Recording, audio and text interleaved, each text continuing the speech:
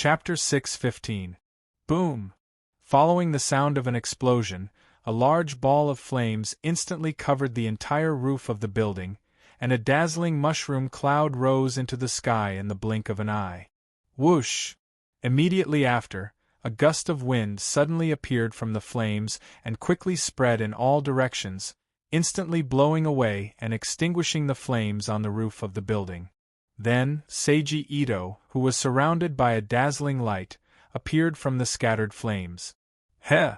Seito, who had put away the telekinesis barrier, quickly glanced at the roof and sneered. He flipped his hand and summoned a phone to look at it.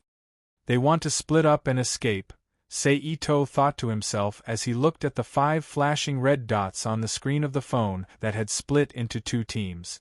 Then, the thumb of the hand that was holding the phone quickly swiped on the screen, and a special circular symbol with a black lightning bolt inside appeared on the screen of the phone. Seito pressed it. "I want to see who planned this operation." Seito sneered as he casually put the phone into his pocket. Then, he activated teleport and moved toward 2 of the red dots that were motionless in the building below his feet.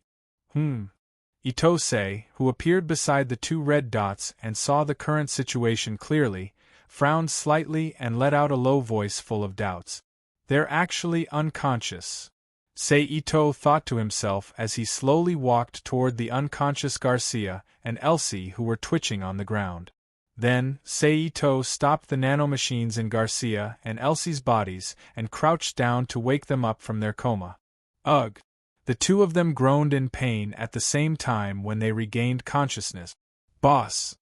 Garcia, who had his hand on his forehead and sat up from the ground, shook his head slightly and opened his eyes. When he saw Seito's appearance, he lowered his head and called out. "What happened?" Seito straightened up and looked down at Garcia as he asked. "It's Skunk. He instigated Leighton to kill you after you left." Garcia frowned and said with a painful expression. "What about Arabella?"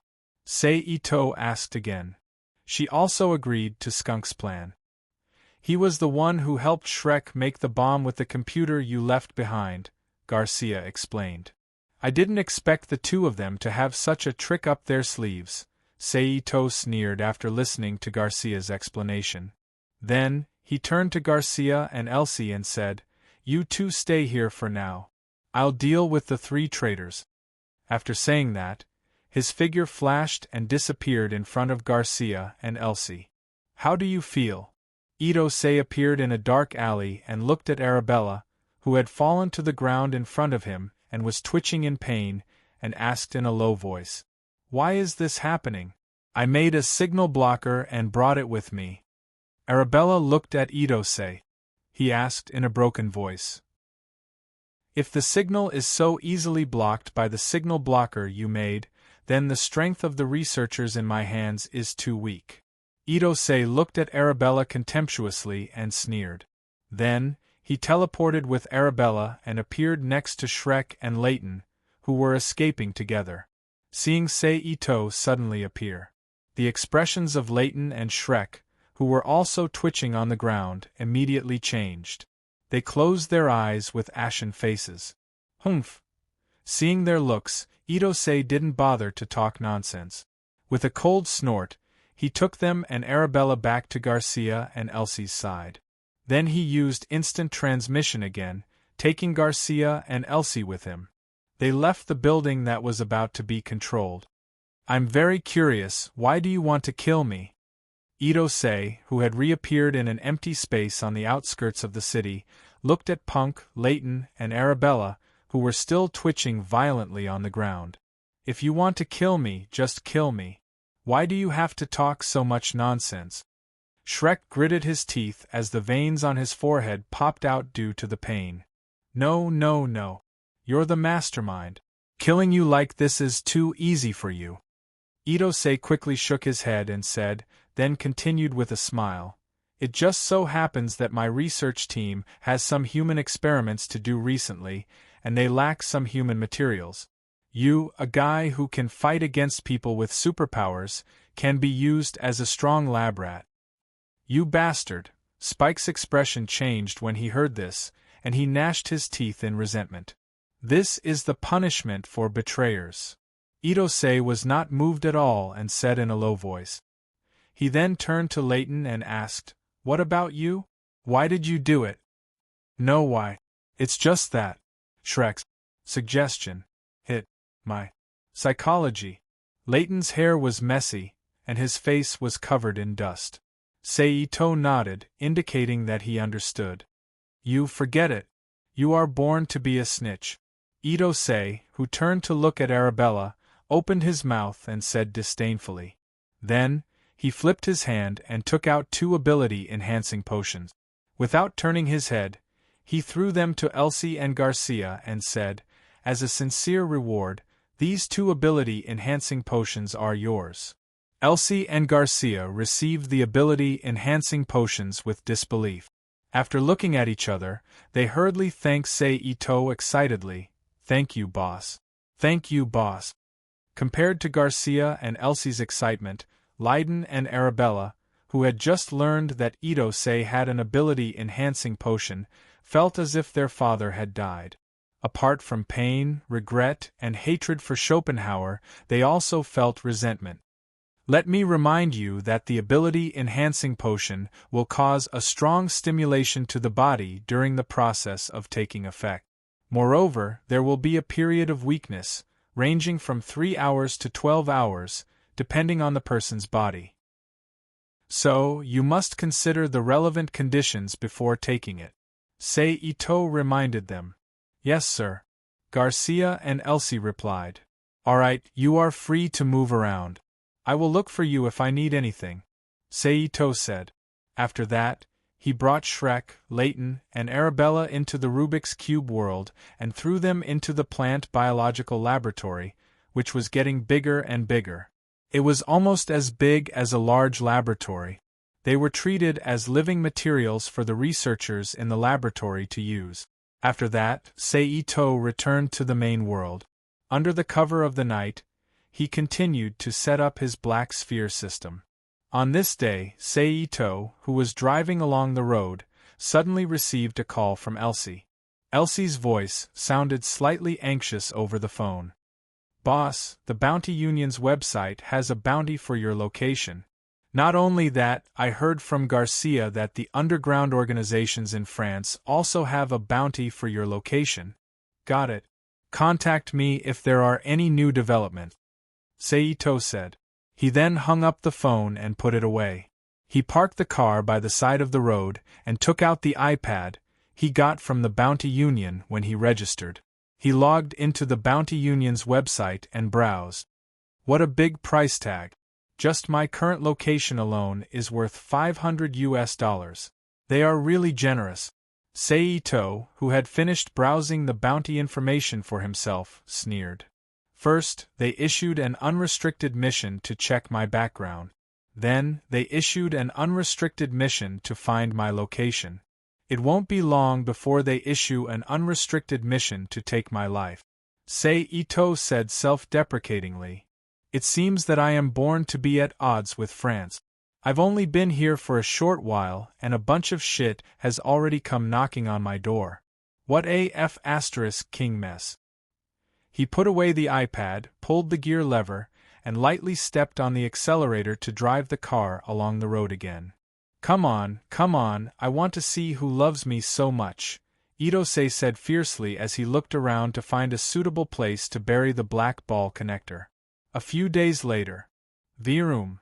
With a humming sound, a large displacement Harley-Davidson motorcycle rushed out from the center of the gradually setting sun. It rushed at Seito's car in the opposite direction at high speed. Bang, bang, bang. When the two cars were close enough, the driver of the Harley-Davidson motorcycle suddenly pulled out a large-caliber modified rifle from behind him and fired at the window of Seito's car. Seeing this, Seito's figure flashed.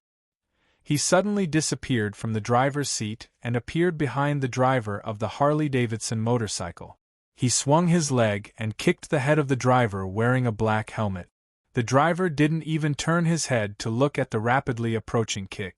He leaned over the motorcycle as if he had eyes in the back of his head. After dodging the kick, he put the rifle on his arm and aimed at Saito in the air. He pressed the trigger with his thumb. Bang! A muffled sound was immediately heard. Steel bullets scattered from the muzzle and shot at Saito's head. Saito's figure disappeared and appeared in front of the Harley-Davidson motorcycle again. He covered one hand with psychokinesis and grabbed the handle of the Harley-Davidson motorcycle. He gathered all the strength in his body, twisted his hand, and grabbed the Harley-Davidson motorcycle from the ground and threw it to the side. The driver, whose legs were clamped on the Harley-Davidson motorcycle, held the handle in front of him tightly with one hand. He flipped over and jumped off the Harley-Davidson motorcycle while continuing to shoot at Saito.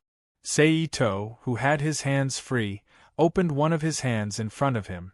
A telekinetic barrier immediately appeared in front of him and blocked all the steel bullet. The information is wrong. Retreat. A pleasant female voice sounded from the driver's helmet. As soon as the voice fell, a black shadow suddenly shot at Saito from the top of a building to the left of Saito. At the same time, the driver of the Harley-Davidson motorcycle threw two pitch-black bullets to the left and right of his body. Boom, boom, boom. In the next second, 3 explosions sounded almost at the same time. Soon after, more than 10 Harley-Davidson motorcyclists appeared on the street and ran towards all possible escape routes in all directions. They're all real.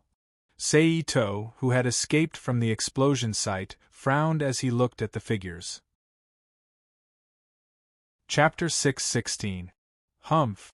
Itose snorted and suddenly burst out with his maximum power. He used instant transmission at the limit of 6 to 8 times per second and chased after those physical images separately. This one isn't, Saito said as he grabbed one of the physical images. This one isn't either. He grabbed another physical image. This one isn't. This one isn't. This one isn't. This one isn't. Got you. After grabbing countless physical images, Saito finally felt the sensation of grabbing a physical object. The pilot who was grabbed by Saito didn't panic. He quickly turned the modified rifle in his hand and used the end of the rifle to smash Saito's head. Whoosh! The high-speed moving end of the rifle made a muffled sound due to the friction with the air. Itose straightened his left hand into a palm and stretched out his palm to meet the whistling end of the rifle. At the same time, he lifted his left foot forward and kicked the driver's left knee, causing him to fall forward. The pilot who didn't want to fall quickly kicked back with his right foot, aiming for Saito's right ankle. Saito's foot that kicked the pilot's left knee suddenly exerted force. His left hand tightly grabbed the end of the rifle. Using the pilot's calf and the end of the rifle as support, he quickly withdrew his right foot and dodged the pilot's kick. The pilot who was being used as support by Saito could no longer bear the weight from his left knee and calf. He tilted his body and fell to the ground. Seeing this, Saito pushed with his left hand and nimbly jumped off the pilot's body. Plop, pa! The driver, who was already leaning forward, immediately fell to the ground under Itose's forceful push, making a muffled sound. Fortunately, the pilot was wearing a helmet, so his face didn't hit the ground directly. At this moment, Saito quickly stepped forward. His left hand pressed down on the driver's extended left wrist, and his right hand grabbed the driver's exposed neck under the helmet. He bent his right knee and squatted down on the other party's back. "Don't move if you want to live," Saito said coldly as he restrained the driver. "Humph." The driver ignored Itose's threat and snorted coldly. He once again waved the rifle that he didn't throw away even when he fell and smashed it towards Itose. Furthermore, it was different from the last time. At the end of the rifle, a gleaming white blade tip emerged from the wooden handle, flickering with a cold light. Seeing this, Saito quickly raised his left hand and grabbed the rifle's body. He activated decomposition refinement and broke it into a pile of metal fragments. At this moment, the pilot, who had regained control of his left hand, reached out with his left hand and grabbed Seito's lower body. Seito's body quickly tilted to the right. His right leg, which was pressed against the driver's back, replaced the half-bent left leg as a support point. At the same time, he raised his left foot and stepped on the driver's left hand. Gotcha! A soft sound instantly came from the driver's left forearm that was stepped on by Seito. Humph! Then, a muffled sound came from the driver's mouth.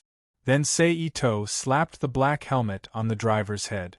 With a muffled bang, the pitch-black helmet was instantly smashed into pieces by the slap, flying off the pilot's head and falling down. Following which, a female face with obvious Korean features appeared from the long, black hair draped over her shoulders. Sure enough, it's a woman, Seito said with an, as expected, expression. Then, with a strange expression, he continued, I just didn't expect it to be a Korean woman. I'm a Korean, don't put me together with those degenerate Koreans. Hearing Seito's words, the woman on the ground suddenly spoke. Her sweet and melodious voice did not match her face, which could only be considered average beauty. Damn, she's actually a Korean. Seito heard this and was surprised. Humph, humph. The woman coldly snorted and ignored Itose. I don't care where you're from, let me see where you received the mission. Seito sneered and used his sensing ability to probe the Korean woman's current thoughts. So, the other accomplice is called Li Zhu. Seito, who was checking the woman's thoughts, suddenly said. Hearing his words, the woman's face immediately changed, and her mind was in a mess. You're quite well prepared. There's even a helper called Li Mining, Seito said again. Then, with a strange expression, he said, Damn, you're a mercenary team made up entirely of Korean women who were abducted. How did you know? The woman's heart was broken by Seito's words, and she shouted in horror. As long as I want to, there's nothing I can't know, Comrade Li Iron. Seito coldly snorted. Hearing Seito call her name, the woman named Li Iron's expression changed again. With a pale face, she closed her eyes and 2 transparent tears rolled down her cheeks. After a while, Seito found the information he wanted from Li Iron's mind. He frowned and said, I was right. They actually posted an unlimited mission to kill me on the Bounty Union's website. Seeing that your organization's goal is to save more abducted women, I can let you and your organization go this time. However, if you don't know what's good for you and continue to send people to do missions, then don't blame me for uprooting your organization. After releasing Li Iron, Seito stood up and said, I think you know this very well. As long as I catch one of you, no matter where you hide, I can find you. After saying that, he activated teleport and disappeared from the battlefield. However, before Seito could calm down for long, a large number of rats suddenly jumped out from the surrounding alleys, sewers, and drains. With glowing red eyes, they rushed toward Seito. Fortunately, it was nighttime, and Seito had chosen a very remote road to set up the black ball transceiver. There were almost no pedestrians. Otherwise, this sea of rats alone would have caused the French people to panic. Ugh, how disgusting! Looking at the countless rats that had almost paved the road into a rat path, Seito shuddered and muttered in disgust. Then, he leaped up and activated psychokinesis to jump into the air at high speed. He waved his arms to form wind blades, which he quickly formed into a rat tower and shot toward the rats that were crawling toward him. Puff, puff, puff, with a muffled sound, a large number of rats were swept by the wind blades. They were either cut in half or split into several pieces and fell to the ground.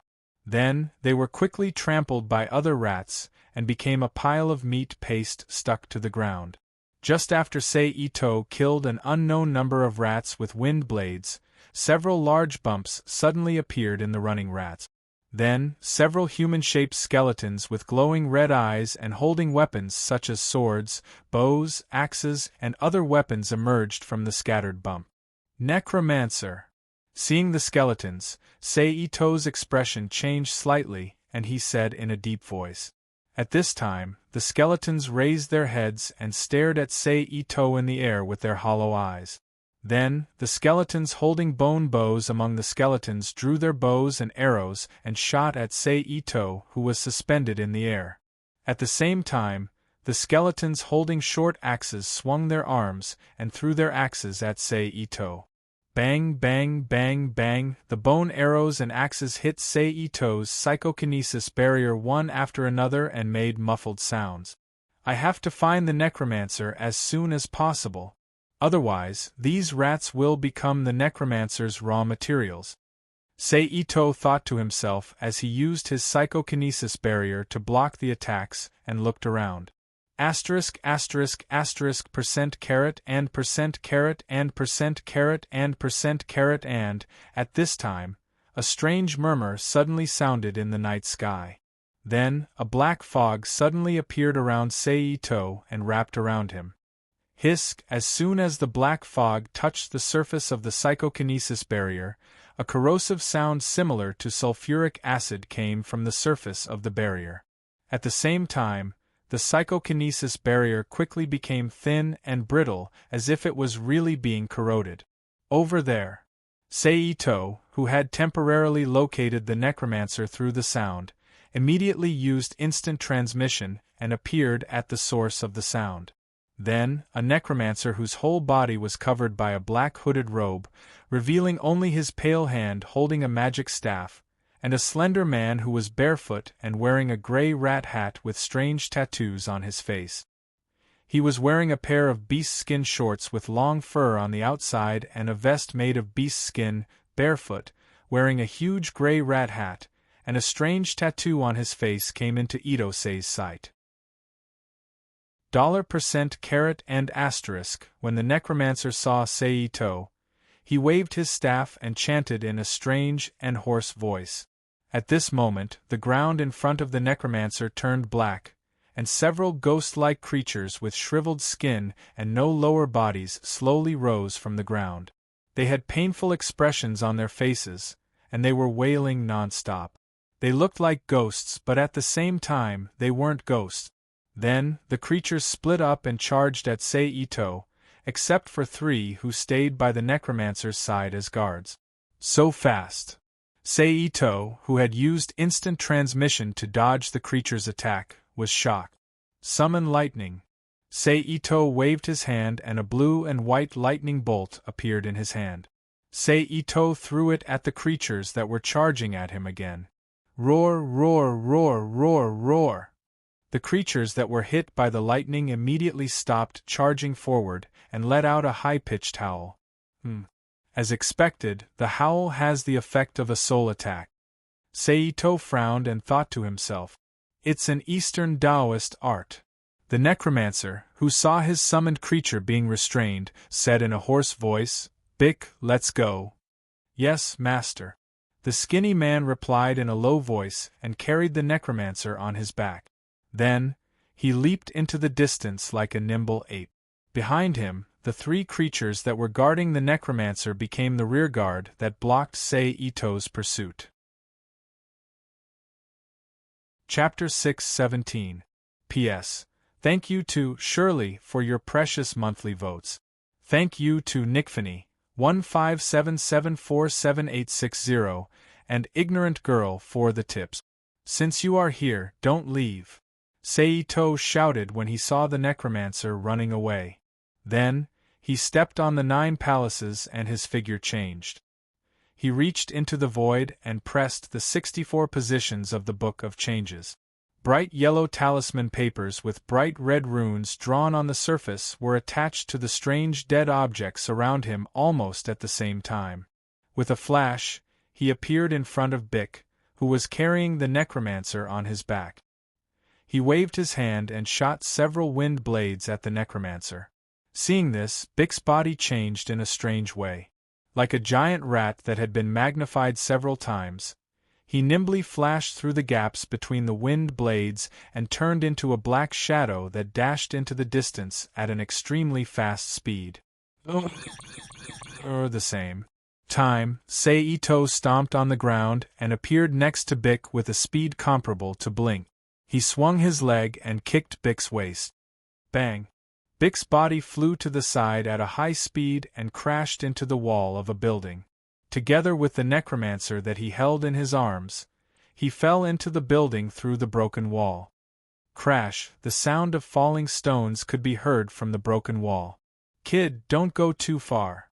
Then, the necromancer's hoarse and weird voice sounded again. "Don't you think that's ridiculous?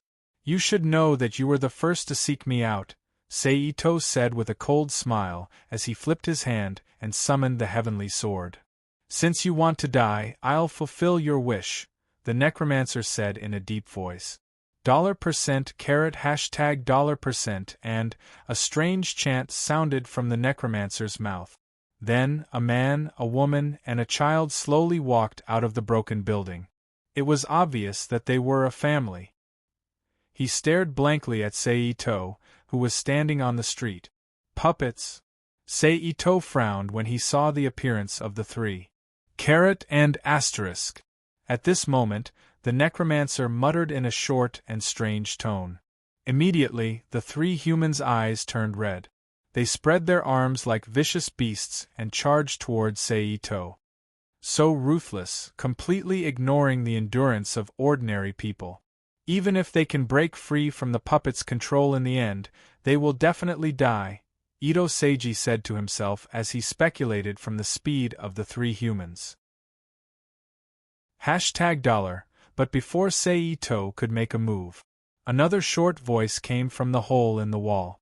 Then, the child among the three jumped up and pounced on Seito. When Seito retreated to dodge, his body suddenly expanded rapidly. Boom! Then, there was an explosion, and a large cloud of bright red blood mist instantly collapsed with the child as the center. "This is corpse explosion." Seito, who used instant transmission to dodge the child's explosion, looked at the spreading blood mist and was shocked. Squeak, squeak, squeak, squeak. The next moment, a cacophony of rat squeaks sounded from the street. A large number of rats climbed out of the nearby drainage openings, sewers, and the surrounding buildings and rushed towards Seito. Seito, who didn't want to come into contact with the rats, quickly flew into the sky. Boom, boom, boom, boom. Just as he was about to leave his original spot, a dozen rats that were charging at him suddenly exploded in midair, forming a bloody mist that sputtered in all directions. Under the spray of blood mist, dozens of rats that were still alive were affected and turned into sieves. Seeing the situation below, Seito's expression changed slightly. In midair, he quickly used the 7 stars astral steps as if he was stepping on solid ground. At the same time, he waved the heavenly sword in his hand and chanted softly, "Break the army and see the evil. Waste the time and bring disaster. Thunder descend." As soon as he finished speaking, Seito pointed the heavenly sword downwards. A beam of lightning instantly cut through the void and fell to the ground. Boom! First, there was an explosion.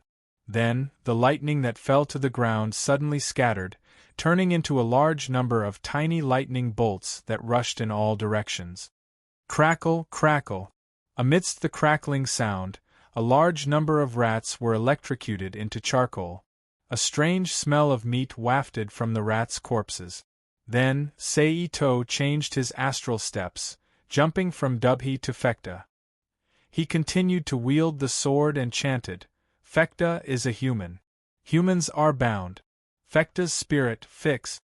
Seito pointed the sword downwards, and a bright white light suddenly lit up from the heavenly sword.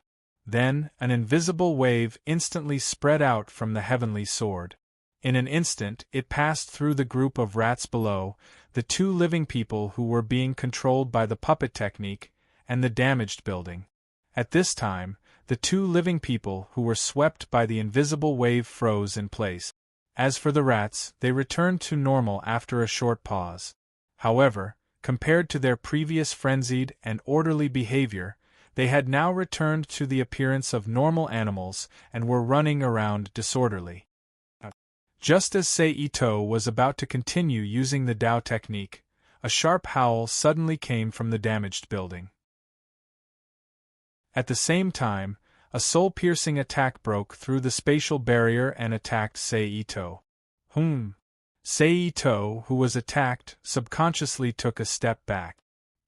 He frowned slightly and let out a low groan.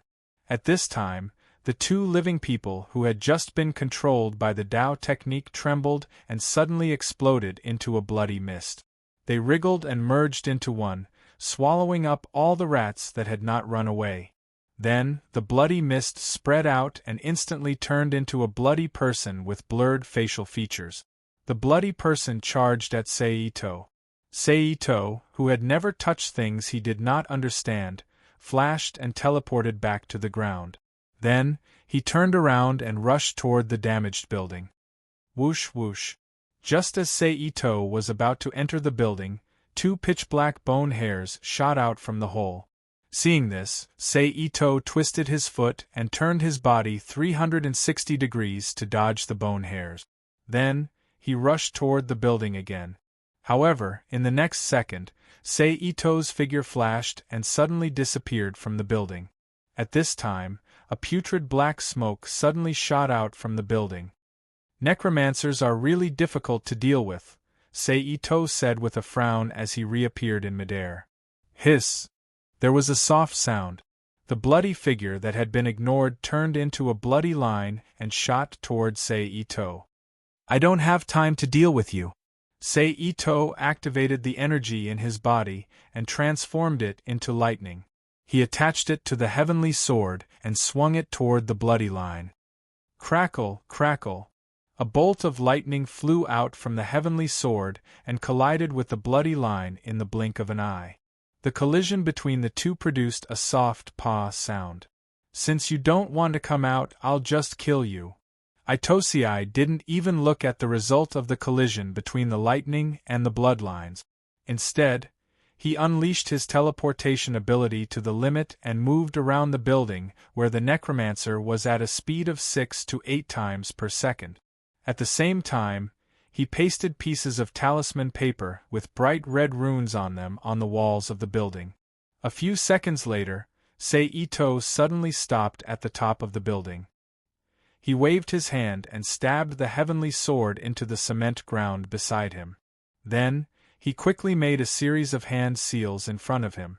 1.5 seconds later, Sei-Ito finished making all the necessary hand seals and shouted, "Demon Refining Barrier, activate." As soon as Sei-Ito finished his words, the talisman paper pasted on the outside of the building suddenly lit up with a faint golden red light. They connected with each other and formed a barrier around Sei-Ito, the building under his feet, and the necromancer who was hiding in the building. Refine. Sei-Ito changed his hand seals and shouted, "Whoosh!" In an instant, a faint golden flame appeared in the barrier and quickly burned toward the necromancer's hiding place. $%, the necromancer knew that the situation was not good and quickly chanted. As soon as he finished chanting the spell, the bloody figure that was hovering outside the barrier suddenly exploded into countless bloody raindrops. The raindrops flew toward the barrier like sharp arrows. Hiss, hiss, hiss, hiss. The sound of metal being corroded was immediately heard outside the barrier. However, the barrier only flickered a little. He stood there without any reaction, allowing the blood rain to invade him. "Dongfang boy, I advise you to let me go." The necromancer saw that his method was useless and he couldn't attack because of the flames. He said, "Otherwise, I'll see what you can do when the people from the Law and Intelligence Bureau arrive. Thank you for your concern.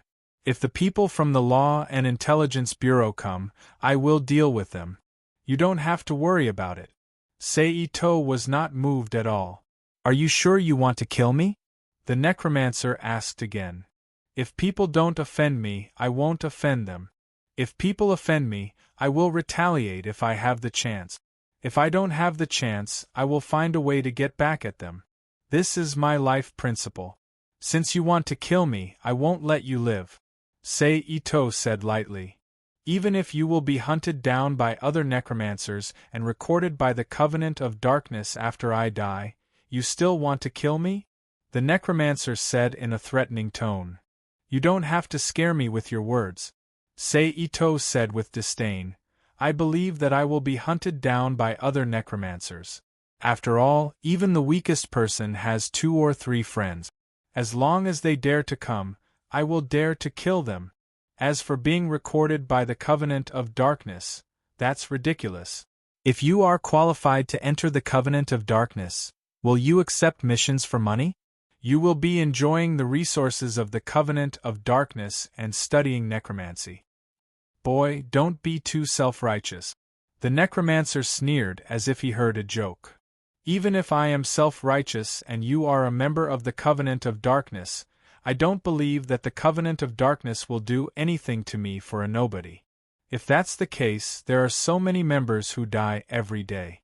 It will be strange if they are so busy. Sei Ito sneered and retorted, so, you can die here in peace. Don't struggle for nothing. The necromancer fell silent. After a while, he spoke again. What if I am willing to be your slave? Are you willing to let me go? Sorry, whether it is from novels or rumors, the credibility of necromancers has always been bullsh*t. I don't trust you. Sei Ito said with disdain. You! The necromancer was enraged by these words. Okay, continue to use whatever means you have. I don't have time to talk nonsense with you. Ito-sei turned his head and looked into the distance, and suddenly increased the strength of his casting. Then he closed his eyes and whispered an enchantment spell. In an instant, small golden Sanskrit words appeared in the enchantment and flowed into the broken building along with the flames. They burned the necromancer who was using necromancy to resist the flames. Let me go, please let me go. I am willing to give you my soul fire. 2 minutes later, the necromancer begged again in his hoarse voice. His voice was much weaker than before. Ito-sei ignored him and continued to chant the spell to burn the necromancer. After more than a minute, several mighty SUVs drove from the street at high speed, then they stopped outside the enchantment of Ito-sei. Then a dozen men and women jumped out of the open doors of the SUVs. They are still too slow. Ito-sei opened his eyes and looked at the man and woman outside the enchantment. He sighed in his heart and then his heart shook.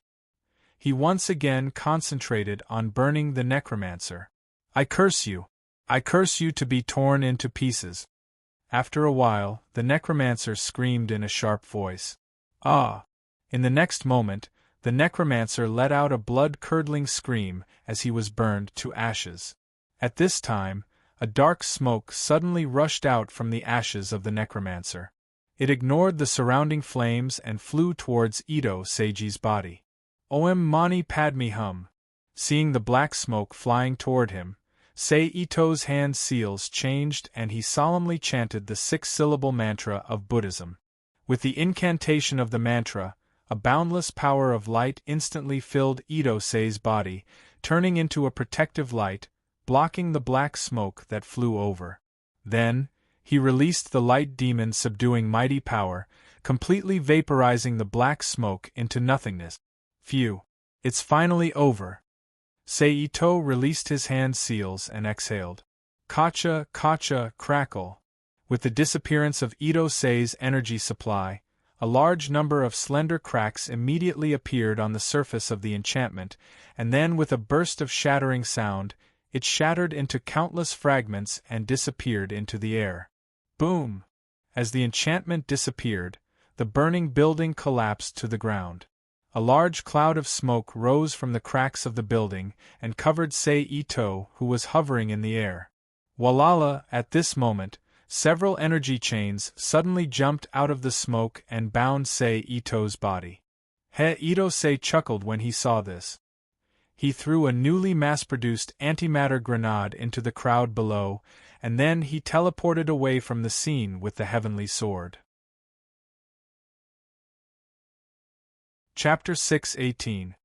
Hissed, an almost inaudible sound was heard, and a dark sphere rapidly expanded with the antimatter grenade as the center. In an instant, it enveloped a radius of 10 meters, enveloping several men and women who were hiding from the explosion range of the grenade under normal circumstances, or those who were confident in their strength and ignored the explosive power of the grenade. Then the movement of the dark sphere suddenly stopped, and it suddenly shrank into a dot. With a soft pop, it completely disappeared into the void, leaving only a semicircular pit more than 4 meters deep in the ground, as well as a large part of the wreckage of the building and the remains of cars. "What is this?" After a moment, a man who recovered from the shock of seeing the power of the antimatter grenade said in disbelief. It was just that the others had no clue about the antimatter grenade, so naturally, no one could answer his question. "Did you see the face of the person just now?" After a moment of silence, another man asked the others.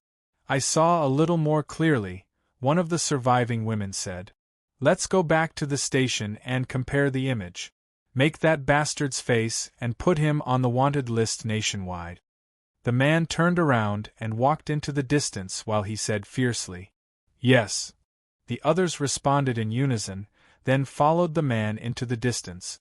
"Now it seems that I can't stay in France anymore. Let's just use the Black Sphere under the Black Sphere system and establish the French Black Sphere team." Seito, who reappeared, thought to himself. Thinking of this, Seito immediately made up his mind. He would no longer insist on covering the entire country with Black Sphere connectors, and he would complete the Black Sphere team with the current scale. Then, he used instant transmission to rush back to Paris overnight. In a high-rise building in Paris where he could see the Eiffel Tower, he found a room and reinforced it with a forbidden space, forbidden power, and forbidden exploration and communication. Then, he placed the Black Sphere inside. "I'm leaving France. You guys are free to do whatever you want. If there's anything, contact me by phone or text message on the Bounty Union's website." After placing the Black Sphere, Seito took out his phone and sent a message to Elsie and Garcia that he was leaving. "Okay, boss." This was Elsie's reply. "Yes, boss," Garcia replied. "Now, all that's left is to place the relay device on the geosynchronous orbit," Seito thought as he turned around and walked out of the room. Bang! The heavy metal door was slammed shut. After exiting the room, Seito's figure flickered as he activated instant transmission and soared into the sky. Then, after several transformations, he reached an altitude of tens of thousands of meters and activated his psychokinesis to form an air shield that carried him into the universe. As the flying speed became faster and faster, Ito-sei finally broke through the atmosphere and flew into the universe with a soft whistle.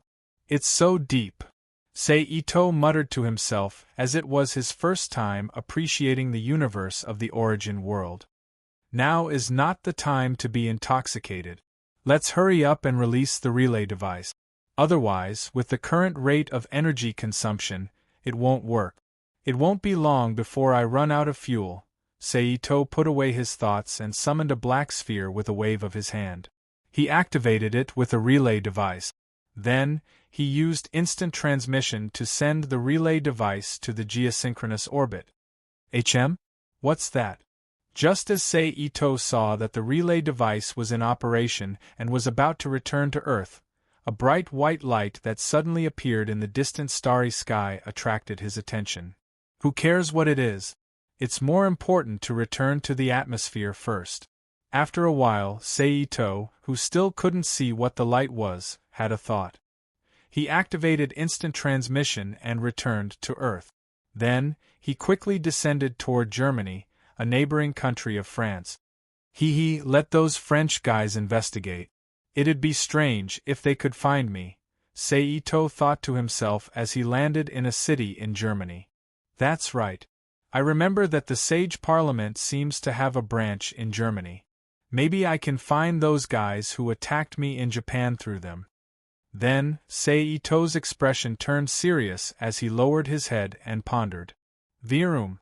Yahoo! At this time, an excited shout of a woman accompanied by the roar of a car engine suddenly came from the street not far away. Then, a high-speed silver-white convertible sports car roared as it rushed toward Ito. And behind the silver-white sports car, a sky-blue Lamborghini sports car followed closely behind at lightning speed. At this time, the woman who finally saw Ito immediately screamed. F***ck. The driver, who was awakened by the scream of his female companion, suddenly changed his expression and cursed loudly. He immediately turned the steering wheel to give way to the front of the car. At the same time, he quickly lowered the speed of the car and let the car slowly come to a stop. Phew. Although the silver-white sports car slowed down for some reason, the sky-blue sports car didn't slow down at all. It roared as it rushed past Ito. **T. How the F***ck are you walking? With a loud curse, a German man jumped out of the sports car and quickly walked in front of Ito. He grabbed his collar with both hands and shouted angrily. Ito slightly lowered his head and looked at the hands grabbing his collar. Suddenly, he bent his finger and flicked the man's wrist. Ouch! After being hit, the man immediately cried out in pain and released his hands from Ito's collar. Although there is no speed limit on German roads and you can drive however you want, racing on the street in the middle of the night is also very dangerous behavior. Logically speaking, you should be the one to compensate me for the psychological damage, not running over to yell at me. Ito stretched out his hand and flicked his wrinkled collar. He looked at the German man and the woman in red with smoky makeup next to him. Bastard, what did you say? The German man heard him and shouted, if you didn't disobey the traffic rules and run on the road, would this have happened? F***ck, you still want to ask me for money? It's good enough that I didn't ask you for money. Because of you, I'm going to F***king lose $300,000 to someone else. F***ck. At the end of his words, the man waved his fist to the side and cursed unhappily. The German man turned back to Ito and poked Ito's chest as he said fiercely, Kid, I'm telling you, if you don't give me an explanation today, I'm not done with you. You want an explanation, right? Okay, I'll give you an explanation. Ito smiled as he looked at the German man in front of him. Then, he suddenly pointed at the chest and waist of the German man and his female companion. He raised his hand and patted the German man's cheek and smiled. This is my explanation to you. Stand there and wait for dawn. After he finished speaking, he straightened his clothes and slowly walked away, leaving the German man who could only move his eyeballs and his female companion standing there in a daze. After coming to Germany, I realized how wise China's speed limit policy is.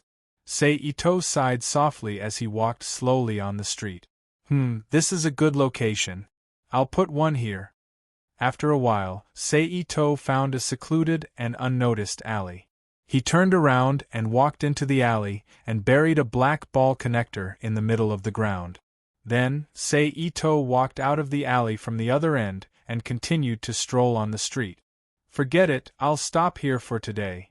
After a while, Ito stopped walking aimlessly and glanced around. After making sure that no one was looking, he teleported to the top of a tall building. He then entered the Rubik's Cube world and appeared in Valletta's room. Then, Ito took off his clothes and walked to the bathroom. He turned on the shower head and washed himself. You're back. After a while, Valletta, who was only wrapped in a thin sheet and was woken up by the sound of running water, walked to the door of the bathroom. She leaned on the door frame and looked at Ito. Sorry for waking you up, Ito said while he was washing his hair with shampoo. It's okay. Valletta shook her head and asked, Are you done with the things outside?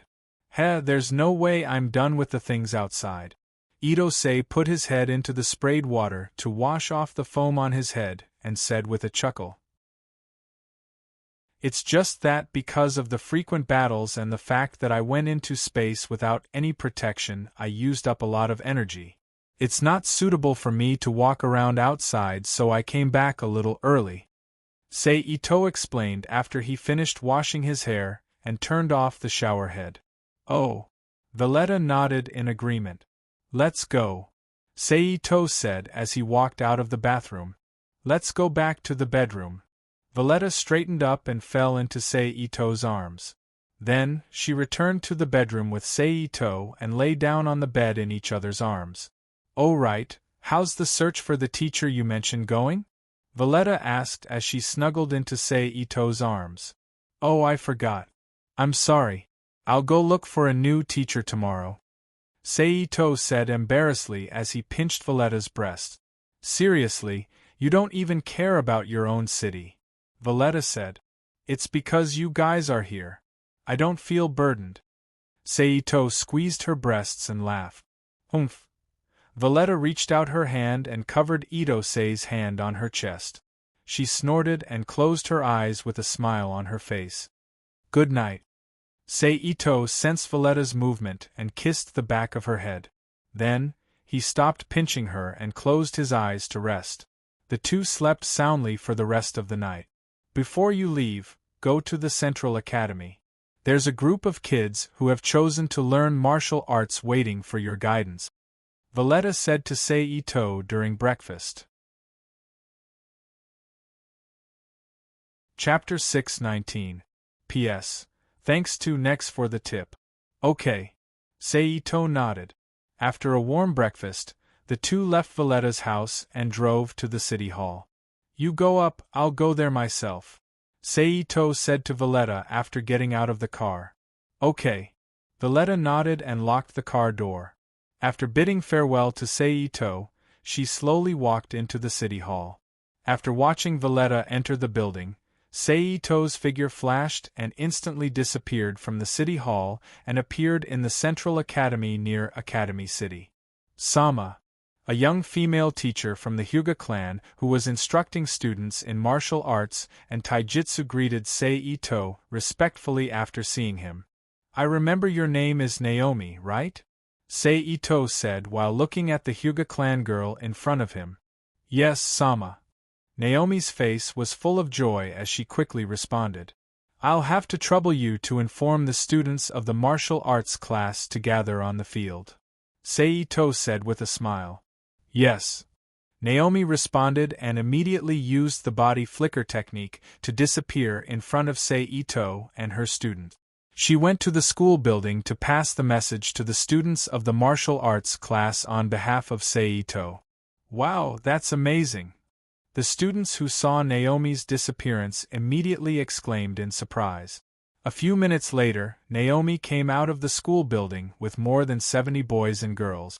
The youngest was 8 years old and the oldest was 21 or 22 years old. They moved toward Seito. Sama, I brought them. After a while, Naomi returned to Seito's side and said in a low voice. Seito nodded and looked at the students who were scattered on the field. Are you the ones who want to learn martial arts? Seito asked. Yes. Sparse responses could be heard from the children. As for the older ones, they didn't even give a response. However, Seito didn't care about this. In any case, he was here to teach martial arts.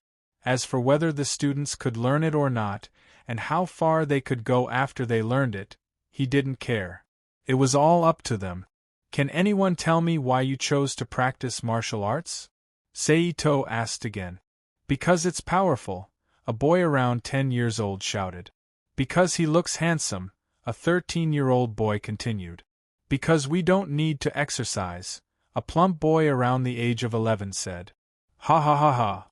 Hearing the fat boy's answer, the other children all laughed. I'm telling the truth. What are you laughing at? The fat boy who was laughed at pouted unhappily. What about you? Ito-sei reached out to suppress the laughter, looked at the older children and adults and asked. I was influenced by novels and TV, a 16 or 17-year-old boy said with a shy face. I chose martial arts because it seems easier to practice martial arts than martial arts and taijutsu, a 20-year-old young man said. Is there any other reason? Saito asked again. When the students heard this, they looked at each other and shook their heads in unison. Is that so? Then I understand. Saito nodded, then his face changed and said in a deep voice, If you practice martial arts with such mentality, then I can only say that you are very dangerous and you may not gain anything. Why? There was an uproar among the students, and then a 21 or 22-year-old young man asked. Because martial arts is different from the martial arts and taijutsu that the students are practicing over there. It is a way to practice in the body. It is a way to transport energy in the body to make humans live longer, healthier, and stronger, and finally evolve. Saito pointed to the students of Hyuga Naomi and introduced with a serious face. Hearing Saito's introduction of martial arts, all the students looked at each other. After all, the people of a technological society were really shocked by the mysterious things like longevity and evolution. Because martial arts is related to the transport of energy in the body, the method of practice is slightly wrong. It will have extremely serious consequences. The light injury will cause the body to become weak, paralyzed, or become a vegetable, and the serious injury will directly cause death on the spot. Saito ignored the psychological endurance of the students and continued to introduce the danger of martial arts practice. Knowing the consequences, do you still choose to continue practicing martial arts? Wow. The students who knew the danger of martial arts practice for the first time immediately made an uproar, and after a while, several young men raised their hands and said, Sensei, we choose to give up. With the first person taking the lead, some students who were not determined, or who were affected by the heavy mentality, chose to give up practicing martial arts. Is there anyone else who wants to give up? Saito asked again. Well, since you have chosen to stay, I will officially teach you the foundation of martial arts practice, Saito announced after waiting for a little while and seeing that no one chose to withdraw. Then he turned to Naomi and said, Naomi, send these students who chose to withdraw to the registration office and let them choose a new practice major. Yes, Naomi replied. Then he walked to the front of the students who chose to withdraw and led them to the Central Academy's Student Management Office. Well, now I will officially start teaching you the foundation of martial arts practice. Saito looked at the remaining students in front of him. Except for one boy and 3 girls who were over 15 years old, the rest of the students were all under 14 years old. Martial arts, as the name implies, is divided into 2 categories, a Wu and a Gong. The Wu refers to the technique, just like the martial arts and taijutsu that others are practicing. It is a combat method that is specially used to complement Gong. And Gong refers to the true content that allows the Wu to exert its power. It is the core of martial arts, and it is also the danger that I mentioned before. Itosei explained while waving his fists and feet to demonstrate the Wu with a Gong and the Wu without Gong to let the students see the difference between them. First, I will teach you the Wu. Watch carefully. Saito shouted in a low voice, and then he stretched his body and slowly demonstrated a set of Wudong's basic long punches in front of the students. And in order to make it easier for the students to remember, after the first demonstration, he did it twice in a row as a demonstration. Have you memorized it? Itomori asked. No. Several children shouted. Sigh. Teaching children is so troublesome. Saito sighed, and then turned to look at Hyuga Naomi, who had been back for half a day, and said, Naomi, come here and remember this set of punches. Yes, sir. Hyuga Naomi responded.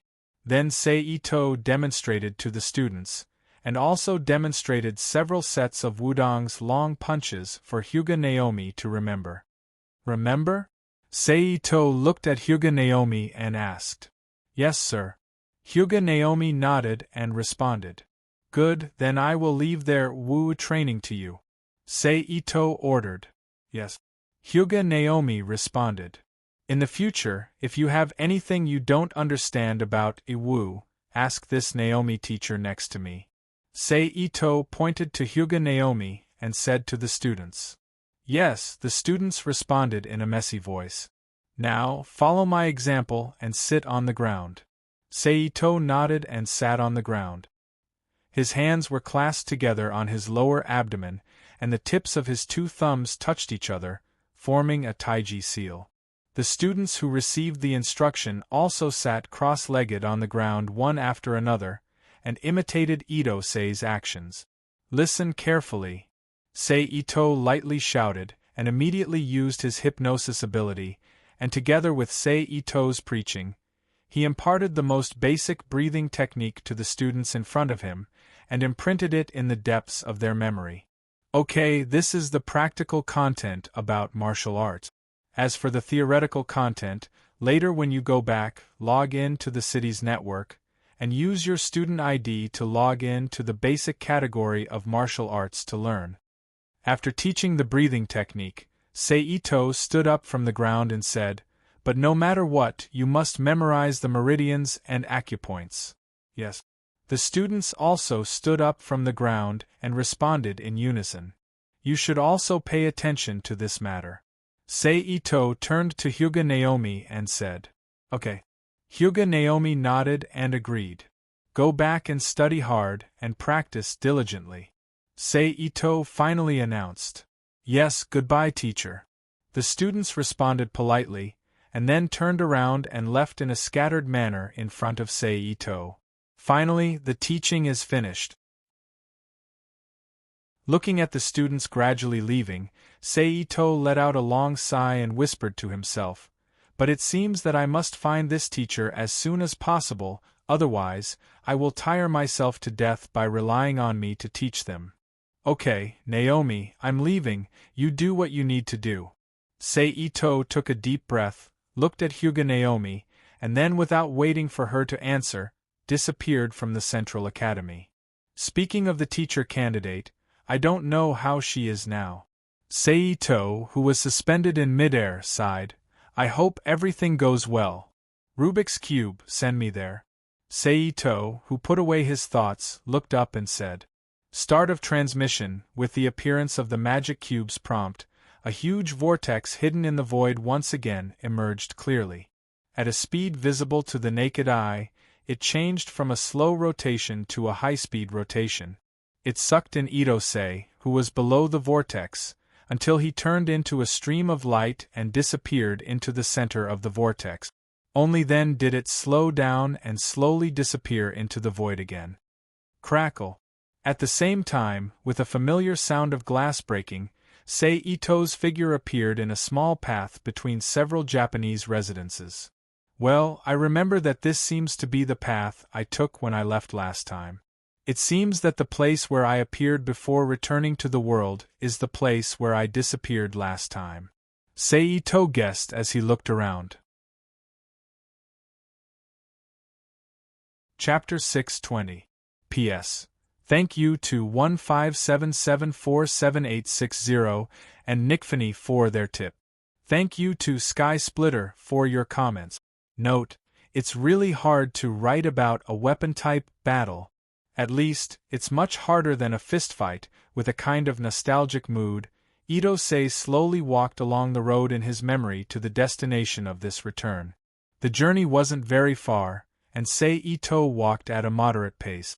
Thus, after 10 minutes, Sei Ito arrived outside a luxurious ancient Japanese-style building that occupied a large area.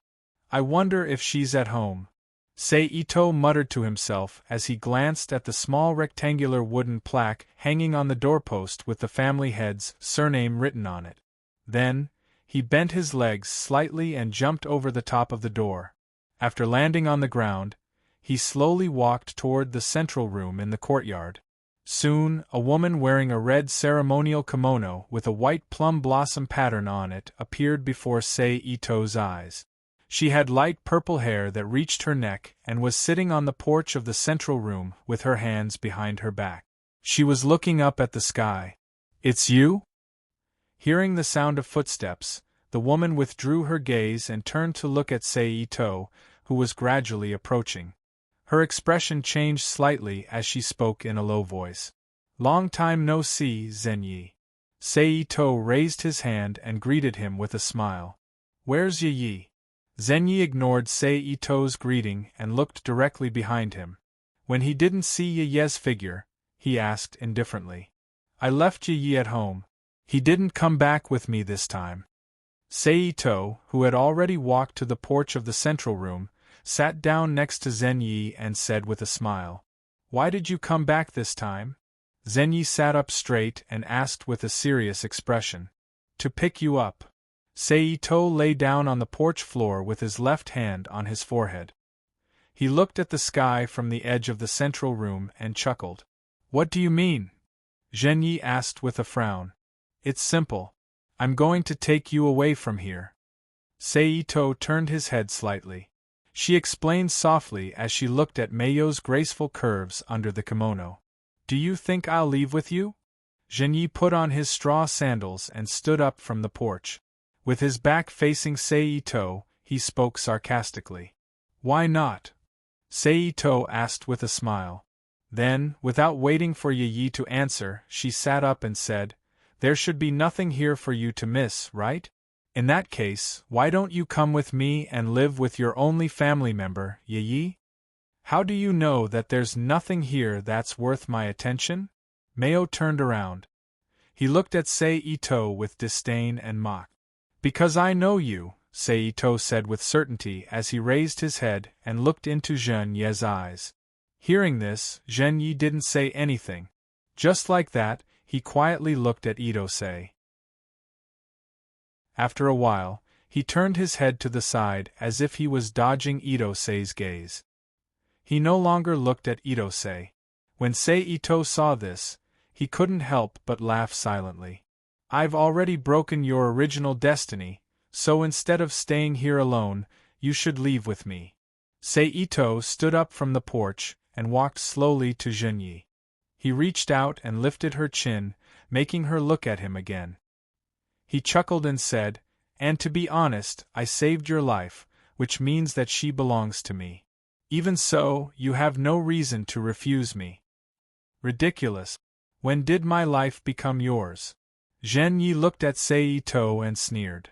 "Do you want me to say it clearly?" Sei-Ito said with a faint smile. Zhenyi's expression changed slightly, and she fell silent. "I'll stay here for a day. I hope to get your final answer by this time tomorrow." Sei-Ito closed his eyes and took a breath of Zhenyi's fragrance, then let go of her chin. "I'm going to the Imperial Tao Academy. Remember to prepare dinner for me," Sei-Ito said as he turned around and walked towards the door. "Why are you going to the Imperial Tao Academy?" Zhenyi asked with a frown. "I'm going to find people, of course. I'm going to find some talents that I need," Sei-Ito replied without turning his head. Then, Sei-Ito walked out of the Zao family's house and arrived outside the Imperial Tao Academy, following the path that he couldn't be more familiar with. "Tisk, I'm actually reminiscing. I'm not old enough to be an old man yet." Sei-Ito sighed as he walked into the Imperial Tao Academy and looked at the familiar buildings and the occasional battles inside. Then, he turned around and walked towards the soft sword division. Ha! Ha! Ha! As the distance between them and the soft sword division was shortened, the sound of someone practicing martial arts could be heard from the wooden building.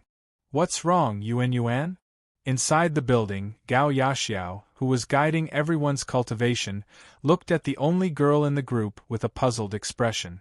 Yuan didn't say anything and pointed at the entrance of the building.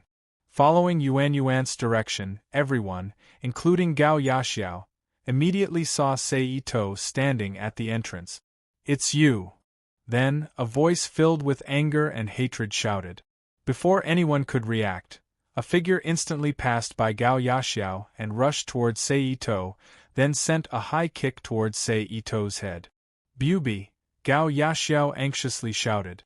Then, the ground beneath her feet shrunk, and she also rushed towards Sei-Ito. "What a warm welcome!" Sei-Ito raised his left leg and blocked Bubi's high kick. Then, he quickly kicked Bubi's lower abdomen with his right leg, sending Bubi flying. At the same time, he somersaulted and stood on the ground, laughing loudly. At this time, Gao Yaxiao, who had rushed over, quickly reached out her hands to catch Bubi's flying body.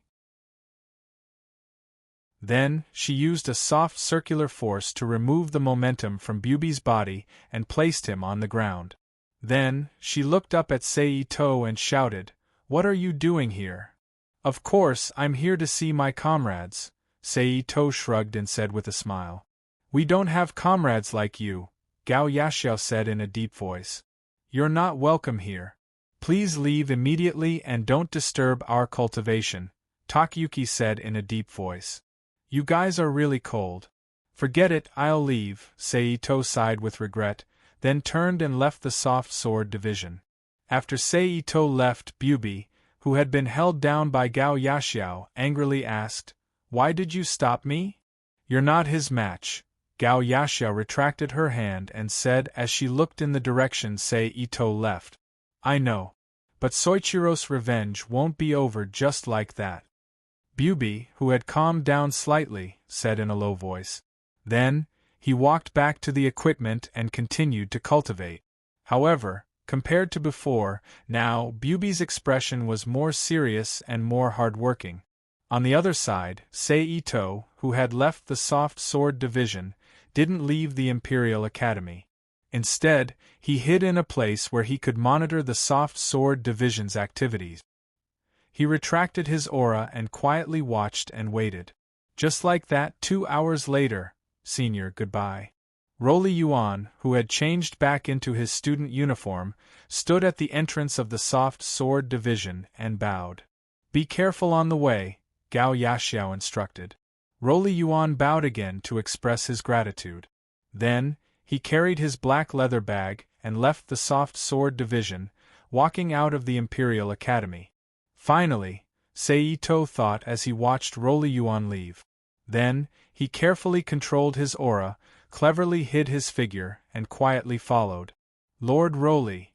Outside the Imperial Academy, a man in a black western suit, dressed like an attendant, stood beside a luxurious car and reached out to open the back seat door. He bowed and called out respectfully. Roly Yuan, who was addressed as Lord Roly, didn't have any change in expression. He walked to the luxurious car at his usual speed and lowered his body to sit inside. Then, the attendant reached out to close the car door and quickly ran back to the driver's seat. He started the car and drove off into the distance. "It's time," Sei To thought as he used telekinesis to track the car.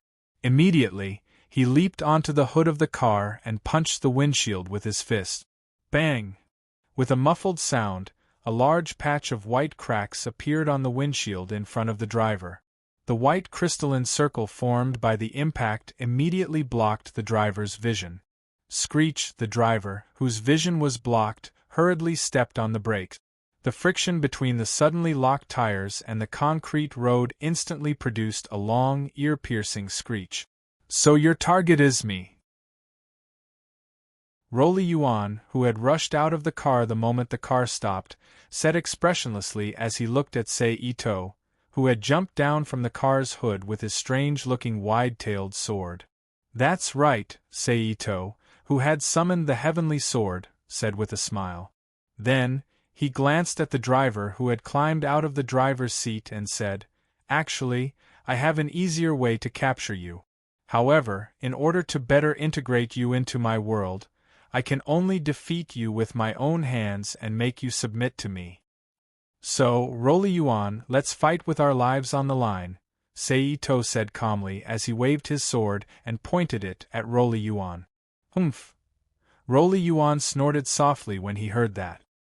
His body suddenly turned into a black shadow and appeared in front of Sei To. He waved the custom-made wide-tailed sword in his hand, which was similar to Helibal's weapon, and slashed toward Sei To. Sei To turned sideways and raised his sword, blocking Roly Yuan's slash with the blade.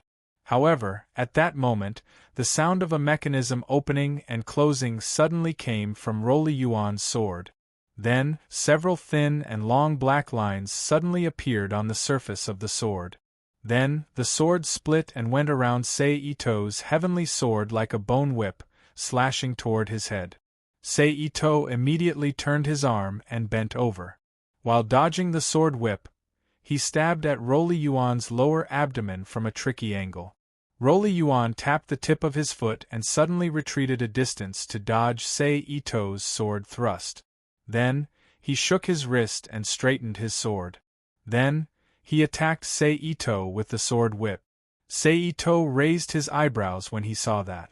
He used the 9 palace, ground shrink, and changed his position with the wave-like subtle step. He cleverly dodged the sword whip's slash while approaching Rolly Yuan through the gap left by the sword whip's movement. At that moment, Rolly Yuan, whose length had become a burden, retreated and withdrew her sword. The sword whip turned back into the shape of a long sword and stabbed toward Sei Ito.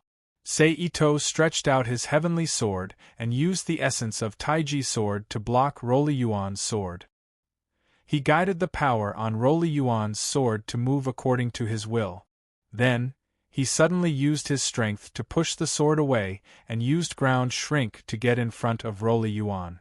He raised his knee and hit Rolly Yuan's wrist that was holding the sword, knocking the sword out of her hand. Seeing that the long sword had left the student's hand, Rolly Polly quickly reached under the student's short skirt and pulled out a short sword with a finger guard. Then, he swung the short sword horizontally towards Ito Sei's head. Seeing that the dagger was about to pierce his face, Sei Ito quickly leaned back. While dodging the dagger, he suddenly kicked Rolly Yuan's abdomen with his right leg. Yuan, who was holding the dagger in a reverse grip, was sent flying. However, the dagger's sharp aura still cut a long gash on Sei Ito's clothes. "TSK, I really can't let my guard down." Looking down at the gash on Sei Ito's chest, Rolly Yuan sighed softly. "But it's also because of this that I chose you." Sei Ito raised his head and smiled at Rolly Yuan, who was holding the dagger in a reverse grip in front of her body and using her left hand as a guard behind her right hand. Then, with ground shrink, he suddenly appeared in front of Rolly Yuan and used Immortal shows the way to attack Rolly Yuan's throat. Rolly Yuan's wrist was slightly raised. Her dagger struck the heavenly sword from bottom to top, and she used the force to push the heavenly sword away. At this time, Sei Ito's wrist moved.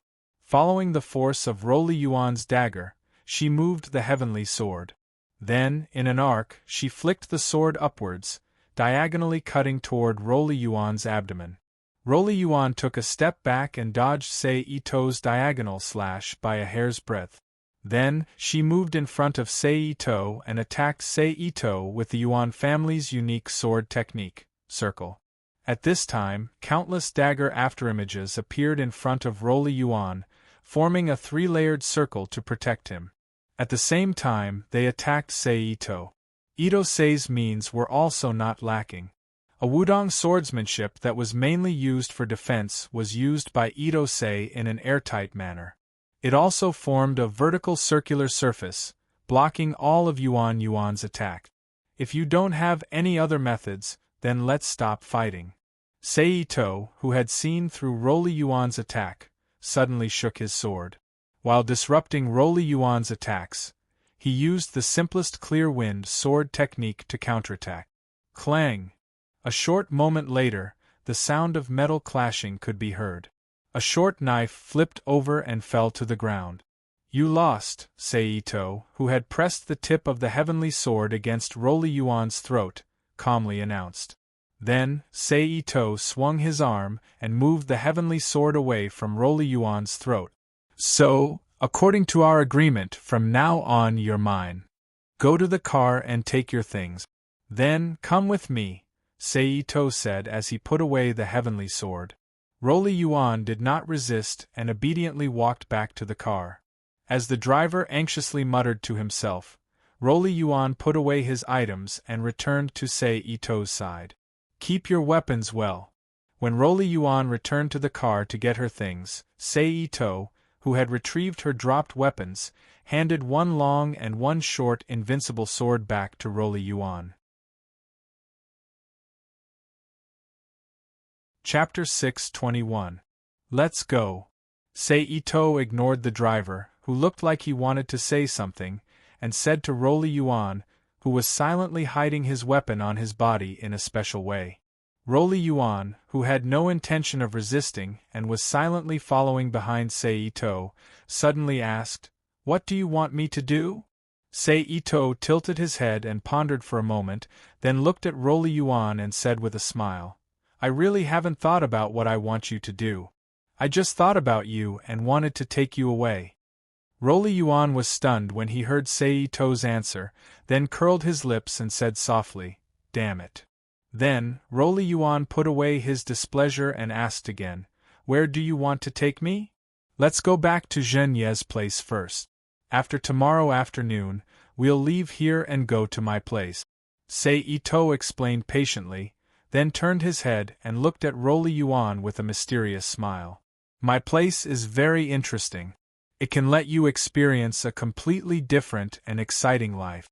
Rolly Yuan, who didn't believe Ito's words, curled his lips and didn't refute. Then, the two of them didn't say anything and returned to the Jujube house in silence. "I'm back," Ito, who had taken off his shoes at the door of the central room, called out politely. "Sorry to disturb you." Rolly Yuan, who had also taken off his shoes at the door, bowed and said, "Rolly Yuan? Why are you here?" Zhenyi looked at Rolly Yuan with a strange expression as he walked into the room. "This guy kidnapped me," Rolly Yuan, who was kneeling down, said as he pointed at Ito. "I knew it wouldn't be good for you to go to the Imperial Academy." After hearing Rolly Yuan's explanation, Zhenyi looked at Ito with a frown and said, "What are you trying to do?" "Of course, it's to recruit talent." Ito, who was lying on his side without caring about his image, looked at Zhenyi and smiled. "Rolly Yuan is the best talent I can find at the moment." "You know that's not what I'm asking," Zhenyi said in a deep voice. "I know what you mean, but it doesn't conflict with my answer." Ito put away his smile and said seriously, "I need talents, all kinds of talents. Isuzu Emi is also a talent, but she has already graduated from the Imperial Academy, and I can't find her. Currently, the only person in the academy that I could find, and who was also suitable for me, was Yuan. Thus I brought her back. Then we'll bring her with us tomorrow." "Us?" Zhenyi said in surprise. "I don't think I said I had to go with you. In fact, your choice doesn't matter to me. If you really choose to refuse to go with me tomorrow, then I will use force to conquer you and force you to leave with me." Itose put his hands behind his head. He said while lying on the ground, "Use twozes is to have twozes as twos like twos to go goes as you go twozes." "Of course," Ito said with a confident smile. "You should know that while you're leisurely living your life at home, I've fought countless life and death battles. I don't know how many times I've gone through life and death battles, and I've worked hard to improve my strength. The current me is in a completely different realm from the one you knew." Ito turned to look at Zhenyi and said, "Speaking of which, Yi has also improved a lot. You'll definitely be surprised when you see her." "What kind of life have you been through?" Zhenyi asked with a worried tone. He could tell from Ito's words that their lives weren't peaceful. "How should I put it? I can only describe it as colorful. However, it's very much in line with the ideal life that we have in our hearts." Ito chuckled. "Is that so?" Zhenyi asked softly. Then, the three of them didn't say anything else, causing the room to fall into silence. "Zhenyi, it's getting late. Go and get something to eat." After a while, Ito lay down on his side again. He supported his head with his hand and looked at Zhenyi. Zhenyi looked at Ito with displeasure, but he still got up from the tatame and walked to the kitchen. "I'll go help." Yuan quickly stood up and ran behind Zhenyi. Then, she walked to the kitchen with Zhenyi. Seeing that he was the only one left in the room, Seito smiled and lay down on the tatami again. He closed his eyes and rested. Clap, clap, clap. After an unknown amount of time, a series of footsteps suddenly sounded in Seito's ears, waking him up from his rest. Dinner is ready. Zhenyi-san asked me to call you, Yuan said to Seito, who opened his eyes and looked at her. Okay. Seito answered and sat up on the tatami with his waist.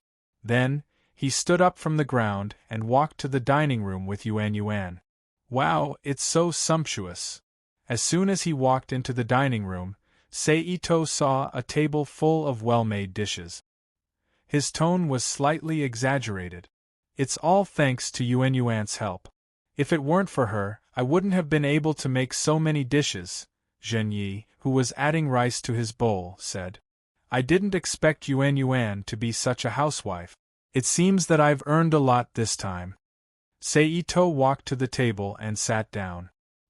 He looked at Yuan, who was sitting under him, and said with a smile.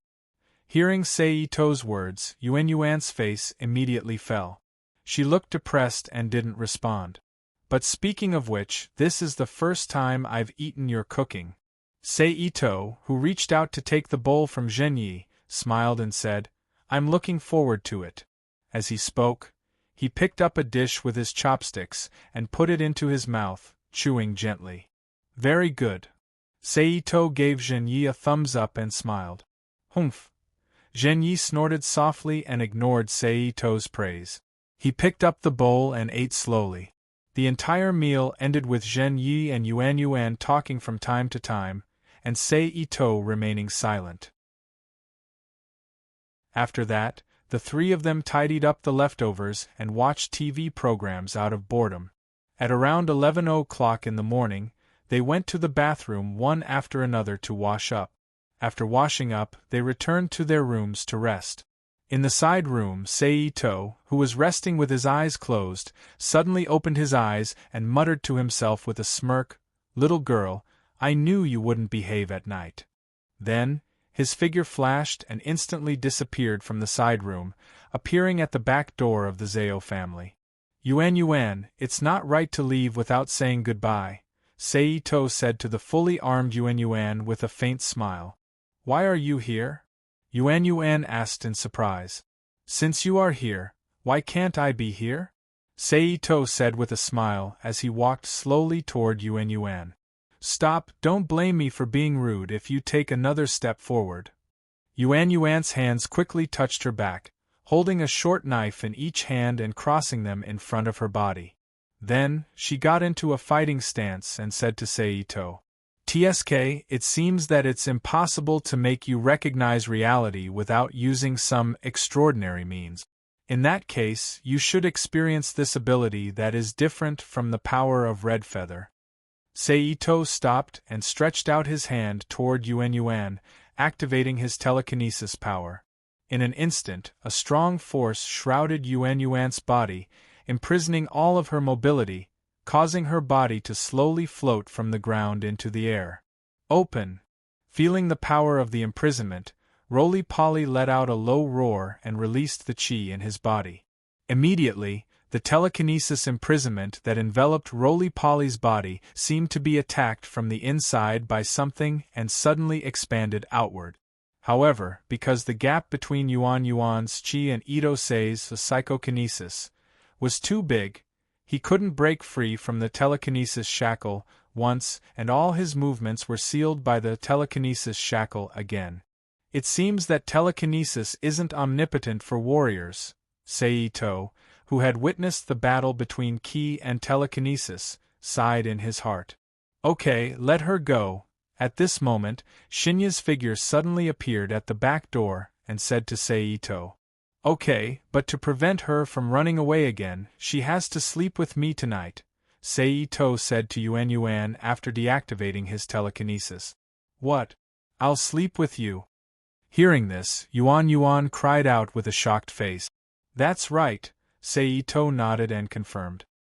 Hearing Seito's words, Shinya frowned and said, I can guarantee that Yuan won't try to run away again. Let her sleep with me. Okay then. Seito first looked at Yuan, then looked at Shinya, and finally sighed regretfully and agreed. I'm going to sleep. Seito said to Shinya and Yuan, then used instant transmission and disappeared in front of the two. He returned to the side room assigned to him and lay down on the bed to rest. After that, Yuan, as Shinya had promised, didn't try to run away again and let everyone sleep peacefully until dawn. The next morning, after a simple wash, the three of them came to the dojo of the Zeo family one after another and began the routine morning exercise of a warrior's life. 1.5 hours later, the three of them left the dojo one after another after finishing their morning exercise. They each found a place to wash off their sweat and changed into their private clothes. After breakfast, they returned to the central room and sat in a daze. It's almost time, Shinya, tell me your choice. After sitting in a daze for an unknown amount of time, Seito suddenly stood up from the tatami and looked at Shinya with a serious expression. Shinya, who slowly stood up from the tatami, looked at Seito with a serious expression and said in a deep voice, "Let's fight. If you win, I'll go with you. If you lose, you leave by yourself. Is this your final choice?" Seito narrowed his eyes slightly and asked. "Yes," Shinya admitted decisively. "Okay," Seito replied straightforwardly. After that, the two of them no longer talked nonsense and walked out of the central room one after another. Then, accompanied by Yuan, who was prepared to watch the fight, they walked into the dojo and came to the center of the dojo to confront each other. Chapter 6:22. One of Seito's legs was slightly bent, and the other was slightly bent. His upper body was straight, and his center of gravity was placed on his back foot. His body was slightly slanted, and one of his palms was stretched out horizontally. The other hand was clenched into a fist, and he placed it on his abdomen, assuming the posture of the shingi fist. Zhenye's legs were also bent, and his upper body was straight. He placed his center of gravity on his back foot, and his hands were hanging by his side as if he was holding the hilt of a sword. He assumed the posture of the Zeo family's Zeo Gangjin style. At that moment, an invisible aura rose from Seito and Zeo Zhenye's bodies, and they began to fight in the dojo. What a strong chi movement! Yuan, who was kneeling on the edge of the dojo and watching the fight, was shocked. Dong! At that moment, the sound of the falling water bamboo knocking on the stone in the courtyard of the Zeo family's courtyard was suddenly heard. Whoosh! Two visible white whirlwinds appeared from where Seito and Zhen Yi had been standing. The two figures appeared in the middle of the dojo at the same time. One stepped forward and threw a crushing fist at Zhen Yi, while the other stepped between Seito's legs and raised his arms to meet the attack. Bang! In an instant, a heavy muffled sound came from the two of them. Itosei's shingi bursting fist was blocked by Zhen Ye's left arm. The fist brushed past Zhen Ye's cheek and hit the air. However, the sharp wind from the fist still left a slender red mark on Zhen Ye's cheek. At that moment, Zhen Ye's left wrist, which had blocked Seito's right arm, flipped and instantly grabbed Seito's right arm. At the same time, he clenched his right fist and punched directly at Seito's abdomen. Bang! Following the sound of the air shaking, a slender white chi instantly rushed out of Zhen Ye's fist and blasted straight into the wall opposite the dojo. Bang! Crash! First, there was an explosion, and then a large number of fine stones fell from the crack in the wall. Dragon-shaped qigong, needle forging technique. Although the power of the needle forging technique was great, it was useless if it couldn't hit the target. It turned out that when Shinya's right fist was about to hit Seito's abdomen, Seito's body had quickly moved to the side. At the same time, he grabbed Zhen Ye's right fist with his left hand and pushed it outward, avoiding the attack of the needle forging skill. Then, Seito took a step back with his left foot and raised Zhen Ye's left arm with his right arm. Her left hand restrained Zhen Ye's right hand, and her entire body leaned against Zhen Ye's chest, bursting out a strong force. 8 Extreme Mountain Lean. Bang! Although he tried his best to move his body away from the force of Mountain Lean, a portion of the impact still hit Zhen Ye's body. She was sent flying by the impact. Then, Sei Ito retracted his arms, activated Shrink, and arrived in front of Zhen Yi. He grabbed Zhen Ye's arm and shook it. Then, he threw Zhen Yi, whose body had been shaken, heavily to the ground. Bang! With a muffled sound, a human-shaped crack appeared on the wooden floor of the dojo, and a large amount of wooden bristles appeared on the ground. Even someone as strong as Sister Zhen Yi was completely suppressed, Yuan whispered in astonishment. As soon as Yuan whispered, Zhen Yi, who should have been knocked unconscious, suddenly grabbed Sei Ito's arm with her other hand, and her body quickly rolled on the ground. Under the lead of this rolling, Sei Ito's body also fell to the ground uncontrollably, forming a long rod with Zhen Yi. They rolled together. At this time, the two of them suddenly stopped rolling. They lifted their right feet high and kicked Ito-sei's forehead with the tip of their feet. However, Sei Ito only had one arm that was restrained by Zhen Yi. She instantly raised her other arm to grab Zhen Ye's long leg and fiercely flipped her body. She forced Zhen Ye's body to press down on her own long leg, restricting her movements. Seeing this, Zhen Ye's expression didn't change.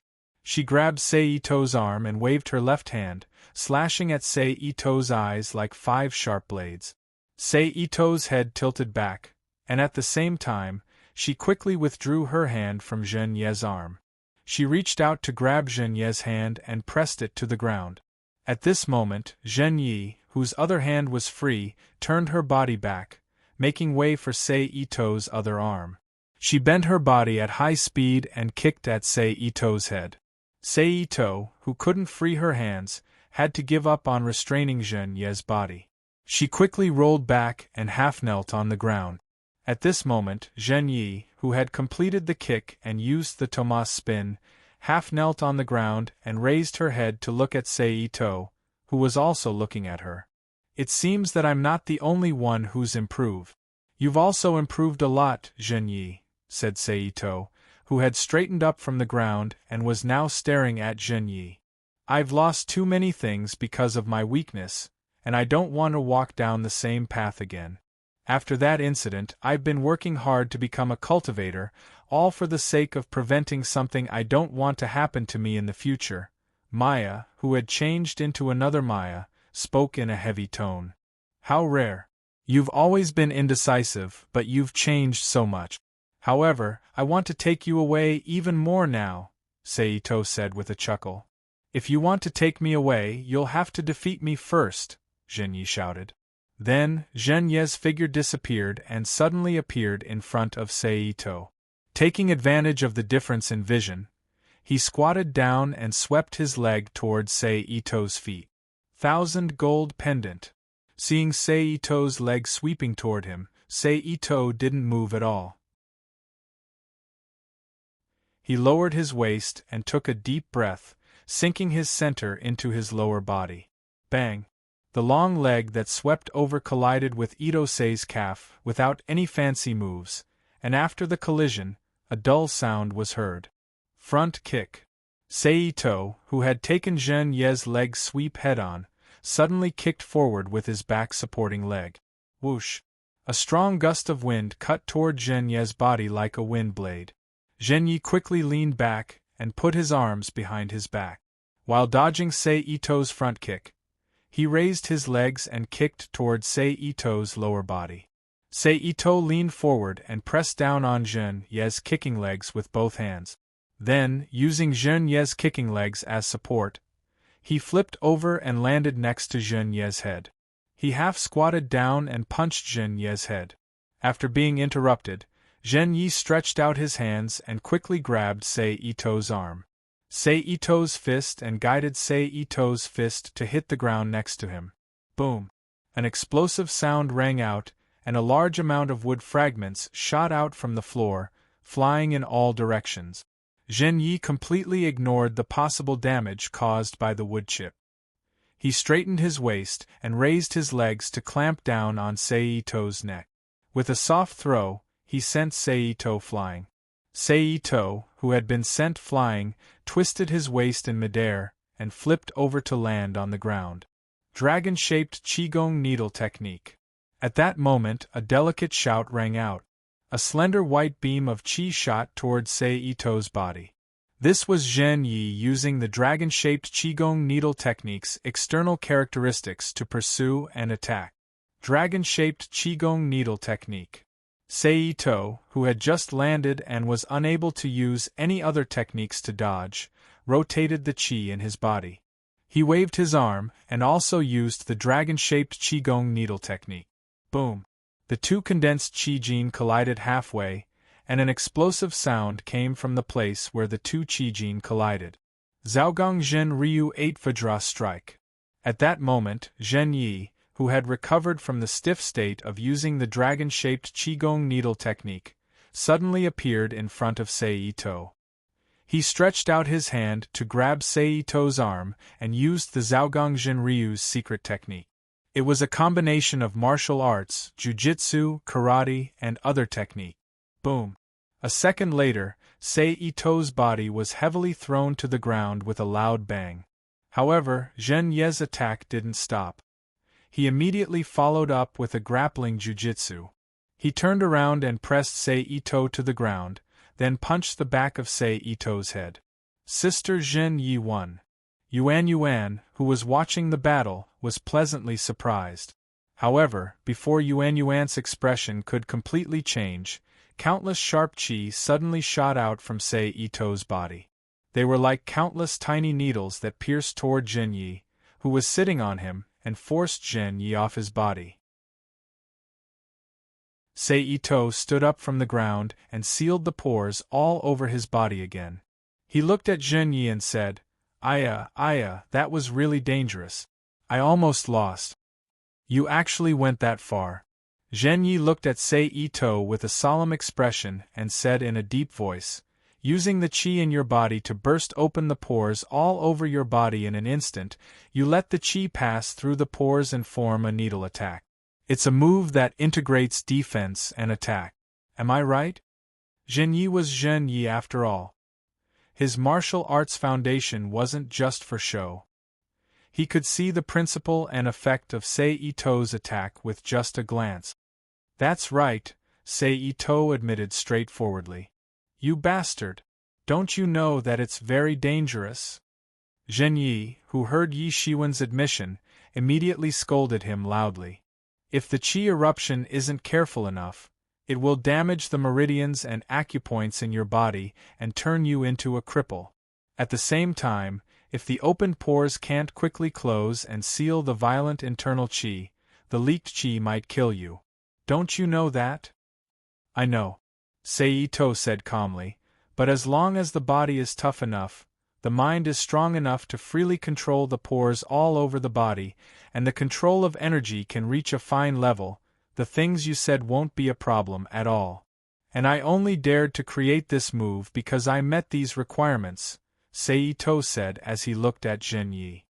Bastard, Zhen Yi cursed angrily. Then, his figure flashed again and instantly appeared in front of Seito. He used the Zhaogong Jin Ryu's taijutsu to attack Seito. Seito also knew that Zhen Yi was venting, so he didn't fight back too much. Instead, he used all the martial arts he knew to counter Zhen Yi's moves. Chapter 623. P.S. Thank you to Holy Evil and Yangbua 2001 for your precious monthly vote. Thank you to Nickfanny, 1577478860, little e, and Nex for their tips. Bang bang bang bang. A large number of muffled sounds rang out in the dojo one after another. Due to the influence of the Qi-jin, shockwaves kept appearing around Seito and Zhen Yi's battle. From time to time, cracks and depressions would appear on the ground as the two of them flashed and dodged. After a moment, Seito reached out to block Zhen Yi's high kick to the head and said softly, "It's about time to end this." Then, with a twist of his wrist, he immediately grabbed Zhen Ye's ankle by the side of his face. His other hand quickly reached out and grabbed Zhen Ye's neck. At the same time, he moved his right foot forward and placed it behind Zhen Ye's foot. He exerted force and pushed Zhen Ye to the ground. Bang! A loud sound rang out, and Zhen Ye's entire back hit the floor heavily. Cough! Zhen Ye, whose internal organs had been impacted, coughed. He raised his legs high and entangled Sei Ito's arm that was grabbing his throat like two agile snakes. He exerted force with his other hand on this arm and threw Sei Ito to the side. Shock hand! Sei Ito, who was entangled by Zhen Ye, shook his arm. A large number of needle-like qijin rushed out of his arm and hit Zhen Ye's legs and palms that were wrapped around it. Ugh! Zhen Ye, who was hit by the qijin, frowned and unconsciously let out a low groan. Even so, Zhen Ye's legs and palms still didn't loosen their grip on Sei Ito's arm. Seeing this, Sei Ito frowned slightly. He exerted force from his waist and used the palm that was grabbing Zhen Ye's arm as a point of strength. He fiercely lifted Zhen Ye from the ground like he was throwing a shot put. He turned his body halfway and threw Zhen Ye fiercely to the ground. Bang! Another muffled sound rang out, and a violent impact was transmitted to Zhen Ye's body. Itosiai's legs and palms unconsciously loosened their grip on Itosiai's arm. Upon seeing this, Sei Ito quickly pulled his hand away from the shackles of Zhen Ye's legs. Then, he stimulated the qi in his body and blasted it toward Zhen Ye's chest and abdomen. Bang! The speed of the fist falling was very fast. Almost without giving Zhen Ye any time to react, he had already landed on her chest and abdomen. A muffled sound immediately rang out from where his fist met her flesh. Boom! But then, a loud rumble came from under Zhen Ye's body, and a white circular shock wave instantly spread out from under Zhen Ye's body, which had rebounded slightly. At the same time, a circular crack marked the size of a fist appeared on the floor under Zhen Ye's body. This was the result of Sei Ito's attack, the dragon-shaped qi art needle forging technique. What? Zhen Ye's eyes widened when he was attacked by the needle forging technique. He opened his mouth and spat out a mouthful of blood. You've lost. He withdrew his hands from Zhen Ye's body. Ito-sei, who took a step back, looked at Shinya and said softly, "Cough, cough. Yes, cough. I've lost. Cough, cough."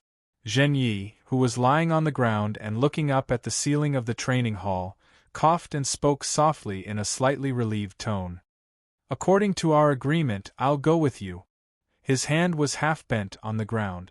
Zhen Ye, who was struggling to get up from the ground, had one of his palms by his side.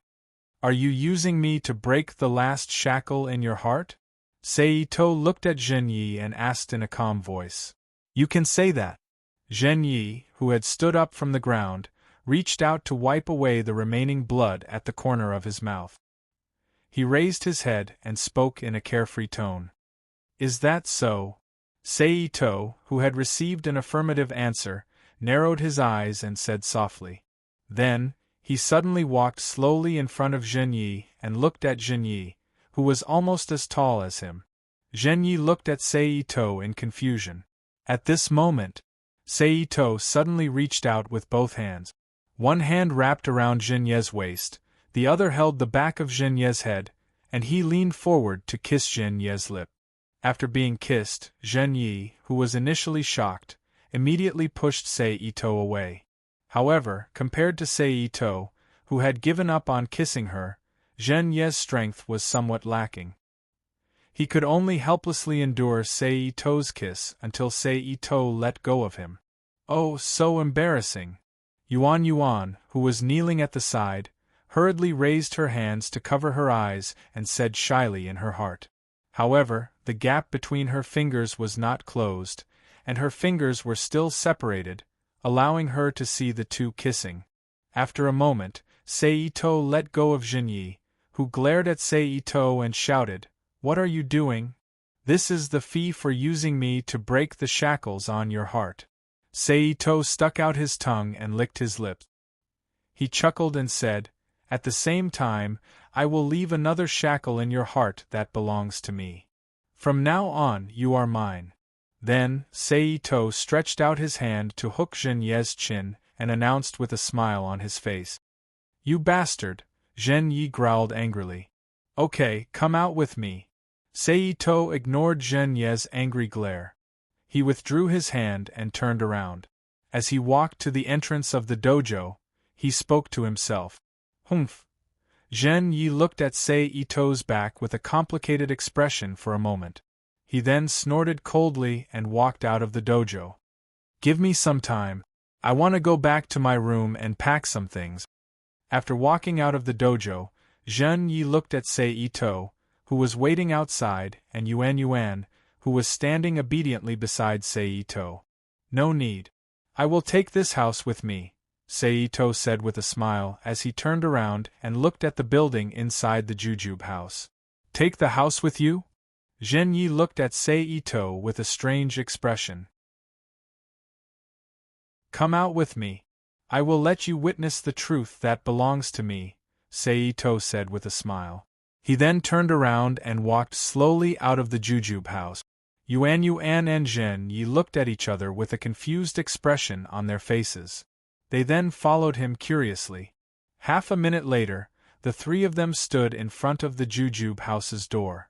From now on, the jujube house will no longer exist in this world. Saito looked at the jujube house's wooden door, which was filled with the marks of time, and said softly, "Look carefully." As Saito's words fell, a pitch-black circle the size of a ping-pong ball suddenly appeared in the sky above the jujube house's courtyard. It then expanded to the size of the entire courtyard in an instant, descending toward the jujube house like a black hole. As the black hole descended, the roof of the jujube house suddenly disappeared from Zhen Yi's and Yuan's sight. "What is this?" Yuan's mouth was slightly open as she asked in shock. Hearing Yuan's words, Saito smiled mysteriously and did not give an answer. The black hole's devouring speed was very fast. In less than 10 seconds, it had swallowed the entire jujube house and the land under it. It then turned into a pitch-black dot and disappeared into the void, leaving behind a huge, 1-meter-deep pit in the jujube house's original location. Saito turned around and looked at Zhen Yi and Yuan, who were still in shock, and said, "Okay, now it's time for us to leave." Without waiting for the two to respond, he directly entered the Rubik's Cube world with them and appeared in the jujube house, which was located in the ecological city in the southern plains, adjacent to his own house. "Welcome to my world." Saito opened his arms and said to Yuan and Zhen Yi, who were still not used to the change in environment. "Your world?" Yuan asked, baffled. "Yes," Saito said mysteriously. Then, with a thought, he brought the two out of the jujube house and appeared on a tall tower in the city. He continued, "My world. Wow, that scared me to death." Yuan, who had recovered from her shock, quickly reached out to hold the medal next to her. She then lowered her head to look at the crowd below, which was only the size of a locust swarm, and said with lingering fear, "Is Yi living here with you?" Zhen Yi asked softly with an indescribably complicated expression. "Yes, in the beginning," Saito explained, "but not anymore. Currently, Yi is living with my family at home. So, if you want to see Yi, you'll have to wait for a while. Now I'll take you to walk around the city," Saito said with a smile. Then, he appeared on the streets of the city with Zhen Yi and Yuan. While taking the two to stroll around the streets, he introduced them to the social situation in the Rubik's Cube world, the level of science and technology, common sense, and some related content. "If you see something you like, just tell me. Don't be shy," Saito said to Yuan and Zhen Yi as they strolled around. After strolling around like this for a few hours, the two were familiar with the life and social situation in the Rubik's Cube world. Then, he took them back to the jujube house to let them digest what they had learned today. "Have a good rest," Tomorrow, we'll talk about the future arrangements for the two of you, Seito said to Yuan and Zhenyi, who still looked a little confused. Then, he stood up from the tatami and returned to the room that Zhenyi had arranged for him in the jujube house. He sat down cross-legged and began to cultivate. The night passed in silence. While Yuan and Zhenyi were in a trance, the next morning arrived in the blink of an eye. During breakfast, Seito asked Zhenyi and Yuan, who were eating at the same table as him, "How is it? Do you have any ideas? Tell me your arrangements." Zhenyi said faintly as he picked up a piece of white and tender fish from the sori in front of him with his chopsticks and put it into his mouth. Yuan, who was at the side, also had no objection to this. Her gaze fell on Seito, ready to listen to his arrangements. Seito put down his bowl and chopsticks and crossed his fingers on the table as he looked at Zhenyi and said, "According to the actual situation of the two of you, Zhenyi, I plan to arrange for you to be the instructor of the martial arts class at the Central Academy to teach the students who want to learn martial arts." Then, he turned his head to look at Yuan, who was looking at him, and continued, "Yuan, you have two choices. One is to go to school like an ordinary high school student like in your world. The second is to follow Zhenyi to the Central Academy and be a weapons instructor there. What do you think?" Seito, who had finished speaking, asked the two of them. Chapter 6:24. Zhenyi turned to Seito and said faintly, "You really planned this?" "Well, sort of." Seito let go of his hands, picked up the bowl and chopsticks in front of him again, and shrugged. "But even if I didn't plan this, I was still going to bring the two of you in. After all, Yi is too lonely here, and you, Zhenyi, are too lonely in that world." Hearing Seito's answer, Zhenyi didn't say anything and continued to eat his breakfast in silence. "What about Yuan?" Yuan asked curiously. "Because you are the talent I need." Seito looked at Yuan and smiled. Then, when Yuan curled her lips in displeasure, he continued, "And you know Yi and Zhenyi, and you have nothing to worry about. You are just right to be brought in. And most importantly—" At this point, Seito deliberately stopped and looked at Yuan, whose attention was attracted, and said flirtatiously, Yuan, you are a great beauty." Hearing Seito's answer, Yuan's cheeks immediately blushed. She lowered her head with a flustered expression and stuffed food into her mouth. "Humph." Zhenyi, who also heard Seito's words, snorted coldly with an unhappy expression, expressing his dissatisfaction. "Okay, tell me your decision." Seito didn't go too far in front of Zhenyi.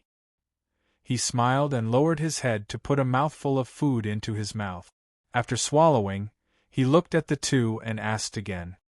"Let's do as you say," Zhenyi said. Seito nodded and turned to look at Yuan. "What about Yuan?" "Well, I also choose to go to the Central Academy," Yuan decided after hesitating for a moment. "Okay," Seito also nodded in response. Then, the three of them didn't speak and silently finished their first breakfast in the Rubik's Cube world. "Let's go. I'll send you two there." After finishing breakfast and washing the dishes, Seito said to Mayo and Yuan, who were dressed in casual clothes. Then, he turned around and led the two people out of the jujube house's main gate.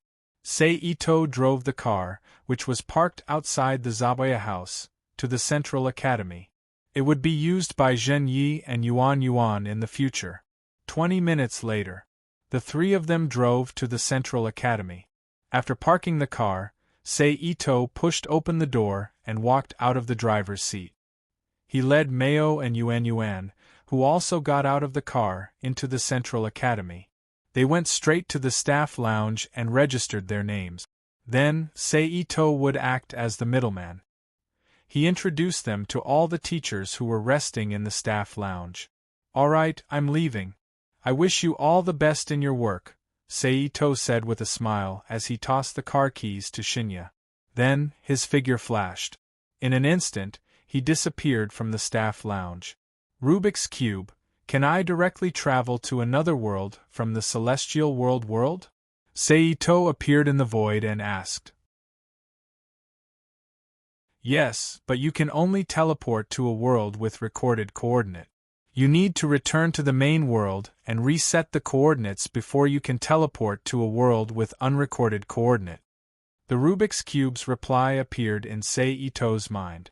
After reading the message in his mind, Seito asked for confirmation. In other words, I can only continuously teleport to a world that I've already been to, right? Yes. The Rubik's Cube confirmed. In that case, send me there. Seito nodded and ordered. Begin teleportation. The Rubik's Cube's prompt appeared. A pitch-black vortex slowly emerged from the void and rapidly spun from a nearly stagnant slow rotation to a high-speed rotation. Then, when the speed reached an extreme, Seito, who was suspended in the void, was suddenly sucked into the vortex, causing him to turn into a colorful stream of light and disappear in the center of the vortex. As the stream of light that Seito turned into disappeared, the vortex gradually slowed down.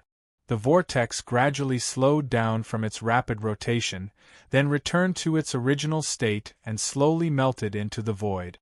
At the same time, accompanied by a familiar sound like glass shattering, Seito's figure appeared under a viaduct on the edge of a river. A gust of wind from the river woke Seito up. What a nostalgic place! Looking at the rippling river on his left, the green grass under his feet, the thin iron net on his right, and the viaduct and concrete stone supporting the viaduct behind him, Seito turned his head and looked at the surroundings with a nostalgic expression on his face. After a while, Seito's mind calmed down and he clenched his right hand into a fist and said sonorously, "The place where everything began, I'm back." Woo! At this time, a whistling sound suddenly sounded. A high-speed train appeared at the other end of the viaduct on the other side of the river and moved quickly to the other end of the viaduct. It's time to go back and take a look. But before I go back, I should buy some gift. Ito Seijin loosened his fists and let his hands fall to his side as he turned around and left the viaduct.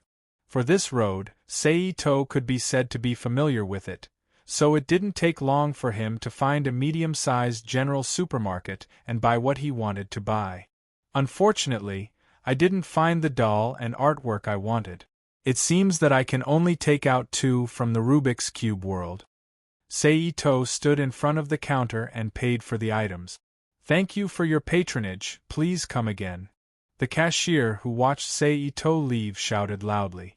Seito, who walked out of the general supermarket with several plastic bags in one hand, waved his hand and summoned a white cat-shaped doll and a scroll painting in his hand, then walked slowly to his final destination.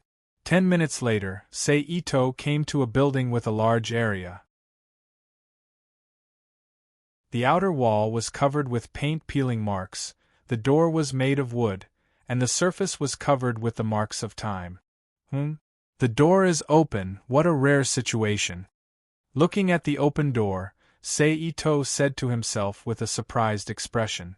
Then he stepped through the door and walked into the courtyard. I am the first disciple of Liangshan Lake, Shirobin Kenichi. If you dare to touch her, ask me first. You crab-head. Soon, a man's voice came from a large room. Damn it, both of you think I'm a fool. At this time, another voice came. Hey, bring me a baseball bat. Ha. Then there was a series of gasps and shouts, followed by the sound of wood breaking came from the room. TSK, so lively. At this time, Seito, who finally came to the door, looked at the situation in the room and smiled. In the room, several tall and sturdy men wearing black karate attire stood on both sides. One of them was also wearing a black karate attire, but his head was strangely shaped like a crab. He was facing Hakubin Kenichi, who was wearing a white karate attire. Who is it? Hearing Seito's voice, the men in black karate clothes turned around and shouted. Seito! Fonglin Temple's Mei Yu, who was standing on the side, shouted in surprise. Seito? Shirobin Kenichi turned his head and looked at Sei Ito with a surprised expression. Another disciple. Crabhead looked at Sei Ito, who was taking off his shoes and walking into the dojo. What is this? Performance? Sei Ito asked Fonglin Temple's Mei Yu. They are here to challenge the dojo. Shiraben Kenichi explained. Oh, then I won't disturb you.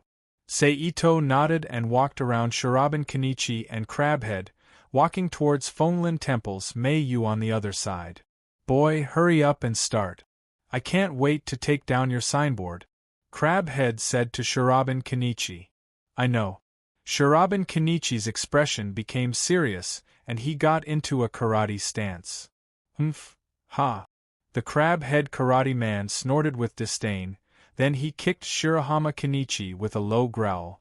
Shiroyama Kenichi's face lit up with joy as he dodged to the side. But before he could finish dodging, the crab-head's attack had already landed on his body. Shiroyama Kenichi was viciously kicked to the ground, and was once again sent flying by the recoil of the ground. I knew it would be like this, Fonglin Temple's Mei Yu said with a worried expression. Don't worry, that guy has the life of a cockroach. He won't die. Sei Ito, who had already arrived beside Mei Yu, laughed. But Fonglin Temple's Mei Yu hesitated. Don't worry, nothing will happen. Sei Ito comforted her. Is the fight over? Crabhead looked down at Shiraben Kenichi with a strange expression and said with disdain, What's so great about him? With such a skinny and sallow-looking disciple, it's easy to imagine how much weight the master has. What fighting 100 dan! In any case, his reputation must be exaggerated. If no one else wants to fight, I'll take down the signboard. Crabhead turned around and walked towards the men in black karate clothes. I've already said the reason. Hey Crabhead! Fonglin Temple's Mei Yu hurriedly said. HM? At this moment, Crabhead's footsteps paused and turned around to look at Shiraben Kenichi, who had just crawled up from the ground. His legs were trembling, but he was still in a karate stance. Don't just say that you're done. Shiraben Kenichi shouted. After taking my kick head-on, you can still stand up. You have some ability, Crabhead said with his hands on his belt. Your teacher is excellent. When I was practicing with Master, I could only defend and not attack. Shiraben Kenichi pretended to be cool. But if you take one more move from me, you'll definitely die. Little brat. If you have the guts to attack me. Speaking up to here, Crabhead, faced by Bin Kenichi, raised his hands in front of him and assumed a karate stance that belonged to his school and said, Come at me, then recognize your own incompetence and beg for mercy. Humph, that's right. Try punching, little brat. Haha, you don't dare? Because you're afraid of dying from a counterattack. The karate men standing at the side wantonly provoked.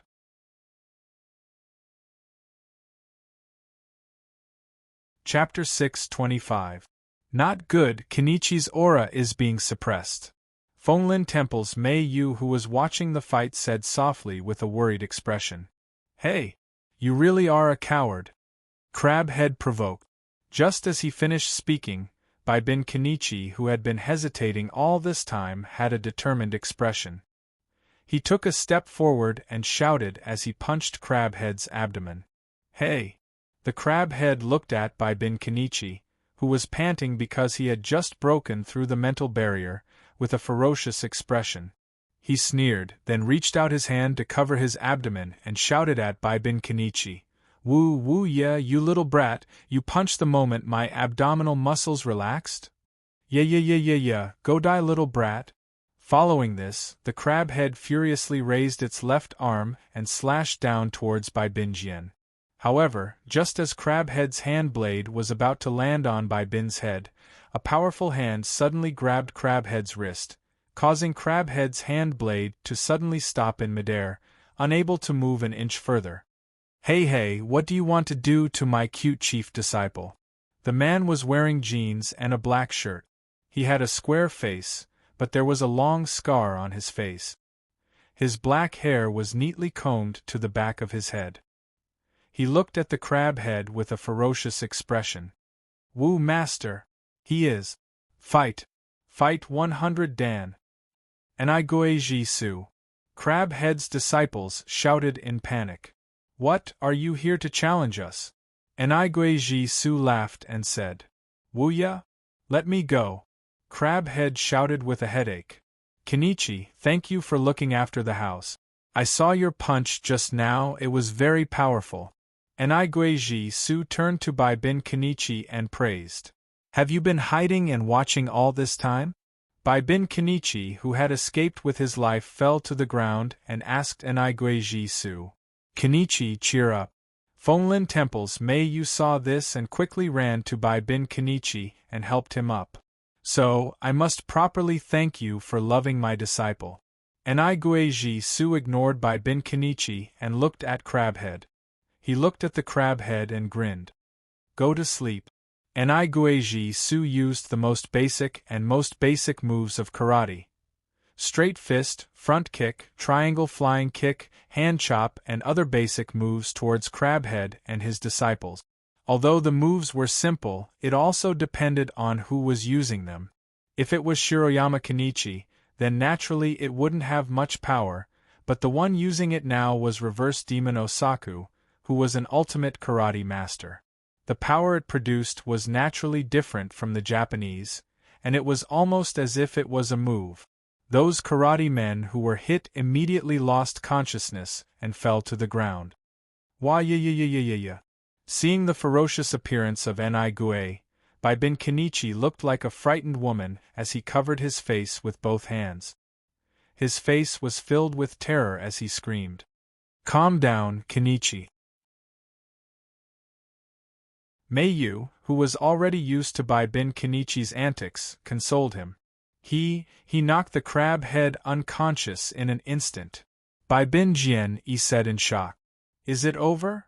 Anigui Ji Su kicked the unconscious karate man on the ground and said with a bored face. Today's people who came to challenge the dojo are really useless, not fun at all. Master Anigui Ji Su. Sei Ito finally had time to greet him. It's you, kid. When did you come back? Anigui Ji Su looked up and down at Sei Ito. His eyes flashed as he said. Just now. Sei Ito said politely and then handed a plastic bag to Anigui Ji Su. Master Anigui Ji Su, this is a gift for you. Please accept it. Oh? I have a gift? Anigui Ji Su, who was given a gift, scratched his head in embarrassment and reached out to take the gift. This is? Anigui Ji Su opened the plastic bag. He lowered his head and looked inside. China Erguotu. I think you will like it. Sei Ito said. Not bad, not bad. Young man, you have a bright future. After confirming that it was wine, Anigui Ji Su immediately took out a bottle of Erguotu from the plastic bag and held it in his hand. He waved his hand and cut off the cap, then raised his head and took a big gulp. Then, he patted Sei Ito's shoulder and laughed. As long as Master Anigui likes it. Sei Ito smiled. Mei Yu, this is for you.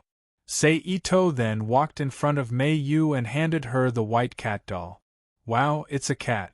Mei Yu's eyes lit up when she saw the doll in Sei Ito's hand. She clasped her hands in front of her and stared at the doll with sparkling eyes. Is this really for me? Of course. This is a gift that I have specially chosen for you, Miyu. Ito-sei reached out and grabbed Miyu's hand, handing over the cat doll. They shook hands. Seeing Sei Ito holding Mei Yu's hand, Shibata Kenichi's heart pounded wildly. Thank you, Ito-sei. Miwa, who was hugging the cat doll tightly and rubbing it against her face, thanked him. It's nothing. As long as Mei Yu likes it. Sei Ito smiled. I am back. At this moment, a female voice with a unique tone and way of speaking was heard. She was wearing a pink kimono with a white plum blossom pattern on the surface and black leggings. She carried a long sword on her back and had a mouse Dokumaru standing on her shoulder. She was wearing a pink kimono with a white plum blossom pattern on it. Ah, Pasha is back too. Behind Siyu was Apache, who was 2 meters tall. He was wearing a yellow sports singlet and red sports shorts. Both his fists and legs were wrapped in bandages. Master Kagasaka, Master Pasha. Ito walked into the dojo and bowed. Who's this? Shibata Kenichi's younger sister, Shibata Kika, who was sitting on Pasha's neck, looked at Ito curiously. He's Old Ma's disciple, Shibata Kenichi introduced. This is a gift for you. Ito took out 2 boxes containing handheld game consoles from a plastic bag and handed them to Shibata and Pasha respectively. What is this? Can it be eaten? Pasha looked at the thing in his hand and asked curiously. Shibata Kenichi, who didn't know much about handheld game consoles, also looked at Ito curiously. Let me see. Shibata Kenichi stretched out her hand. Pasha raised his hand and handed the box to Shibata Kenichi. Hua! Shibata Kenichi didn't hesitate. She tore open the box and took the handheld game console. This is a handheld game console. It's used to play games like this. Shibata Kenichi skillfully opened the handheld game console and opened one of the games that she had prepared beforehand. Then, she slid down Pasha's arm to the ground and showed it to Shibata and Shibata Kenichi. This is great. Pasha likes it. After a while, Pasha looked at Ito and said happily, I like it too. Shibata Kenichi, who was still speaking in 3 sentences, looked at Ito expressionlessly. I'm glad you like it. I didn't know what you liked, so I could only guess. I was worried that you wouldn't like the gift I gave you, Ito said, slightly relieved. As long as it's a gift. I like it all, Shibata Kenichi said. I know. I'll give you something next time. Ito smiled. Just call me Shigure. Shibata Kenichi looked at Ito and said. Okay, Shigure, Ito said. Very good, Shibata Kenichi replied. Then, she lowered her head and played the handheld game console, according to Shibata Kenichi's instructions. Hey, the 2 of you, stop playing. Send these injured people to Chiyoyu first. Nikijishu, who had almost finished a bottle of sorghum wine, said to Shibata Kenichi and Shibata Kenichi. Pasha got it, Pasha replied and stood up from Shibata Kenichi's side. He walked up to the unconscious men in black and carried them to the wooden cart outside the dojo. Then, he returned to the dojo and carried the other unconscious men to the wooden cart in the same way. Then, he walked to the front of the cart and lifted the handle. Shibata Kenichi and Shibata Kenichi jumped onto the unconscious men and squatted down. They were going to Akiyuki Kenichi, which was behind Liangshan Lake. Wait for me. I have something to give to Master Akiyuki. I'll go with you, Ito said as he walked up to the wooden cart. Okay, Pasha said. Then, the 3 of them walked slowly toward Akiyuki Kenichi. A minute later, the 3 of them arrived at the gate of Akiyuki Kenichi. They saw Akiyuki Kenichi, who was waiting for them with his arms crossed. Master Akiyuki. Ito quickly walked up to Akiyuki Kenichi and bowed. Oh, it's you. You're back. Akiyuki Kenichi smiled. Yes. Ito said and handed the scroll to Akiyuki Kenichi. This is my gift to you. Please accept it. Oh, what a surprise. Thank you. Chiyoyu of Guoyue Temple took the scroll and smiled. Chiyoyu, the wounded are all in place. Apache is going back. At this moment, Apache's voice sounded. Okay. Chiyoyu of Yue Temple looked at Apache and replied. Master Chiyoyu, I won't disturb you from earning money. I'll go to the Acupuncture Institute to see Master Ma, Ito said with a smile. Go. Chiyoyu of Yue Temple said to Ito as he watched Ito turn and leave. Then, he thoughtfully returned to Bone Recovery Court. The Acupuncture Institute and the Bone Rehabilitation Institute were not far from each other. It could be said that they were right next to each other. Therefore, Ito arrived at the courtyard with the wooden sign of Ma Jianxing's Acupuncture Institute hanging on the doorpost. Voila! Sei Ito walked into the courtyard and opened the wooden sliding door in front of him. Welcome. Ma Jianxing, who was sitting in the Acupuncture Institute reading a magazine, immediately put the magazine in his arms and stood up from his seat. He looked at the door and greeted him. Master Ma. Sei Ito, who walked into the room, raised his hands in front of him and pushed his left palm and right fist from his left chest to his front. He cupped his fist in China and greeted him. Seeing that it was Sei Ito, Ma Jianxing relaxed and looked at Sei Ito with a smile.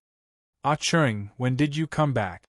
Not long ago, Sei Ito, who put away his fist salute, said as he walked toward Ma Jianxing. This is a gift for you. Sei Ito, who came to Ma Jianxing's side, handed the last plastic bag in his hand to Ma Jianxing and said, Oh, I'm embarrassed. Although Ma Jianxing said that he was embarrassed, his hands were as fast as the wind. After waving his hand, he held the plastic bag handed by Sei Ito in his hand and took out the things inside. You are indeed my good disciple. You know how to be filial to your master. Holding the adult magazine in his hand, Ma Jianxing praised generously with his eyes shining. Master, I'm glad you like it, Sei Ito said with a smile. Are you going to cultivate here again this time? After a while, Ma Jianxing, who put the magazine back on the table, stopped smiling and looked at Sei Ito. Yes, after all, I still have a lot to learn from you, master, Sei Ito said with a nod. What he said was true. When he first entered the strongest world in history, he didn't think much of it. He only thought that the skills of these people should still be within the scope of science. However, after transmigrating and fighting in other worlds, Sei Ito increasingly felt that the ultimate experts in Liangshan Lake were unfathomable. At the very least, if Sei Ito were to fight against the invincible superhuman Fenglin Si, he would have no hope of winning. It wasn't that Sei Ito wasn't confident, but the level of the Fenglin Si was too abnormal. He was simply a historical version of Super Saiyan. It was completely illogical. At the very least, with the means that Sei Ito currently had, there was nothing that would be particularly effective against him. Other than the invincible superhuman Fenglin Si, the other experts weren't weak either. Let's take their hand speed for example. Ma Jianxing, who practiced the 12 secret moves of the Ma family, which specialized in speed, improved from the I Jin Jing, could change one hand 36 to 39 times in a second. Kuyu Temple, who used a special method to transform all the muscles in his body into pink muscles with both endurance and explosive power, could change one hand 35 to 38 times in a second.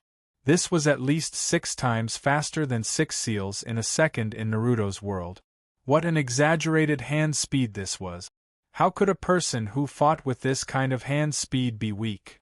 At the very least, Sei Ito's current hand speed couldn't reach such an exaggerated level. Okay. Ma Jianxing looked up and down at Sei Ito and sighed. Master Ma. Seeing Sei Ito agree, Sei Ito's expression changed. He said with some hesitation, Well, can I stay in the dojo?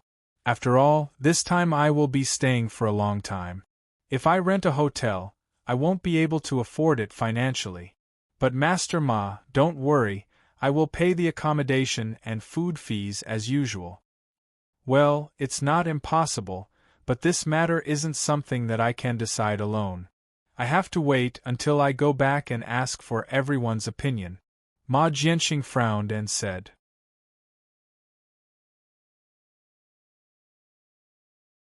Chapter 626. P.S. Thank you to Invincible Body for your comment. Thank you to 1577477860 and Nickfanny for their tip. Just like that, Sei Ito stayed with Ma Jianxing in the Acupuncture Institute for half a day. They didn't leave the Acupuncture Institute until 5 in the afternoon, when it was time to close. They returned to Liangshan Lake through the back door. Take a seat. I'll talk to the others about your accommodation, Ma Jianxing said to Sei Ito after returning to the dojo. Okay, thank you, master, Sei Ito nodded.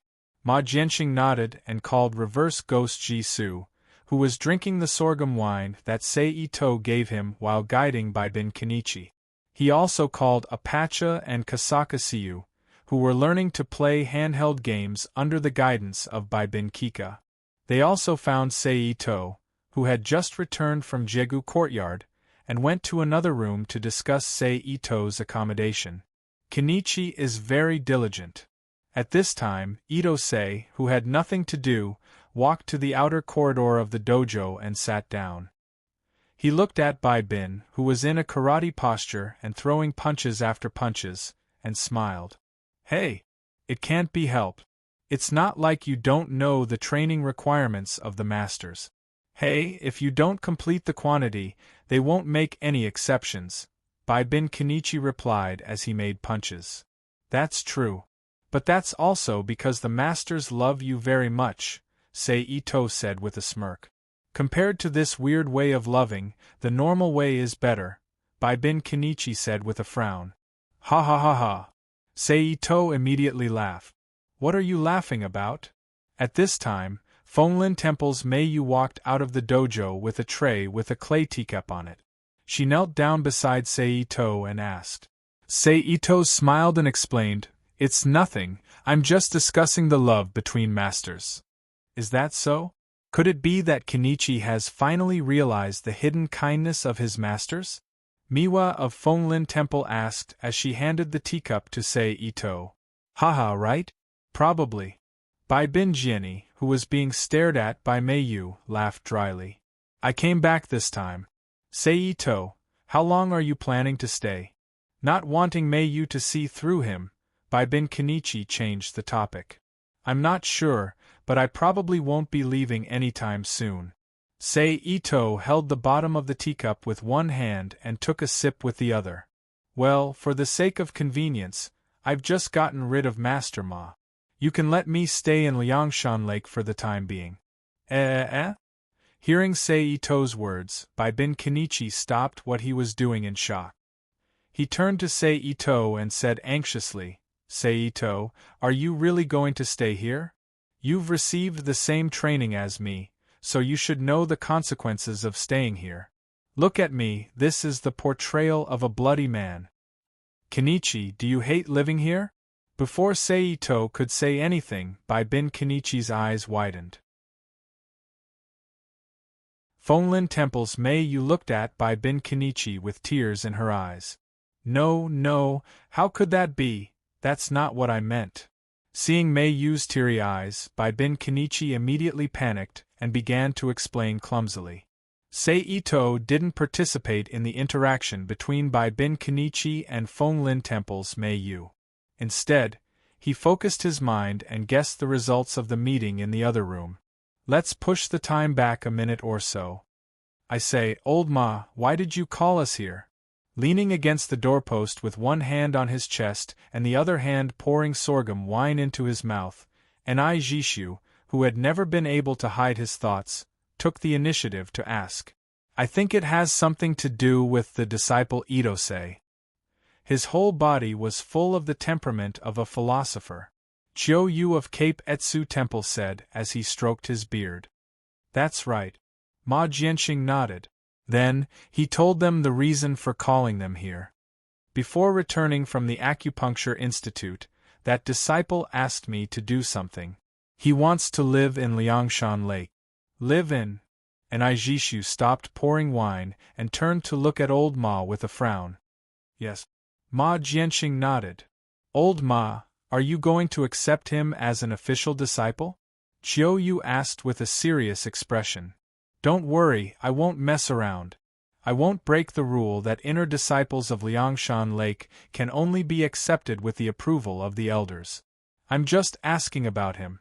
Ma Jianxing knew what they were worried about, so he quickly explained, according to him, he'll pay for the accommodation and food. With the financial resources he showed last time, he might be able to help Miu solve the financial problem of Liangshan Lake. At the end of his sentence, Ma Jianxing had a sinister smile on his face. I see, it's not impossible. Chiu Yu, who understood Ma Jianxing's meaning, stroked his beard with his index finger and smiled. And if he's here, he might be able to stimulate Kendo's training. It doesn't matter. Anything works, Kasaka Siu, who was lying on the beam, said in her unique way of speaking. Same goes for Apache, who was playing games with his head down, said. Since you don't have any objections, I don't have any objections either. As long as he doesn't affect my training of Kendo, it's fine, and Aijishu said. Since no one has any objections, it's settled then. Ma Jianxing looked at everyone and said. But when the elder comes back, it's better to explain it to him, Chiou said. I understand, Ma Jianxing replied. But speaking of which, did you notice the changes in the boy named Seito? And Aijishu suddenly said. Are you talking about his spirit and body movements? Chiou looked up at Aijishu and asked. Yes, that brat's essence, Qi, and spirit have clearly changed since he left last time.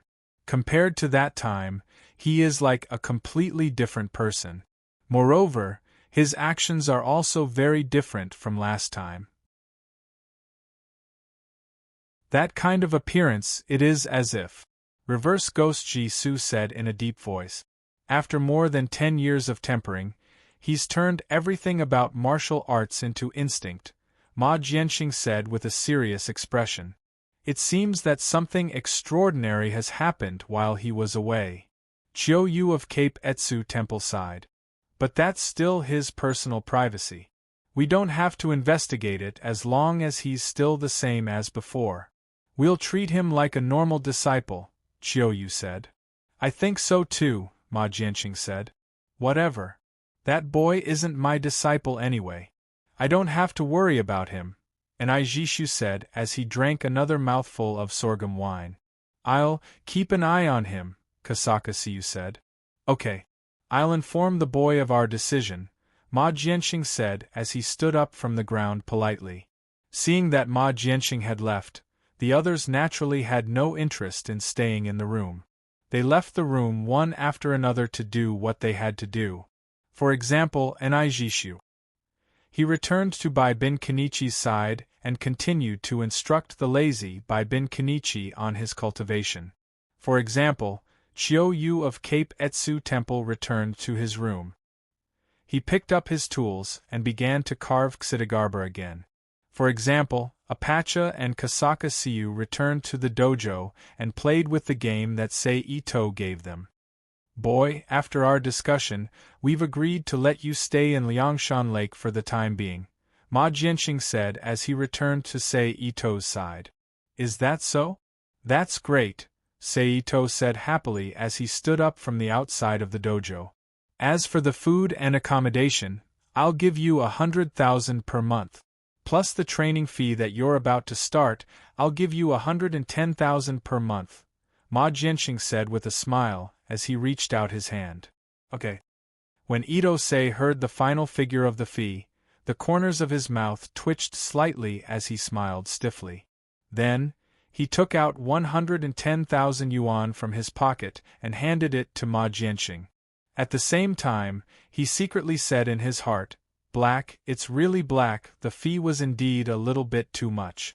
In Japan, renting a single room with a bathroom would only cost about 30,000 yen a month. If the location was good, it might be a little more expensive, but if the location was bad, it would be much cheaper. The cheapest room could even be rented for 10,000 yen. After deducting the 10,000 yen for utilities and other miscellaneous expenses, as well as the 10,000 yen for food expenses, the total cost was only about 50,000 yen. It wouldn't reach the exaggerated 100,000 yen, and this didn't include the cost of training. But forget it, I don't lack money, I'll accept it. Seito comforted himself. Not bad, not bad. Ma Jianxing lowered his head and counted the money. He nodded with a smile and then ignored Seito. He took the money and went to the kitchen and handed it to Fenglin Temple's Mei Yu. As for the training fee, Ma Jianxing deserved it. He didn't need to hand it over. After all, buying adult magazines also cost money, right? Okay, while Mei Yu is cooking, let's practice. Let me see your current situation so that I can arrange your training plan for tomorrow. Ma Jianxing said as he returned to Sei Ito's side. Yes. Sei Ito replied. Then he followed Ma Jianxing back to the dojo. Kenichi, stop for a moment. Let's watch them practice. This is also a kind of training. Hearing that Ma Jianxing was going to practice with Sei Ito, and Igui Jishu stopped Bai Bin Kenichi. Yes. Bai Bin Kenichi let out a sigh of relief and replied loudly. At this time, Kasaka Siu and Apache, who also heard that Ma Jianxing was going to practice with Sei Ito, came to the dojo one after another. They each chose a comfortable place to sit down. Let's begin. Ma Jianxing said as he looked at Sei Ito who was standing in front of him. Ma Jianxing's performance was the same as the first time Sei Ito practiced with him. His hands were naturally by his side, and his whole body was loose and full of openings. He stood there like an old man who could be easily knocked down at any time. Excuse me. Ito-sei cupped his fists and said to Ma Jianxing. Then, he assumed the posture of a Xing Yi Quan martial artist. His eyes were fixed on Ma Jianxing's eyes, and the muscles of his whole body started to tremble. Seeing Sei Ito's performance, and Igui Jishu raised his eyebrows and made a sound of surprise. What's wrong, Master and Igui? Bai Bin Kenichi, who was the closest to an Igui Jishu, heard an Igui Jishu's sound of surprise and asked. Watch carefully. Reverse Ghost didn't explain to Bai Bin Kenichi. Even if he explained, Bai Bin Kenichi probably wouldn't understand. Thus, he only told Bai Bin Kenichi to pay attention and didn't bother with Bai Bin Kenichi anymore. He continued to drink while casually looking at the two people in the dojo. At this time, Sei Ito let out a low shout. His body suddenly turned into a black shadow and appeared in front of Ma Jianxing. He stretched out his hand towards Ma Jianxing's head. Ma Jianxing's feet didn't move. His body was slightly tilted, and his head was slightly tilted. He dodged Sei Ito's fist by a hair's breadth. Sei Ito was already prepared for his attack to miss. After the fist energy was released, he immediately swept his arm horizontally towards Ma Jianxing's head. After all, Ma Jianxing was only 1.5 meters tall. He only reached Sei Ito's chest. For Sei Ito, the most comfortable place to attack was Ma Jianxing's head, not his chest, which was bigger and harder to dodge. However, being small also had its advantages. Ma Jianxing's body suddenly bent down and easily dodged the sweeping arm. He then stood up again. Sei Ito, whose attack had missed again, raised his right leg and bent his knee towards Ma Jianxing's chest. Ma Jianxing's feet tapped the ground and jumped back. It was only at this time that Ma Jianxing's feet finally moved away. Ito-sei, whose knee attack missed, quickly dropped his right leg.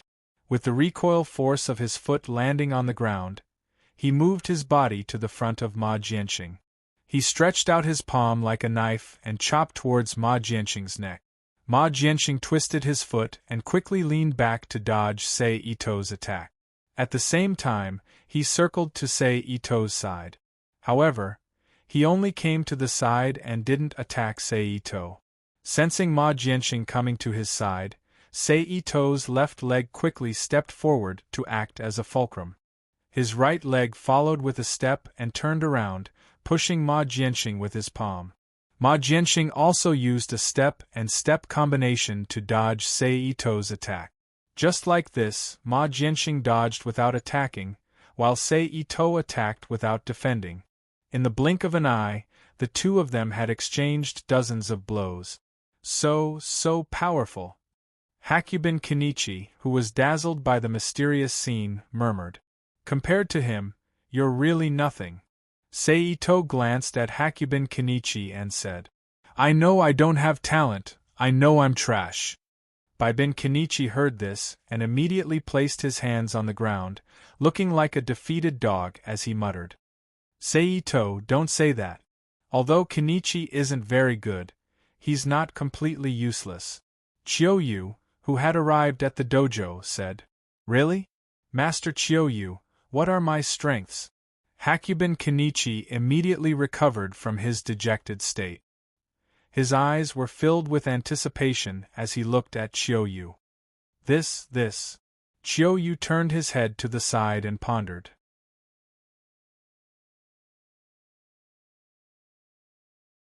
Chapter 6:27. I knew it. Seeing that Chiyoyu couldn't say anything for a long time, Bin Kenichi once again muttered to himself with his hands on the ground, I knew it, that's enough.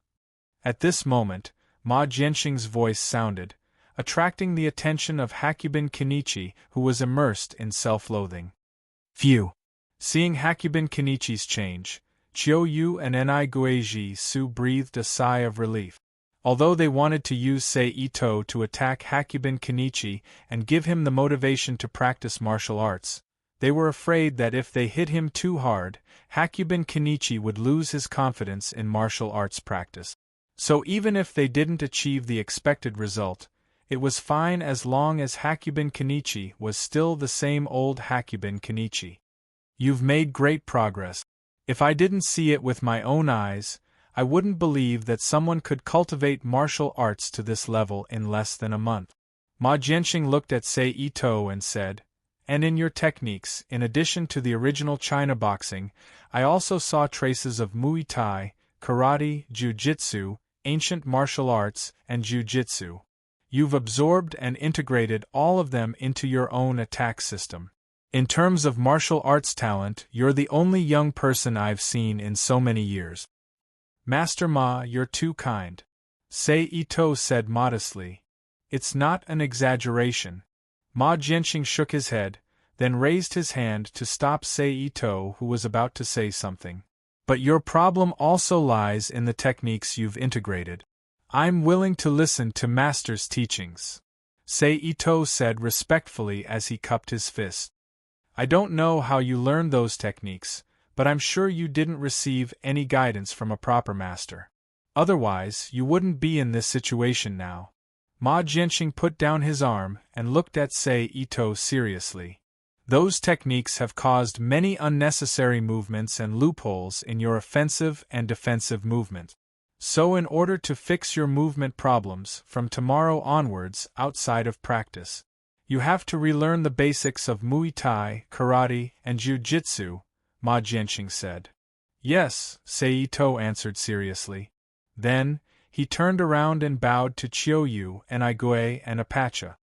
I'll have to trouble the three of you in the coming days. What a quick-witted brat. Reverse Ghost Ji-Su curled his lips.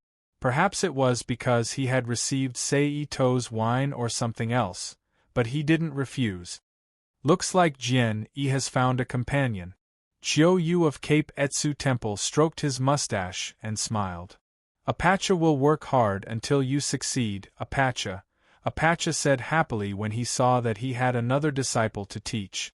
Everyone, it's time for dinner. Meiyu of the Fenglin Temple, who was wearing an apron, came to the training ground and greeted everyone. Okay. Everyone responded like children. Then, everyone got up from their seats and walked to the dining room together. What followed was a dinner that was unique to Liangshan Lake, because Bin Kenichi had accidentally mentioned food, snatching on the first day of his stay.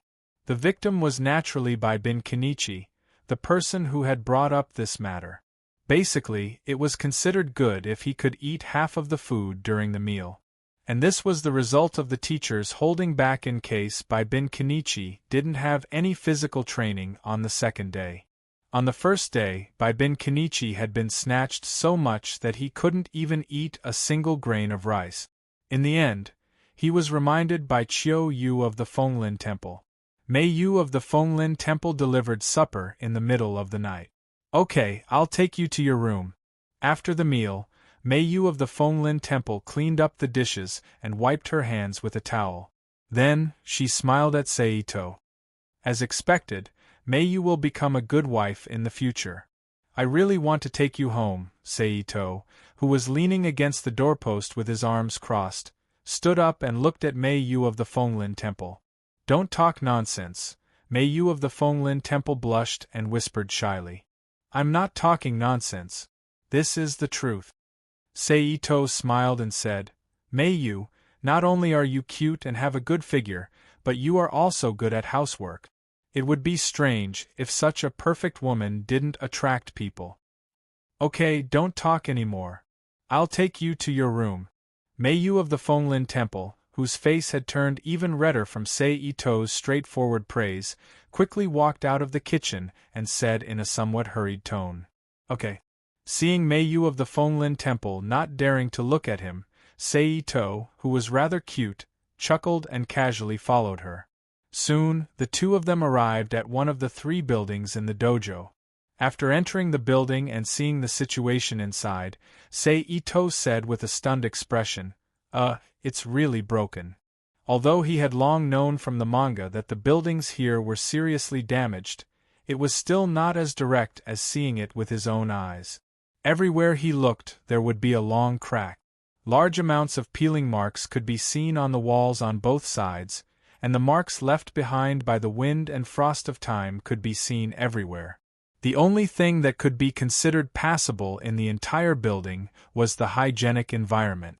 With Meiyu of the Fenglin Temple frequently cleaning the place, there was not a speck of dust on the ground. There were also no traces of spider webs in the dark corners of the walls. It is indeed a little broken. Hearing Seito's words, Meiyu of the Fenglin Temple laughed awkwardly. Forget it. To be able to live under the same roof as Meiyu, it's worth it even if it's a little broken. Seito, who did not care much about where he lived, immediately teased. Immediately, the redness on Meiyu of the Fenglin Temple's face, which had just faded, reappeared. Your room is on the 2nd floor, next to the room with the same name. At this time, it just so happened that the two of them came to a large opening. Meiyu took a deep breath and returned to normal.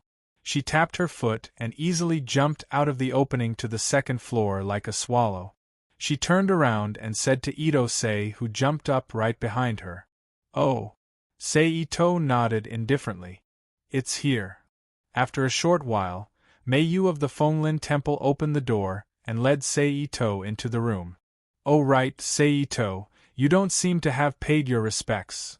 At this moment, Meiyu of the Fenglin Temple finally realized that Seito's room was lacking something and said with a look of realization.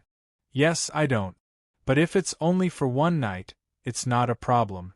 You can accompany me to buy it tomorrow. Seito said without much care. Seems like that's the only way. Meiyu nodded. But how do I take a bath here? Seito glanced at the room and pretended not to know. There's a hot spring in the side courtyard of the dojo. You can take a bath there, but you have to stagger the times. Meiyu explained. Understood. Seito nodded in understanding. Then, he said to Meiyu, let's go. Bring me to the hot spring to have a look and familiarize myself with it. Okay. Meiyu of the Fenglin Temple agreed. Then, the two of them walked out of the room and left the dormitory. Meiyu of the Fenglin Temple led them to the hot spring that Apache had dug out. Be careful. Just as the two of them passed by a patch of grass, Meiyu of the Fenglin Temple suddenly jumped back and shouted to Seito. Hearing the warning, Seito's movements were not slow. Using his right foot as the axis, he quickly turned and easily dodged a slender black shadow that flew at him from the side. Thump! The shadow that Ito-sei dodged was nailed to the ground in an instant, making a muffled sound. Is this a trap? Seito looked at Meiyu of the Fenglin Temple with a puzzled expression. Yes. It's a trap that Siyu placed around the hot spring to prevent Master Ma from peeping, Meiyu of the Fenglin Temple explained. Fenglin Temple's Meiyu explained. However, when she mentioned Master Ma and peeping, her face flushed with embarrassment. Whoosh! Hearing this, Seito smiled in understanding. He reached out and grabbed the slender bamboo by his feet and pulled it out from the ground. Then, he raised the part that was originally inserted into the ground and examined it. Tsk. It's sharpened. Looking at the craftsmanship, other than preventing peeping, it can be used to injure others. Sei Ito sighed softly. Hee. Mei Yu of the Fenglin Temple could only laugh dryly in response to Kasaka Siyu's style. Then, she looked around suspiciously and said, I don't remember there being any traps here yesterday. Could it be that Siyu is bathing in the hot spring and thus placed a trap here? Wait here for a moment. I'll go in and take a look. In order to confirm her guess, Mei Yu said. Go ahead. Although Seito also wanted to take a look at Kasaka Siyu's bathing scene, he knew that he might not be able to get anything good out of it. Thus, he suppressed his thoughts and nodded. Seeing that Seito had agreed, Mei Yu of the Fenglin Temple did not say anything else. She leaped up and dashed towards the hot spring that should be not far away. It was not until more than 2 minutes later that he returned to Ito-sei's side. Siyu is bathing in the hot spring. We can only come back later, Mei Yu said with an apologetic expression. Okay. Ito-sei naturally had no objections to this. He nodded and agreed. Then, he walked back to the dormitory with Mei Yu while talking and laughing. Go ahead. If there's anything I don't understand, I'll ask Kenichi, Seito said to Mei Yu after returning to the bedroom that had been arranged for him. Okay. Mei Yu of the Fenglin Temple did indeed have some matters to attend to. When she heard Seito's words, she agreed. After bidding farewell to Seito, she turned and walked towards the entrance. Now that I've entered Liangshan Lake, I'll just focus on cultivating with my masters before the main storyline begins. I'll get rid of all my bad habits.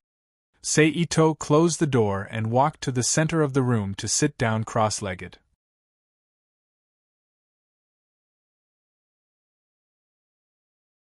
Chapter 6:28. The following night was silent. Seito spent his first night in Liangshan Lake peacefully. The next day was Sunday. It was still a school holiday, but for Baibin Kenichi and Fenglin Temple's Mei Yu, it was the same as usual. They had to wake up early and cultivate as usual.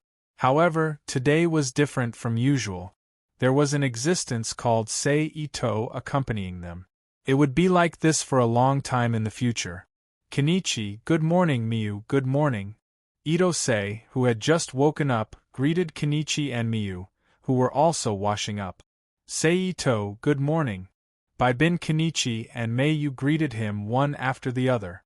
Afterwards, the three of them didn't say anything and quietly carried out their own cleansing. Pooh! A moment later, Seito opened his mouth and spat out the saliva in his mouth.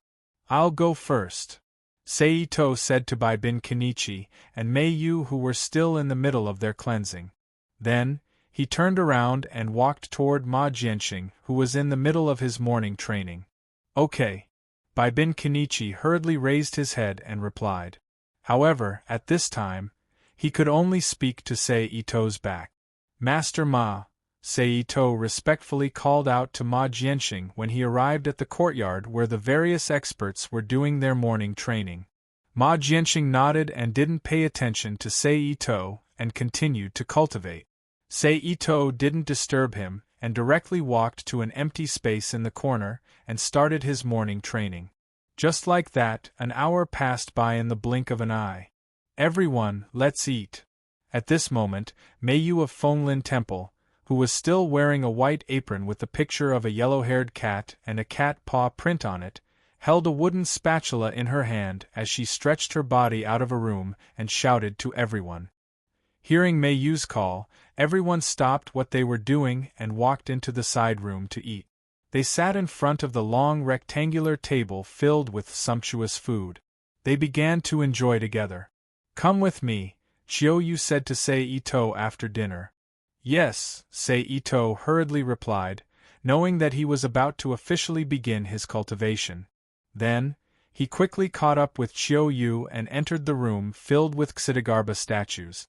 First, show me the jutsu that you know. He stopped walking. Chiyo-yu ordered as he turned to look at Ito-seiji. Yes. Seito responded. He then closed his eyes and went through all the information about jujitsu in his mind. Then, he opened his eyes again. he used all the jutsu he had learned during his transmigration in front of Chiyoyu. The target of the jutsu was the large and small Xidagarba catcher statues in the room. Bang! A muffled sound rang out as Xidagarba catcher smashed into the ground. Ito had completely displayed all the jujitsu he had mastered. I didn't expect you to have mastered so much. Chiyoyu stroked the mustache on his lips and said in surprise, not only do you know the common Chinese jujitsu, Japanese jujitsu, and Brazilian jujitsu, but you also know some ancient jujitsu and many strange jujitsu schools that I have never seen before. I really don't know how you mastered all these.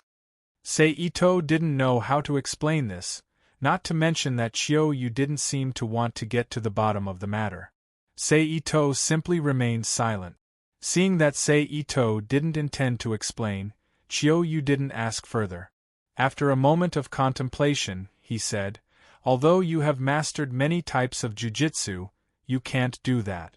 However, other than China Jiu-Jitsu, Japan Jiu-Jitsu, and Brazil Jiu-Jitsu, the other Jiu-Jitsu schools are not very accurate.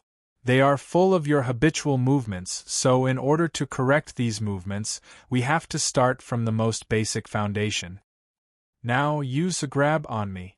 Chiyoyu of Cape U Temple ordered. Yes. Ito agreed and then walked to Chiyoyu. According to Chiyoyu's order, he stretched out his hand and grabbed Chiyoyu's collar, assuming a grab position in jujitsu. Here, your elbow is too far out. This will disperse your strength in the next throw. At this time, Akui raised his hand and hit Ito-sei's elbow that was grabbing his collar and said, don't worry. Here, your arm is too high. Too much space is exposed, Chiyoyu said as he used his other hand to hit Ito's waist. And here, your stance is a little broken, Chiyoyu said as he stretched out his leg and kicked Ito's legs. Well, it's a little better, but it's still not good enough. 10 seconds later, Chiyoyu looked at Ito-sei, who was in front of him, and nodded and said, don't worry.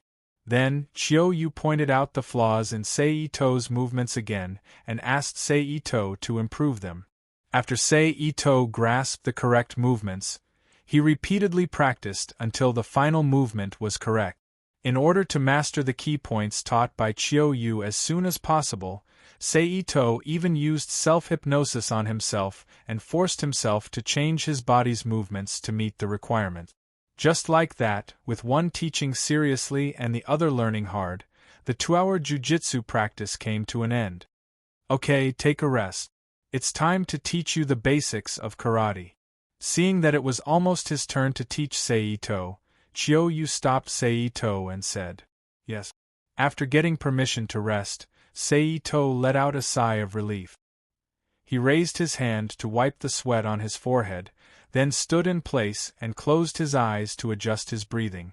After a while, he and Chiyoyu left the room where the stone statue of Xidagarba catcher was placed and returned to the courtyard outside. Sorry to trouble you, Master, and I. Ito-sei, who was sitting in the corridor outside the dojo, bowed and said to an Aiguiju, who was pouring wine into his mouth. Come on. Since he agreed and I wasn't going to slack off. So when he saw Ito, he stood up from the corridor and walked with Ito to an empty space on the side with a bottle of wine. Show me some karate moves, Reverse Ghost said. Yes. Itomori answered honestly. Then he bent his arms slightly and stretched them in front of his body. One of his hands was raised above his head, and the other hand was pressed down to his abdomen. His feet were naturally opened and closed, and his body was slightly lowered. Oh? Ito, who knew that I was talking to himself, didn't say anything. He still stood in the same place, waiting for Ni's next instruction. At this time, Reverse Ghost, who had finally finished the can of beer in his hand, clenched his fists and rubbed them gently a few times. Then, he threw the aluminum ball that had turned into a metal ball aside and walked to Ito-sei. Boy, attack me with your karate. Yes.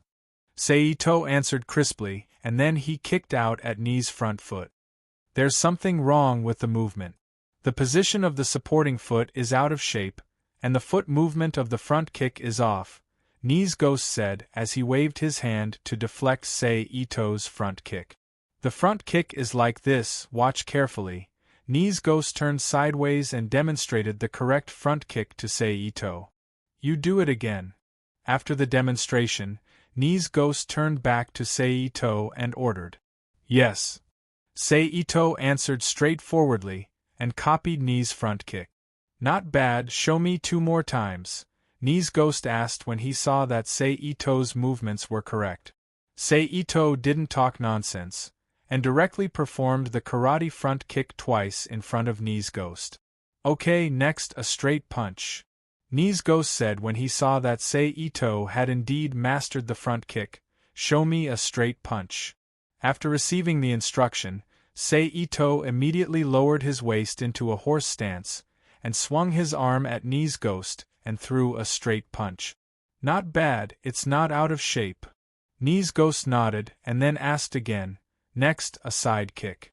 Next, Knees Ghost guided Sei Ito one by one on the basic moves of karate, such as kick, punch, throw, grab, throw, lock, twist, reverse technique, and other basic moves, so that Sei Ito could eliminate unnecessary and wrong moves, and correct the deviation of the force exertion technique. Because Knees Ghost had already used up all the teaching time for Baibin Kenichi, he had to teach Sei Ito much longer than Akiyuki. It took him a full 4 hours to finish teaching Sei Ito, and the only time to rest during the training was during lunch. Finally, it's Apache's turn. Apache, who couldn't wait to teach his disciple, immediately ran to Sei Ito's side after Knees Ghost finished, and shouted while waving his arms in Muay Thai. Yes, thank you, Master Apache. Sei Ito didn't care about Apache's attitude, and directly saluted. Okay, let's start with the most basic Muay Thai posture. Seeing Sei Ito agree so quickly, Apache smiled even more happily and said, Follow me. Then he stood beside Sei Ito and did the basic moves of Muay Thai. Sei Ito also followed suit, trying to learn Apache's movements and muscle changes as much as possible. But then again, although Apache's teaching was based on personal teaching, in terms of teaching ability, he wasn't even as good as Knees Ghost, let alone Akiyuki, who was almost an expert in teaching. But there was one good thing about Apache's teaching, which was his enthusiasm for teaching his disciple. As long as Sei Ito wanted to, he could continue to practice with him, and Apache would also patiently practice the basic moves according to his disciple's wishes, until the disciple completely grasped it. Everyone, dinner is ready. While Chun Feng and Apache were cultivating, dinner time had unknowingly arrived once again.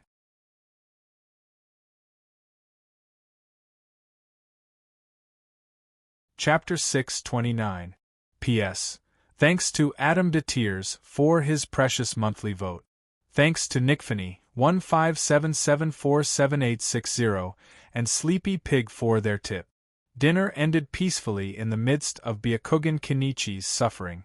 After that, Sei Ito, who didn't need to wash his chopsticks and didn't need to do anything else, went to look for the enthusiastic Apache again to continue his Muay Thai training plan. Just like that, with one diligently learning and the other diligently teaching, it was already past 10 o'clock in the evening.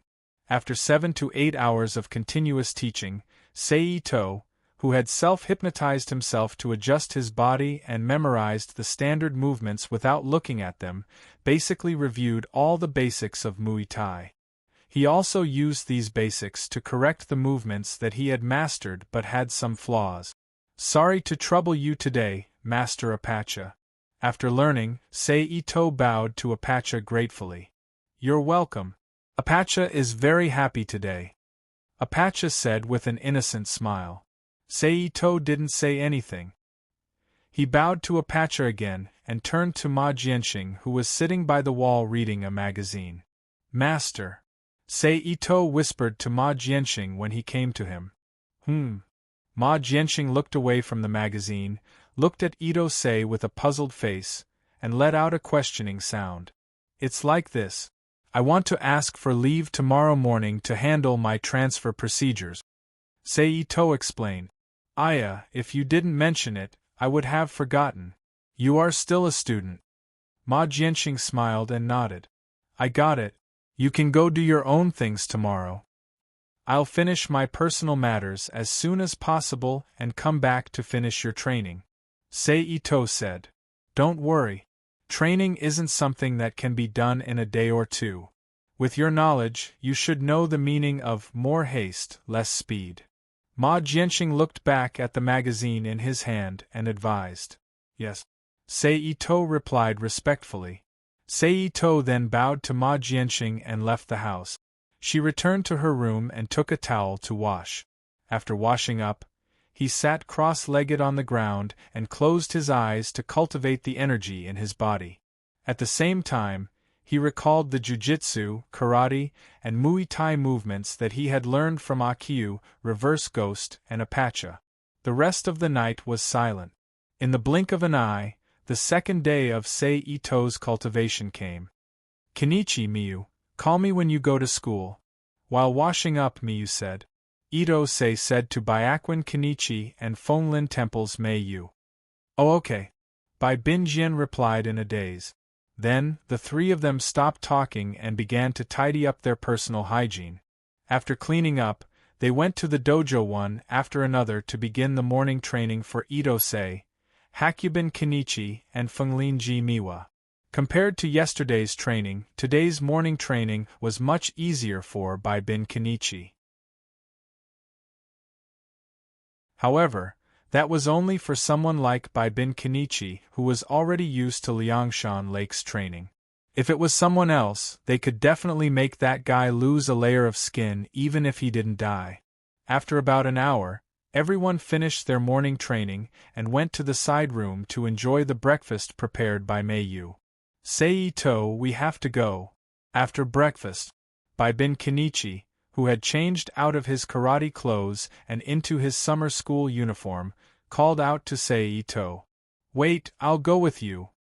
Hearing the call, Ito-sei hurriedly ran out of the house and came to the side of Bai Bin Kenichi and Mei-yu. You're going with us? Bai Bin Kenichi said with a surprised expression. Yes, I have some things to take care of at your school today. We can go together. Seito explained. Oh. Bai Binjian nodded.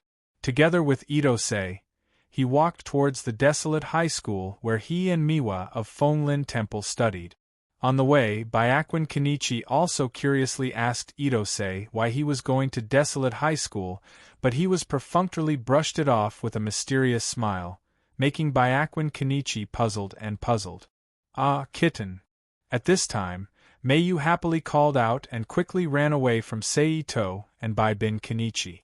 She ran to a telephone pole on the side of the street and squatted down.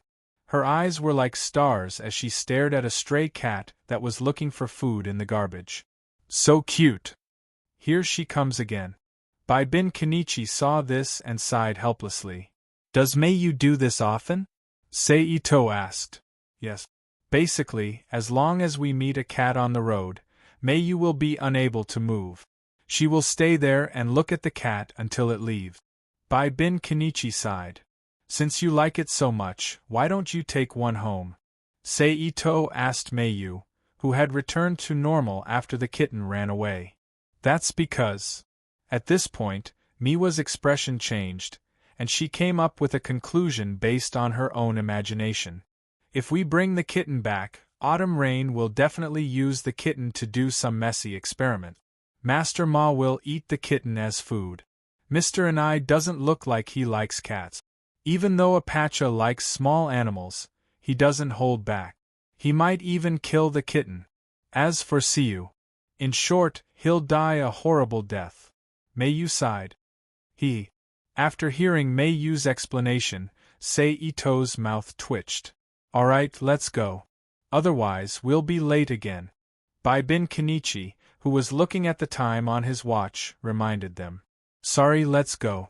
Miwa from Fenglin Temple stuck out her tongue playfully and led the way to Desolate High School. Behind her, Itomori and Byakuin Kenichi also took a step and ran to catch up. After a while, Sei-Ito walked into Desolate High School and asked Byakuin Kenichi, "Where's the principal's office?" "It's on the third floor of the West Academic Building," Byakuin Kenichi replied. Sei-Ito nodded. He stopped and said to Byakuin Kenichi and Mayu, "You two go to the classroom. I'll go to the principal's office." After that, Sei-Ito turned around and walked to the West Academic Building where the principal's office was. Ding ding ding. Sei-Ito stood in front of the door with a white rectangular notice board with the words, "Principal's Office," written on it. He knocked on the door in front of him. "Come in." The next moment, a calm male voice came from behind the door. After getting permission, Sei-Ito opened the door and walked in. "You are?" The principal, who was sitting behind a desk, looked at Sei-Ito with a puzzled expression. "Sorry to disturb you." Sei-Ito first closed the door and locked it. Then, he looked up at the principal with a smile. Then, without waiting for the principal to respond, he used hypnotism to control the principal. TSK. Sure enough, the anime world is inseparable from school life. This seems to be the third time I've been to school. Sei-Ito walked slowly to the principal and sighed softly. Then, Sei-Ito reached out and turned on the computer on the principal's desk. He connected to the network and pressed his hand on the computer case to activate his electromagnetic control ability. Almost instantaneously, a waterfall of data similar to the Matrix appeared on the computer screen and reflected in Sei-Ito's eyes, which were flashing with a strange light. Done. After more than 5 minutes, Sei-Ito withdrew his hand from the computer case. He said to himself with a smile on his face, "In the past 5 minutes, Sei-Ito first used the network to invade Japan's household registration system and forged a fake household registration information for himself. Then, he used this household registration information to make a fake student registration information in the Ministry of Education, Science and Technology, which was responsible for managing student registration information. Then, he forged information in the public security system of the county where Liangshan Lake was located. Finally, he transferred the combined information to the Education Management Department of Desolate High School to complete the final decision. I'm a new transfer student, Sei-Ito. I'm in the 2nd year of high school. My class is... Sei-Ito paused when he said the class. Then, he said, 2nd year, Class X. Yes. The principal, who was under the control of Sei-Ito's hypnosis, responded mechanically. At this time, Sei-Ito raised his hand and snapped his fingers, waking the principal from the control of hypnosis. So it's Sei-Ito. The principal, who recovered from the hypnosis, was stunned for a moment. Then, he immediately put on a smile and looked at Sei-Ito. I didn't expect you to report to school so early. As he spoke, he reached for the phone on the desk and dialed a few numbers at random. Call Director Iwamoto, the principal said into the phone. After that, he hung up the phone unilaterally. Shortly after the phone was hung up, a bald man who looked to be in his 40s came to the principal's office. Principal, you were looking for me. The bald man named Iwamoto said humbly to the principal. Yes. The principal nodded pretentiously. Then, he pointed at Sei-Ito and said, This is Sei-Ito, who just transferred from another school. Please send him to 2nd year Class X on my behalf. Okay. Iwamoto nodded. Okay, go ahead. The principal nodded and said when he saw Iwamoto agree.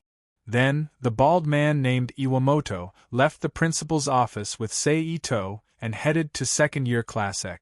The two of them didn't speak along the way. Soon, they arrived at the entrance of 2nd year Class X. Teacher Xiaolu, please come out. The bald man opened the horizontal sliding door in front of him and said to the female teacher, who was in the middle of class. Director Iwamoto. Teacher Xiaolu walked out of the classroom and closed the horizontal sliding door. This is the newly transferred student, Seito. He will officially join your class today. Iwamoto bent his arm and introduced him to Teacher Xiaolu. Hello, Teacher Xiaolu. Please take care of me in the future. Seito bowed politely to Teacher Xiaolu, who was looking at him. Okay, I still have something to do. I'll take my leave first, Iwamoto said when he saw that the two of them had met. Take care, Director Iwamoto. Teacher Xiaolu bowed and greeted him. Okay, let's go in. After Director Iwamoto left, Teacher Xiaolu looked away and said to Seito. Okay. Seito agreed. Teacher Xiaolu turned around and opened the classroom's horizontal sliding door. Then, she led Seito into the classroom. Everyone, please stop for a moment. Teacher Xiaolu walked into the classroom and stood on the podium. She clapped her hands and called out to the students. Then, she waited for the student's attention to be attracted to her and formally introduced him to everyone. This is the newly transferred student, Seito. He will officially join our class from today onward. Everyone, please welcome him. Clap, clap, clap. The sound of clapping could be heard from the students. Hello, everyone. I'm Seito. Please take care of me in the future. As usual, Seito introduced himself to everyone. You'll sit. After Seito finished his self-introduction, Teacher Xiaolu's gaze slowly swept across the classroom as she muttered to herself in a low voice. Teacher, I'll sit next to that student. Before Teacher Xiaolu could make a decision, Seito pointed to the empty seat next to a female student at the back of the classroom. Okay, you can sit next to Nanjo. Teacher Xiaolu didn't think there was any problem with Seito's request. She nodded and agreed. After receiving permission, Seito smirked and walked toward the female student, whose expression had been strange ever since he entered the classroom. Hello, I'm Seito. Please take care of me in the future. After walking to the empty seat and sitting down, Seito turned his head and said to the female student beside him. Then, he lowered his voice so that only he and the female student could hear him and said, We meet again, 8th Fist Hero of Ragnarok, Nanjo Kirasawa. You bastard. Nanjo Kirasawa clenched his teeth and said with the same lowered voice. After class, I'll wait for you on the rooftop. Seito straightened his body and said to Nanjo Kirasawa, using the secret sound transmission technique. At this time, Teacher Xiaolu, who saw Seito sit down, picked up the teaching materials in front of her and continued to teach from the point where she was interrupted. For Seito, this level of class was naturally not difficult. What's more, he didn't come to school to study, but to make it easier for him to cut into the plot. Therefore, he didn't put the class in his heart.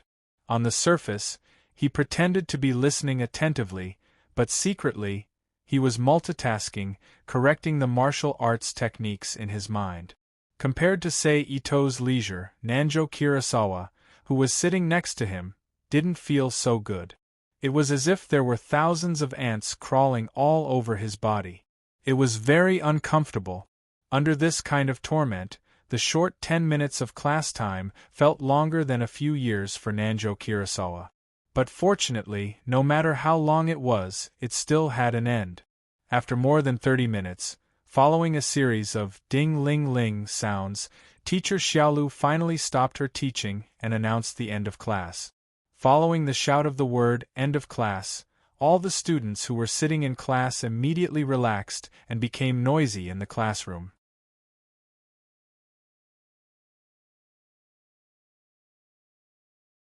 Chapter 630. Hua. With a loud noise, Seito stood up from his seat. Then, Seito glanced at Nanjo Kirasawa, turned around and walked out of the classroom. Just as Seito left the classroom, Nanjo Kirasawa also stood up from her seat, turned around and walked out of the classroom. She followed behind Seito, who was not far away, and walked towards the school's rooftop. A moment later, the two of them arrived at the rooftop one after the other. However, as soon as the two of them arrived at the rooftop, Nanjo Karashira immediately used a roundhouse kick on Seito's head, who had his back facing her. TSK, still so impulsive, Seito didn't even turn his head as he reached out to block Nanjo Karashira's roundhouse kick. Seeing that her roundhouse kick was blocked, Nanjo Karashira wasn't discouraged. She immediately twisted her waist in midair and kicked out with her other leg that was originally used as a support leg. Hearing the whistling sound, Seito, who raised his arm to block Nanjo Karashira's roundhouse kick, immediately turned his wrist and grabbed Nanjo Karashira's ankle. At the same time, he reached out with his other hand to grab Nanjo Karashira's calf. Using strength from his feet, waist, and shoulders, he threw Nanjo Karashira, who was in midair, towards the water tank at the side. Bang! In the next second, a muffled sound instantly rang out on the rooftop. A huge irregular depression appeared at the place where Nanjo Karashira's body hit. Ugh! Nanjo Karashira, whose body was hit by the impact, instinctively let out a low groan. She flipped over and fell from the surface of the water tank to the ground. At this time, Seito jumped and landed on the rooftop of the small house where the water tank was placed. It's good to have the courage to challenge, but you also have to be clear about the difference in strength between you and your opponent.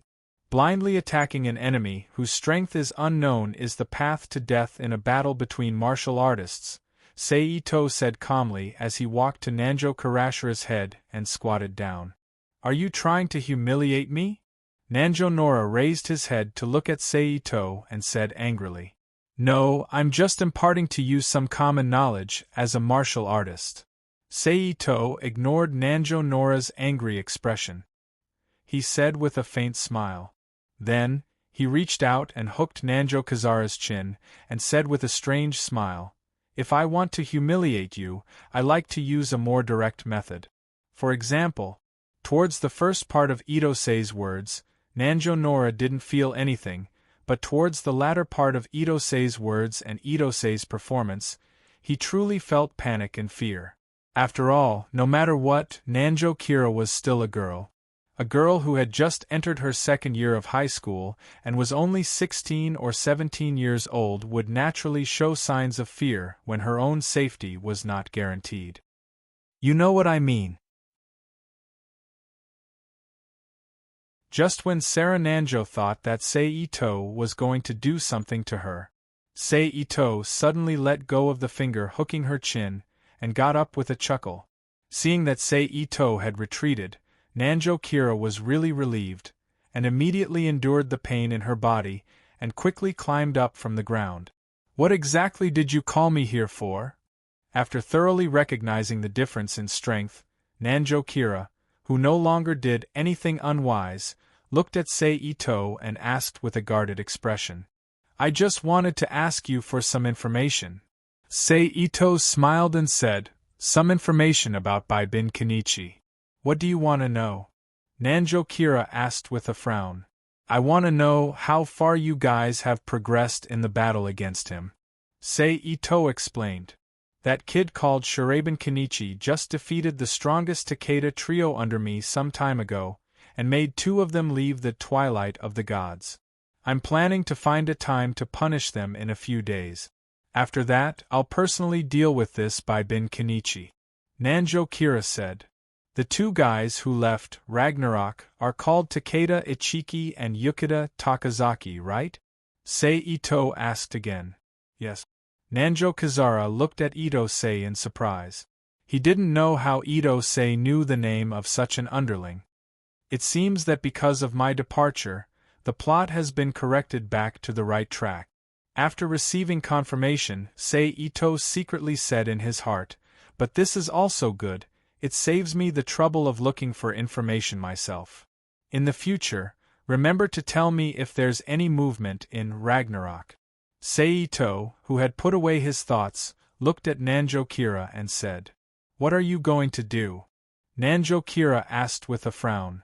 I have my own plans, you don't need to know. Seito calmly replied. Then, he glanced at Nanjo Kira and suddenly asked, Do you want to become stronger? What do you mean? Nanjo Kira looked at Sei Ito with surprise and asked. You just have to answer that I want to.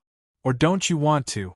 Sei Ito did not answer Nanjo Kira's question and asked again. Nonsense, of course I want to. Nanjo Kira curled her lips and said. It's good that you want to. In the future, during school, come to the rooftop to find me at noon and afternoon during club activities. I will guide you in your cultivation, Sei Ito said as he jumped down from the rooftop. Hey hey hey! Nanjo Kira looked at Sei Ito's back with surprise and shouted.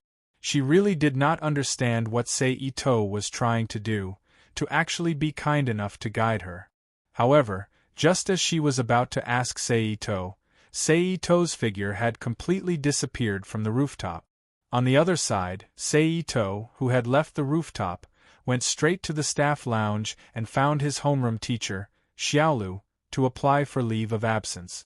For a student who had only attended one class on the first day of transfer, it was naturally not easy to apply for leave of absence.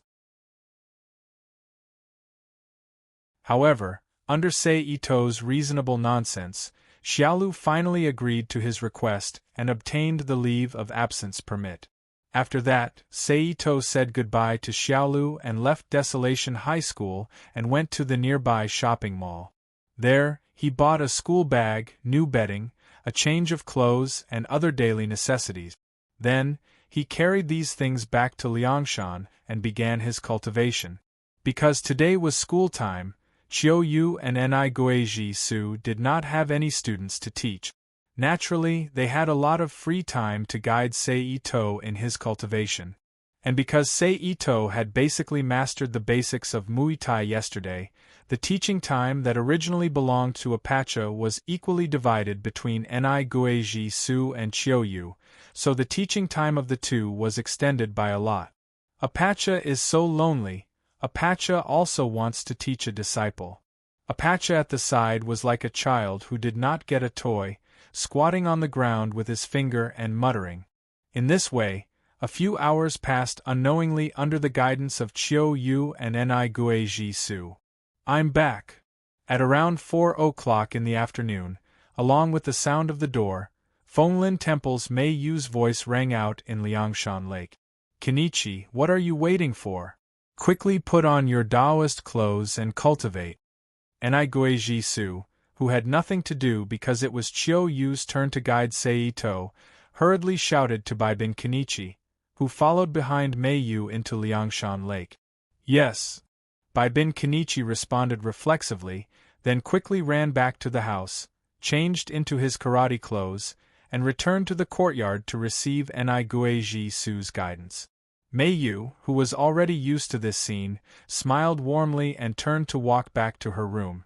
In the following time, because of Baibin Kenichi's existence, the entire Liangshan Lake seemed to have come alive, full of vitality. As expected of the main character of this world. Sei Ito, who could clearly feel that the atmosphere in the dojo was completely different with and without Baibin Kenichi's presence, sighed in his heart. A day's time slowly came to an end amidst this frolicking, and then the next day came. Sei Ito, are you going to school? Baibin Kenichi, who saw Sei Ito carrying a black bag, asked in surprise. How refreshing! Sei Ito glanced at Baibin Kenichi and said, Oh right, I still don't know which school Sei Ito are from. Mei Yu looked at Sei Ito curiously and asked. Hee, I've been following you for so long, can't you tell? Sei Ito asked with a smile. You're also from Desolation High School? Baibin Kenichi and Mei Yu were stunned at first, then asked at almost the same time. Yes. Sei Ito flipped his hand and took out a student ID with his picture stuck on it, and handed it to Baibin Kenichi and Mei Yu. Sei Ito, Desolation High School, Grade 2 Class X, Student Number XXX. Baibin Kenichi softly read out the information on the student ID. It's really you, Mei Yu said. Then, she was stunned again and looked at Sei Ito and asked, Did you go to our school yesterday to handle the transfer procedures? Smart. Ito Sei casually put away the student card and looked at Meiyu from Fenglin Temple. Then, he looked at Bai Bin Kenichi and Meiyu with a smile and said, "You're grade 1, and I'm grade 2. Come, call me senior." Huh! Bai Bin Kenichi and Fenglin Temple's Miwa looked at Itosei with a stunned expression, but they couldn't say the word senior out loud.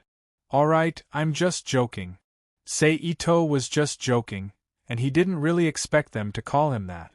Therefore, when he saw their awkward expressions, he quickly waved his hand and said. Hearing Sei Ito's words, Bai Bin Kenichi and Meiyu both let out a sigh of relief. Then, the three of them talked and laughed all the way to Desolation High School, walked into the teaching building, and walked to their respective classrooms. "Yo, you're here early." Itosei, who slowly walked to his seat, casually placed his school bag on the desk. He looked at Namju-Kazara, who was still wearing a red short-sleeved t-shirt and a pair of jeans.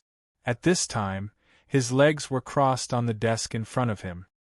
His hands were behind his head, and he gently swayed the chair that was supported by only 2 hind legs. "You're not late either." Saro Nanjo curled his lips and said.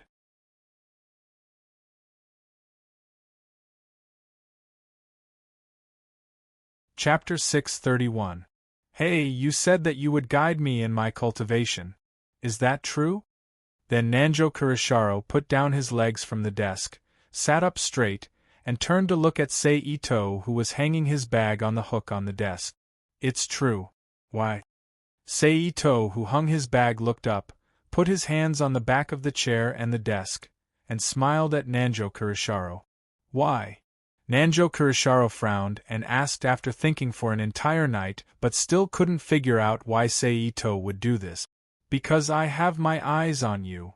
Sei Ito retracted his hands, and then grabbed the edge of the chair under his but with one hand, and pulled the chair and his body closer to Nanjo Kurisharo, and said with a flirtatious expression, "You." Nanjo Kurisharo was angry when he heard this, and his face was slightly red as he glared at Sei Ito and shouted. "I'm not lying," Yizichin said. Sei Ito knew that they were in class, and it was not good to tease Nanjo Kurisharo too much. He retreated back to his desk, put his left elbow on the table, and put his palm near his temple. He looked at Nanjo Kurisharo and said, "In the whole of your school, only you and Third Fist how Freya are fond of." "Sister Freya? You actually have ideas about Sister Freya? You really don't know what's good for you," Nanjo Kurisharo said after listening to Sei Ito's explanation. Although Nanjo Kurisharo didn't know how strong Sei Ito was, he estimated that there was a limit to how strong he was. In the whole of the school, he was the 3rd strongest, and he was also the opponent of his respected Sister Freya. "You'll know in the future if I don't know what's good for me," Sei Ito said with a shrug, and then asked Nanjo Kurisharo again with a smile, "How about it, do you want to receive my guidance?" I'd like to see how you're going to guide me." Nanjo Nora coldly snorted, his tone full of disdain. "Hee, I can guarantee that it will be unforgettable for you," Sei Ito said to Nanjo Karasuma with a strange smile. After that, the two of them stopped talking and sat in their seats in a daze. Ding ling ling ling ling. Not long after, a slightly noisy bell rang. A middle-aged male teacher, holding a large triangular ruler engraved with black numbers and teaching materials, walked into the classroom. "Stand." Then, a female voice rang out. With that, all the students stood up from their seat. "Greetings." The female voice sounded again. "Greetings, teacher." All the students bowed in unison. "Sit." After the students straightened up, the female voice sounded again. All the students returned to their chairs. Everyone turned to page 33. The male teacher flipped open the teaching materials on the table and said. Then, he began to teach the students the contents of the materials. Ding ling ling ling ling. A bell rang out. A burst of noise immediately rang out in the classroom. "Let's go." Sei Ito stood up from his seat and walked out of the classroom. He said to Nanjo Nora, "Humph." Hearing the call, Nanjo Nora coldly snorted and stood up from his seat obediently. He followed Sei Ito's footsteps and walked out of the classroom together. Wow. Something's up. That newcomer seems to know Nora. A certain gossipy girl said as she watched the two leave. It can't be. Could it be that the newcomer is also a delinquent? It's rare to see someone with good looks. Another girl gossiped. What? Are you moved? Another girl looked at the previous girl and asked with a smile. How could that be? My goal has always been Prince Tanimoto. The previous girl clasped her hands in front of her chest, and her eyes flashed with a heart shape. Prince Tanimoto would like you? Stop joking. The gossipy girl said disdainfully. After that, it was the jealousy between the girls. Sarcastic remarks.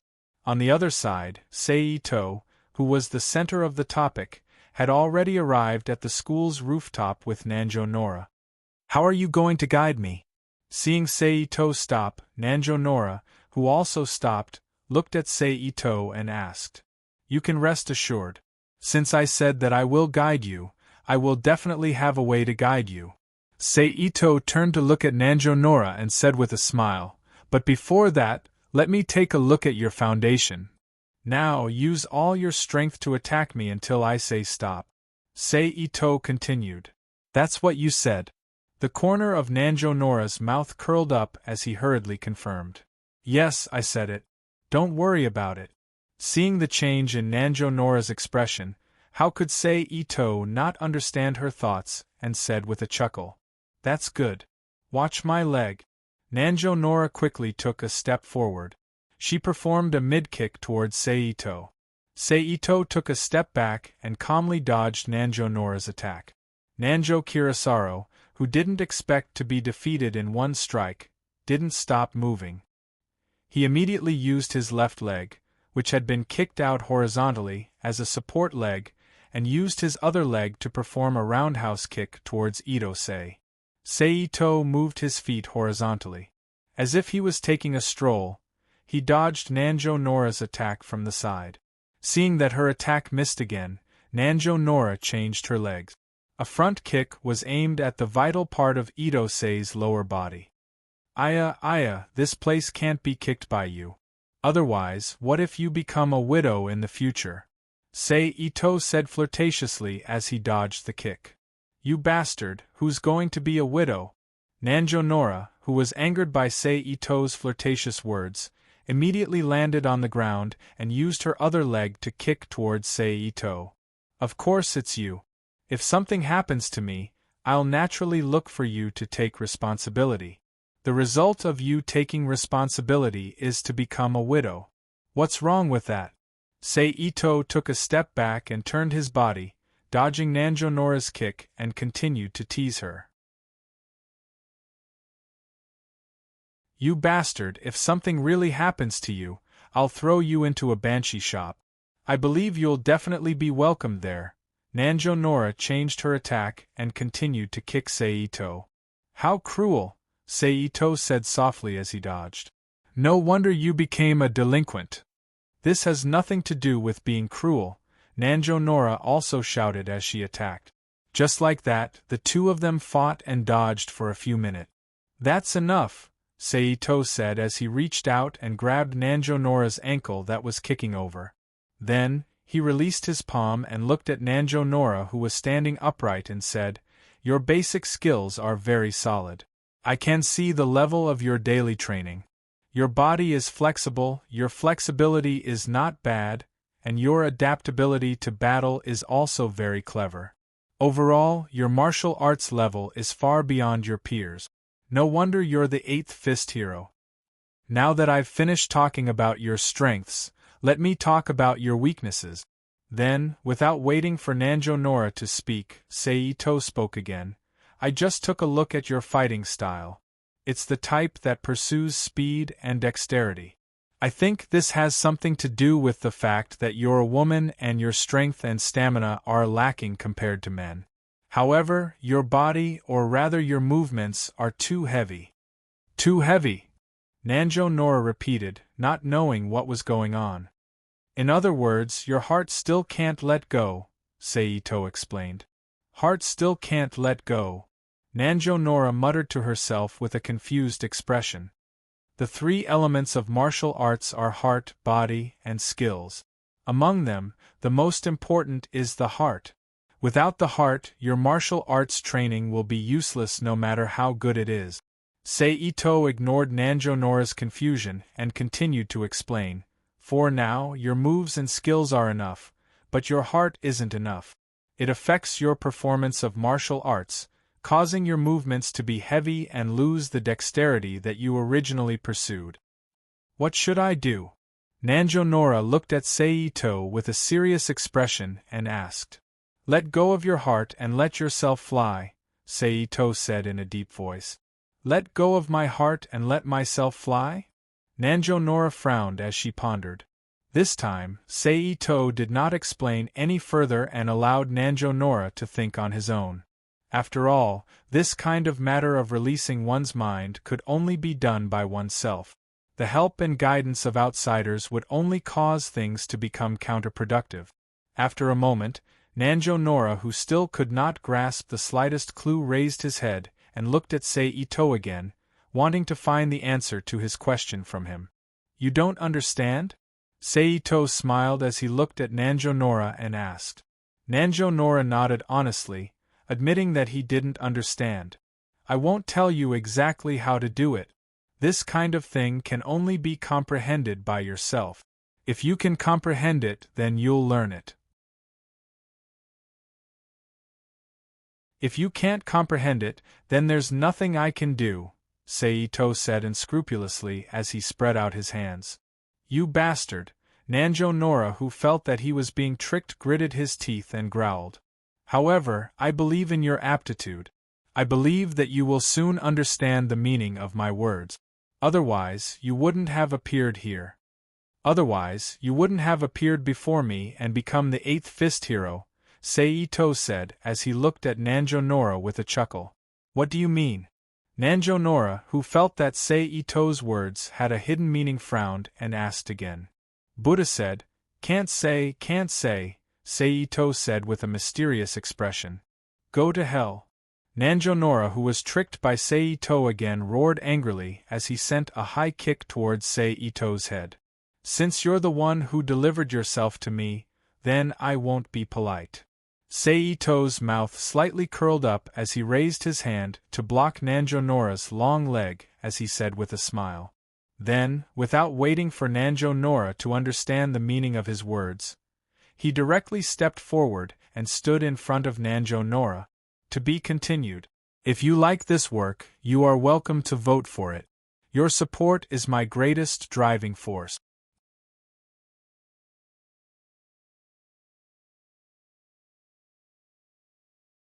Chapter 632. P.S. Thank you to Cold Moon Cold Ice for your precious monthly vote. Thank you to Nex, Nickfanny, and 157747860 for your tip. None. Pop-up window, what are you doing? Her hands were half bent between Seito and her chest. One of her legs was held by Seito's single arm, and her body was restrained by Seito's arm.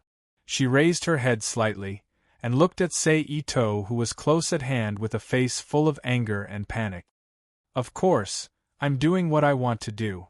Seito, who was looking down at Nanjo Kira, chuckled.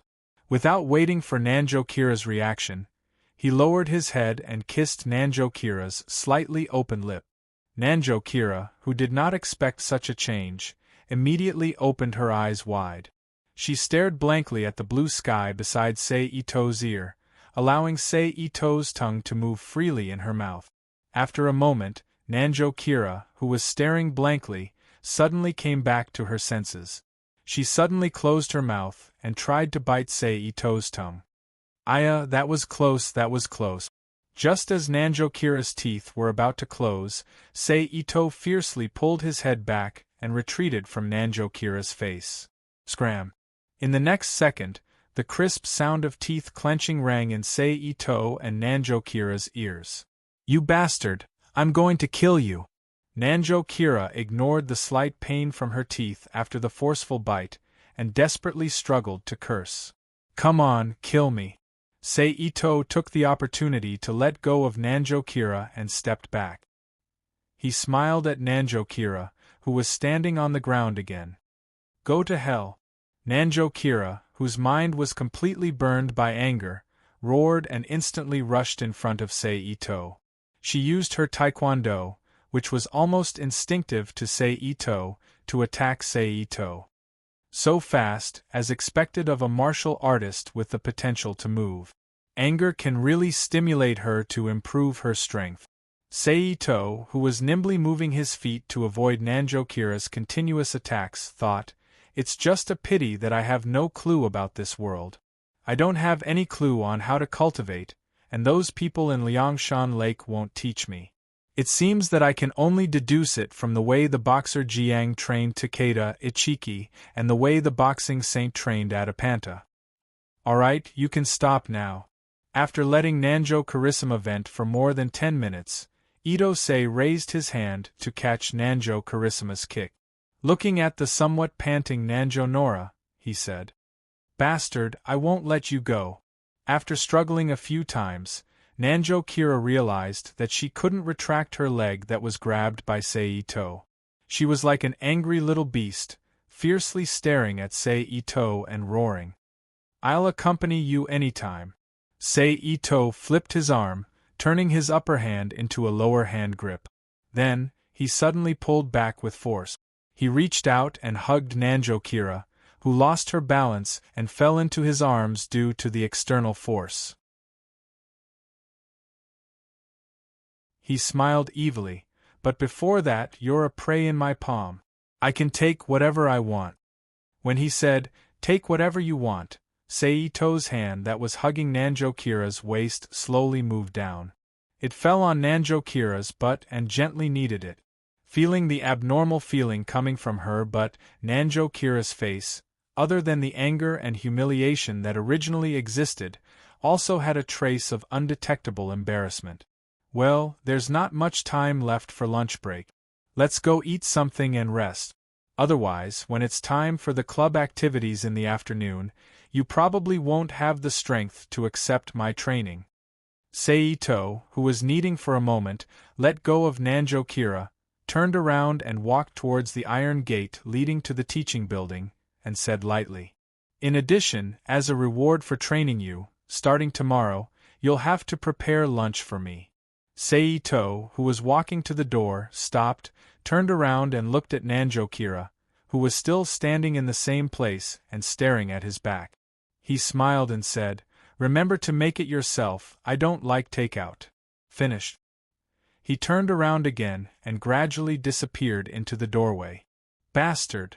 After Sei Ito completely disappeared, Nanjo Kira, who was still standing on the rooftop, cursed fiercely, her chest rising and falling rapidly. On the other side, Sei Ito, who had left Nanjo Kira, casually found an empty corner in the campus. He flashed into the Rubik's Cube world and appeared in Mayuzumi's house. At this time, Mayuzumi and Roly-Poly were sitting opposite each other at a short table, eating lunch with their heads lowered. "That's great. We can eat ready-made food." Sei Ito, who was minding his own business, walked to the table and sat down. Seeing Sei Ito appear, Mayuzumi glanced at Sei Ito and ignored him, continuing to quietly eat her food. Roly-Poly immediately stood up from the table. She turned around and walked out of the room, and soon returned with a bowl and chopstick. She handed the bowl and chopsticks in her hand to Sei Ito, then sat back down at the table and continued to eat. "Thank you, Roly-Poly." Sei Ito, who reached out to take the bowl and chopsticks, thanked her. Roly-Poly raised her head and smiled at Sei Ito, then lowered her head and focused on eating her food. Then, the three of them maintained the traditional etiquette of not speaking while eating, and quietly finished their lunch. After lunch, Mayuzumi walked to Sei Ito's side and sat down. "Sei Ito. HM?" Sei Ito, who was lying on the tatami, sat up and turned his head to look at Mayuzumi with a puzzled expression, waiting for her to continue. I used the school website you mentioned to check and found that the martial arts section on the website is somewhat different from what I understand. It is somewhat similar to the advanced martial arts section, so I might not be able to guide those children in their cultivation, Mayuzumi, who was looking at the courtyard, said faintly. I know. After hearing Mayuzumi's words, Seito lay back down on the ground and spread his arms. Since you know, why do you still want me to be the teacher of the martial arts class? Mayuzumi turned to look at Seito and asked with a frown. Because I believe in your ability, Seito said without hesitation. Ability. Mayuzumi turned back to look at the yellow dirt road in the courtyard, her eyes slightly dazed as she muttered to herself, Ability. Yes, ability. I believe that with your aptitude, those things won't be a problem for you at all. Seito said with certainty. Also, when you left that world, didn't you say that you wanted to become stronger and not let some things happen again? As long as you understand those martial arts things, I believe that your strength will definitely be much, much stronger than it is now. Hearing Seito's words, Mayuzumi's eyes flickered twice, but she didn't say anything. Besides, the content of the martial arts class is currently learning some basic things, which is the breathing and expiration part of all martial arts. With your strength, it's definitely more than enough to guide them, Seito continued. Then, Seito turned his head to look at the time displayed on the clock hanging on the wall. He found that the lunch period was about to end, so he sat up from the tatami again. Then, with one hand on the tatami, he stood up and walked to Mayuzumi's side. I still have something to do outside, so I'll leave first. I'll come to see you next time. After saying that, his figure flashed and instantly disappeared from Mayuzumi's side. He reappeared in the desolate high school of the strongest world in history and slowly walked back to the class. Looking at your appearance, you had a good rest, Seito, who had returned to his seat, looked at Saro Nanjo beside him and teased. With regards to Seito's teasing, Saro Nanjo didn't even pay attention to it. It was as if he didn't exist and continued to focus on pressing the handheld game in his hand. Seeing this, Seito didn't say anything. He just smiled and retracted his gaze. He continued to close his eyes and corrected the martial arts movements in his mind. Ding-ling-ling-ling-ling. About 10 minutes later, a not-so-crisp bell rang, announcing the end of the lunch period and the beginning of the afternoon classes. The afternoon classes in Japanese schools had always been very short. No matter what school it was, all classes would end around 3 to 3:30 in the afternoon, leaving the rest of the school time for the students' club activities. Hey, what are you going to do? Seito, who had put the books into his bag, turned his head and said to Saro Nanjo, who had gotten up from his seat and left. Don't you want to continue training? Seeing that Saro Nanjo ignored him, Seito raised his hand and got up from his seat. He quickly walked to Saro Nanjo's side and joked, Who the hell wants to be trained by a bastard like you? Hearing the word, training, Saro Nanjo abruptly stopped in her tracks and turned to look at Seito. Her face was filled with anger as she growled. Oh, that's really disappointing. It's rare for me to be so kind as to train you and give you the chance to challenge Freya. Seito said with a disappointed expression that was obviously fake. You call that training? Saro Nanjo said with a mocking expression. First you threw me a sentence that I didn't understand, then you took the opportunity to take advantage of me. If that kind of situation is called training, then it's better for me to train by myself. Sigh, it seems like I have to show some of my true abilities. Seito, who was still walking side by side with Saro Nanjo, lowered his head and sighed. Then, he suddenly reached out and grabbed Saro Nanjo's arm. As he led her out of the school building, he said, Follow me. What are you doing? Let go of me. Saro Nanjo, whose arm was grabbed in front of everyone, shouted anxiously with a red face. Ito ignored Saro Nanjo's words and continued to ignore the gossipy gazes of the surrounding people. He continued to drag her out of the school building, left desolate high school, and walked towards the abandoned building that Saro Nanjo often stayed in. This direction is. Saro Nanjo, who had stopped resisting after leaving the school gate and allowed Ito to pull her, looked at the familiar buildings around her and guessed in her heart. Sure enough, not long after, the abandoned building that she couldn't be more familiar with appeared in front of Saro Nanjo's eyes. Hey, let go of me quickly! Saro Nanjo, who didn't want her underlings to see her like this, hurriedly stopped in her tracks. She used her hand to pull Ito's fingers that were holding her wrist as she said in a panic. I can let go of you if you want, but you have to be obedient. Seeing that Saro Nanjo was fiercely resisting, Ito also stopped in his tracks and turned around to look at Saro Nanjo. To be continued. If you like this work, you are welcome to vote for it. Your support is my biggest motivation.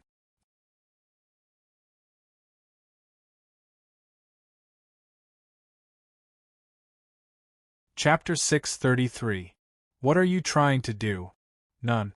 Pop-up window. Through this day of interaction, Nanjo Kirishira, who had already labeled Ito as a bad person in her heart, subconsciously took a step back and asked, while staring at Ito with a guarded expression. Nothing, as long as you're obedient. Ito's lips curled up slightly as he smiled. Really? Nanjo Kirishira asked with a face of disbelief. Really? Ito nodded. All right, as long as you don't do anything excessive to me, I'll listen to you. Just in case, Nanjo Kirishira used a condition as a constraint to agree. That depends on your performance. Ito laughed. After the temporary agreement, Ito immediately let go of Nanjo Kirishira's arm and walked with her towards the abandoned building. Miss Kirishira. As soon as the two of them walked into the abandoned building, the delinquents who were guarding the building's corridor immediately greeted Nanjo Kirishira. TSK, your prestige is not small. After the two of them passed through the delinquents guarding the corridor and continued to go deeper, Ito moved his head close to Nanjo Kirishira's ear and lightly breathed into her ear. You bastard!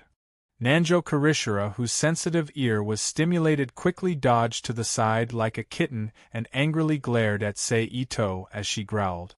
Ito did not care about this at all as he continued to look at Nanjo Kirishira with a smile on his face. Nanjo Kirishira, who clearly knew the thickness of Ito's skin, snorted coldly and ignored Ito as she turned around and quickly moved towards the stronghold inside. Along the way, there were constantly patrolling delinquents who took the initiative to greet Nanjo Kirishira. After a short while, the two of them arrived at the room with a worn red leather sofa in the middle and a water dispenser in the corner. Opposite the water dispenser, there was a leather sandbag hanging from the wall. Miss Kizara. Inside the room, several hoodlums greeted Nanjo Kizara, who had just walked in. It's you. After those delinquents, White Bird, who was dressed like a European aristocrat but was actually a woman, suddenly rushed in between Ito and Nanjo Kirisaro's, taking up a stance to shield Nanjo Kirisaro's behind her. He stared at Ito warily and shouted in a deep voice. Seeing White Bird's reaction, those hoodlums who didn't understand the situation also subconsciously pulled out their short sticks, daggers, metal chains and other weapons and slowly surrounded Ito. Everyone, stop! Just as the battle was about to break out, Nanjo Nora quickly shouted. Miss Kizara. White Bird slightly tilted her head, her gaze still not leaving Ito as she shouted at Nanjo Kirisaro's. Don't worry, White Bird. Nanjo Kirisaro's comforted. Then he shouted at the other hoodlums, all of you leave first. Yes, Miss Kizara. Seeing that their boss had spoken, those hoodlums immediately stopped attacking and put away their weapons. Then they turned around and walked out of the room. At this time, seeing that Ito still didn't move, White Bird also slowly withdrew her stance and retreated to the side. She still stared at Saito with a wary gaze. As long as he made the slightest mistake, she would launch a strong attack. Lily. Saito's gaze was full of interest as it moved back and forth between White Bird and Nanjo Kirisaro's. He chuckled. Say it, what are you doing here? Nanjo Kirisaro's looked at Saito and asked. I'll let you know what real martial arts is, so that you won't think that my guidance is fooling you. Hearing Nanjo Kirisaro's question, Saito put away the smile on his face and slowly walked to the sandbag. Isn't it? Nanjo Kirisaro's sneered. Watch carefully. Saito ignored Nanjo Kirisaro's sneer. His left palm was placed on the sandbag, his back facing Nanjo Kirisaro's as he shouted. Bang! Just as his voice fell, an explosion suddenly sounded in the room, followed by a wah-wah-wah sound. A large amount of fine yellow sand poured down from the back of the sandbag like a waterfall. Seeing this, Nanjo Kirisaro's pupils suddenly contracted. He quickly rushed to the side of the sandbag and turned his head to look at the back of the sandbag. Then, a huge hole appeared on the back of the sandbag. How did you do this? Nanjo Kirisaro's reached out to check the damage of the sandbag. After confirming that it wasn't an illusion, he turned his head to look at Saito. He asked in a deep voice, Chi. Using Chi to explode. Saito retracted his palm and looked at Nanjo Kirisaro's as he explained. Chi. Nanjo Kirisaro's said in confusion. Chi is a kind of energy that exists in everyone's body. Through martial arts training, humans can master and control Chi, thus using Chi to do many incredible things. Saito explained in detail.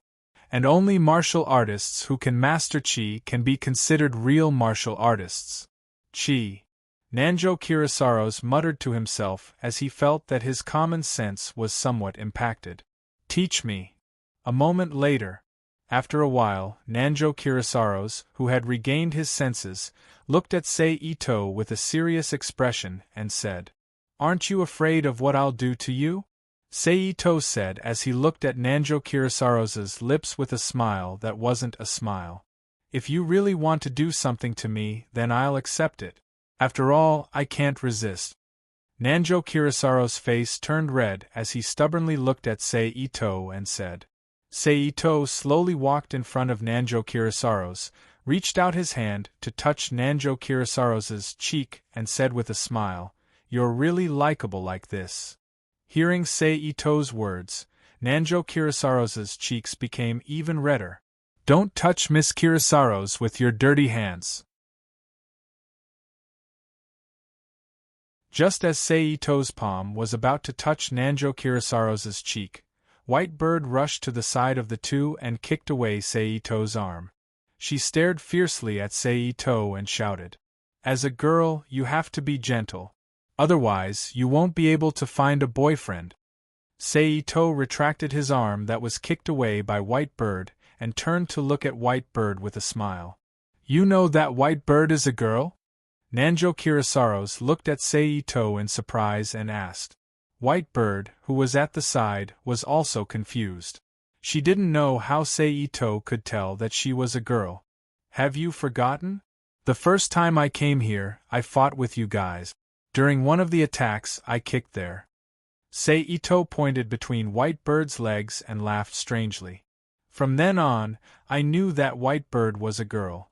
White Bird, who was pointed at by Saito, blushed and subconsciously tightened her legs. All right, let's put aside the small talk for now. At this time, Saito's expression changed. He looked at Nanjo Kirisaro's with a serious face and said, It's not impolite to teach you how to use Chi, but not now. Why? Nanjo Kirisaro's frowned and asked. Because your body isn't strong enough. Saito said calmly. Without a strong enough body, the burst of Chi will bring a strong burden to you. When the time comes, don't talk about using Chi to help you in battle. It's already good enough that Chi doesn't become a hypnotic charm for you. Make my body stronger. Nanjo Kirisaro's frowned. I do have a way to make your body stronger quickly, but you might not be able to bear the price. Seito said with a strange smile when he saw Nanjo Kirisaros lowered his head in contemplation. Hearing Seito's words, Nanjo Kirisaros, who was originally pleasantly surprised, immediately had a bad feeling when he saw the change in Seito's expression. He suppressed the words that he was about to say. Think about this kind of thing yourself. When you've thought it through, just tell me. Seito said to Nanjo Kirisaros as he turned around and walked out of the building. When he passed by Whitebird, Seito unscrupulously reached out and pinched Whitebird's butt. Then, Whitebird's face turned red in anger as he laughed and ran out of the abandoned building. He returned to Liangshan Lake and received the basic Muay Thai, Jiu-Jitsu, and Karate Advanced Correction from Apache, Reverse Ghost Jishu, and Seigetsuakut. Sure enough, teasing Kirisaros is a very loving activity in the interval between boring training. Seito, who was training Apache and above the basic Muay Thai advanced techniques, sighed in his heart. The following time was the same as the previous 2 days. It was still training, eating, and watching Byakuin Kenichi's life tragedy. Just like that, the night passed smoothly and the next day came again. The morning schedule was the same as the previous 2 days. Washing up, morning training, and then leaving Liangshan Lake with Byakuin Kenichi and Fenglin Temple's meet. They arrived at Desolate High School and after greeting each other, they went their separate ways to their respective classes. Yo, good morning, Seito greeted Nanjo Kirisaros as he walked past her and patted her on the shoulder. Phew! Nanjo Kirisaros, who was shocked by the pat on the shoulder, let out a light sigh after hearing Seito's greeting. She turned to look at Seito, who was sitting on a chair, and said angrily, "Don't pat me so suddenly next time. Don't you know that you can scare people to death?" Seito, who was sitting on a chair facing Nanjo Kirisaros, shrugged his shoulders and said innocently, "Well, how would I know that you were daydreaming?" Then, he looked at Nanjo Kirisaros with dark circles under her eyes and said with a smile, "Looking at you, it seems like you didn't rest well. What's wrong? Did you stay up all night because of what I said?" Surprisingly, Nanjo Kirisaros did not refute him. Instead, she frowned and fell silent. "No way, you really thought about what I said for an entire night." Seito looked at Nanjo Kirisaros in surprise. "Are you an idiot?" For a normal martial artist, if an obvious method to increase their strength appeared in front of them, but they couldn't get it for some reason, they would probably toss and turn in bed. Nanjo Kirisaros looked at Seito with a look of disdain as she said, Indeed." Seito, who was stunned by Nanjo Kirisaros' words, nodded and said, "I just didn't think that your desire to increase your strength would be so strong. If you like this work, you are welcome to vote for it. Your support is my greatest motivation."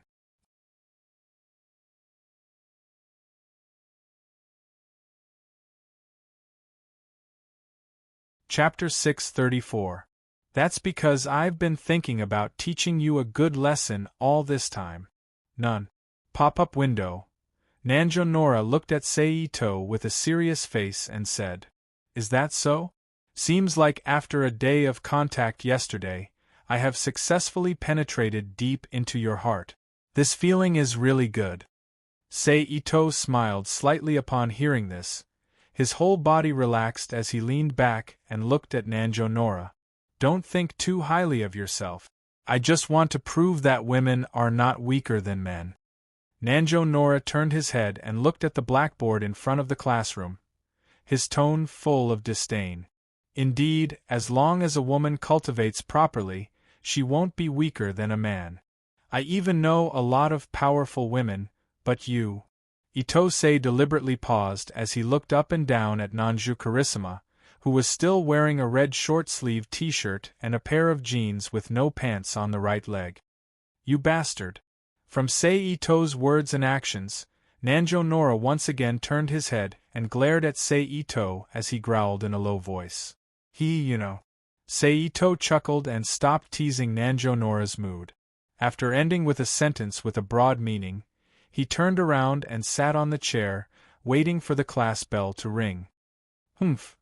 Seeing Saito turn around, Nanjo Nora coldly snorted and retracted his gaze. He lowered his head and took out the books needed for the upcoming class from his bag and placed them on the table. Speaking of which, it was strange. Although Nanjo Nora was a delinquent, he was also from a group of delinquent. The eighth fist hero of the 8 fist heroes, but his academic results were not bad. It could even be said that he was not bad. At least in the student information that Saito checked before entering the school, Nanjo Nora's grades had always been in the upper middle of the class. Compared to the delinquents in the manga, Takeda Ichikatsu and the judo apprentice Yukita Takahashi, he was not just a little bit better. Ding-ling-ling-ling. After more than a minute, a series of noises rang out, indicating that it was time for class. Ding-ling-ling-ling-ling-ling. Along with the sound of a bell, the morning class was officially over. It was time for the students to take their afternoon break. "Honey, have you prepared my lunch?" Saito, who had casually stuffed all the books into his backpack, turned his head to look at Nanjo Kira, and asked with an ambiguous smile, "Who is your darling?" Nanjo Kirasaro, whose face was flushed red from being addressed as dear, looked around in panic. When he saw that no one was paying attention to him, he shouted at Saito. But even so, however, Nanjo Kira still took out a lunchbox wrapped in a pink silk cloth from his bag. It was clearly shaped like a lunchbox. Blushing, she quickly stuffed it into Saito's hands. "Wow, what did I just see? Taro-ji is giving lunches to the freshmen." But as luck would have it, a boy just happened to see Nanjo Kira stuffing his lunchbox into Saito's eyes, and immediately exclaimed in surprise, "What? It's true." Following that boy's words, the remaining students in the class all looked at Nanjo Kira and Saito in shock. "Wow, it's true. Look, isn't that lunchbox in Saito's hands?" Another sharp-eyed student shouted. "How could this be?" A boy who was obviously interested in Nanjo Kira said in a rather frantic manner, "Are the two of them in love?" Another girl's eyes flashed with gossip. "That freshman called Saito is really good. He's only been in school for 2 days, and he's already got Taro in his hands. Later, I'll definitely look for him to learn how to pick up girls," another boy said. In short, all kinds of gossips could be heard in the classroom. Ravaged by the gossip, Nanjo Kirasaro, whose face was red with pain and shame, suddenly stood up from his seat. He reached out to grab Itose, who was beside him, and quickly pulled him out of the classroom. "Wow, the two of them are so daring," a girl said with a face full of admiration. As for whether there were other gossips behind, that was no longer related to Saito and Nanjo Kira, because with the speed of the two of them, when the girl's voice fell, they had already left the classroom, and could no longer hear any sounds coming from the classroom. However, at this time, Nanjo Kira, who was still in a state of panic, did not notice. She still grabbed Saito's arm, and ran to the rooftop under the gaze of the other students in the school. Bang! A loud muffled sound rang out. Nanjo Kira, who had run to the rooftop, slammed the connecting door shut, and leaned her back against the slightly cold door. Her chest quickly rose and fell. "Now, even if you jump into Tokyo Bay, you won't be able to wash away the fact that you're my girlfriend," Saito, who was in front of Nanjo Kira, said with a cheerful smile. Hearing Saito's words, Nanjo Kira shouted loudly as if venting her anger. "Okay, let's go over there for lunch." Saito reached out and grabbed Nanjo Kira's arm, and pulled her to the bottom of the water tank. "It's all because of you, bastard. If it wasn't for you, how could such a thing happen?" Nanjo Kira fiercely shook off Saito's hand, and angrily said as she glared at him, "Even if you throw a tantrum, it's useless. The rumors have already been spread, and with their current mentality, any explanation is just a cover-up. It will only confirm the fact that you and I are dating. Seito once again pulled Nanjo Kira's arm, and continued to pull her to the bottom of the water tank as he stated. This time, Nanjo Kira didn't shake off Seito's arm, and just silently followed behind Seito with an unhappy expression as they walked to the bottom of the water tank. Right now, the best solution is to tacitly accept this fact and not explain it. This way, in less than 2 days, they will forget about this matter due to the novelty of the past, and won't add to your worries, Seito lightly said as he came to the bottom of the water tank and sat down against the wall, and reached out to pull Nanjo Kira, indicating for her to sit down as well. Now let me see what my cute Kira has prepared for me. After Nanjo Kira sat down, Seito raised his hand and brought the lunchbox in front of him, and teased as he undid the knot of the outer silk cloth. Hearing Seito's way of addressing her, Nanjo Kira's cheeks once again turned red, and very embarrassedly turned her head to the side. The style is not bad. Seito reached out to open the pink plastic lunchbox's lid, and smiled as he looked at the carrots, green peppers, and 2 cherries on top of the rice in the lunchbox. Nanjo Kira's face turned even redder as she thought of the vegetables in the lunchbox, and she didn't dare to look back at Seito. Rice, green pepper, fried shredded meat, fried meatballs, carrot salad, and 2 cherries. It's quite a sumptuous meal. Seito chuckled as he listed out the contents of the lunchbox. I'll start eating. Seito reached out to take the chopsticks on the lunchbox's lid, and clasped his hands together to recite the Japanese pre-meal etiquette. Then, Seito used the chopsticks to pick up a meatball from the lunchbox, and put it into his mouth and lightly chewed. At this time, Nanjo Kira, who heard Seito eating quietly, pricked up her ears. She wanted to hear Seito's satisfaction with the food she made. After all, no matter what kind of girl she was, she would want the dishes she made to be praised, especially by men. It would be best if it was from the man she liked. This could be said to be an affirmation of her feminine value. Very good. The meat is full of juice. Fresh and tender, very delicious. Seito turned to look at Nanjo Kira, who was eavesdropping, and praised. Humph. Nanjo Kira, who was praised, lightly snorted, and a satisfied smile appeared on her face. Then, Seito praised Nanjo Kira's good cooking skills while enjoying the lunch. Great lunch. It's a pity that it's a little too little, Seito said with regret as he put the lid back on the lunchbox and put it aside. Then, he turned to look at Nanjo Kira and said, "Oh right, you haven't eaten yet, right? I'll send you to eat. Don't affect your cultivation later." "I know," Nanjo Kira replied and stood up from the ground. She walked around Seito to the lunchbox and bent down to pick it up. Then, she took the lunchbox and walked down the stairs. I really didn't expect Kira to have such good cooking skills. Seito, who put his hands behind his head as a pillow, closed his eyes and enjoyed the gentle breeze from the sky. Bang! Soon after, with a muffled sound, Nanjo Kira's figure reappeared on the rooftop. "Let's begin," Nanjo Kira said when she saw Seito looking at her. "Okay." Seito replied and stood up from the ground. He walked in front of Nanjo Kira and confronted her. "Just like yesterday, you attack and I defend. But today, I'll add appropriate counterattacks to remind you of the loopholes in your movements. Pay attention." Seito explained today's training method. "I understand." Nanjo Kizara nodded in response. "Let's begin," Seito announced with one arm behind his back. Seeing this, Nanjo Kira didn't say anything and pressed down on the green beret on her head with one hand. Jinbu stepped forward and kicked Itose with a front kick. Seito leaned back and dodged Nanjo Kira's kick. Then, he raised one of his hands. He blocked Nanjo Kira's kick that had been changed to a follow-up attack. Then, he stepped forward. He came in front of Nanjo Kira. Nanjo Kira turned her body and used Seito's leg as a support point. Her body turned 335 degrees horizontally and kicked towards Seito's head with her other leg.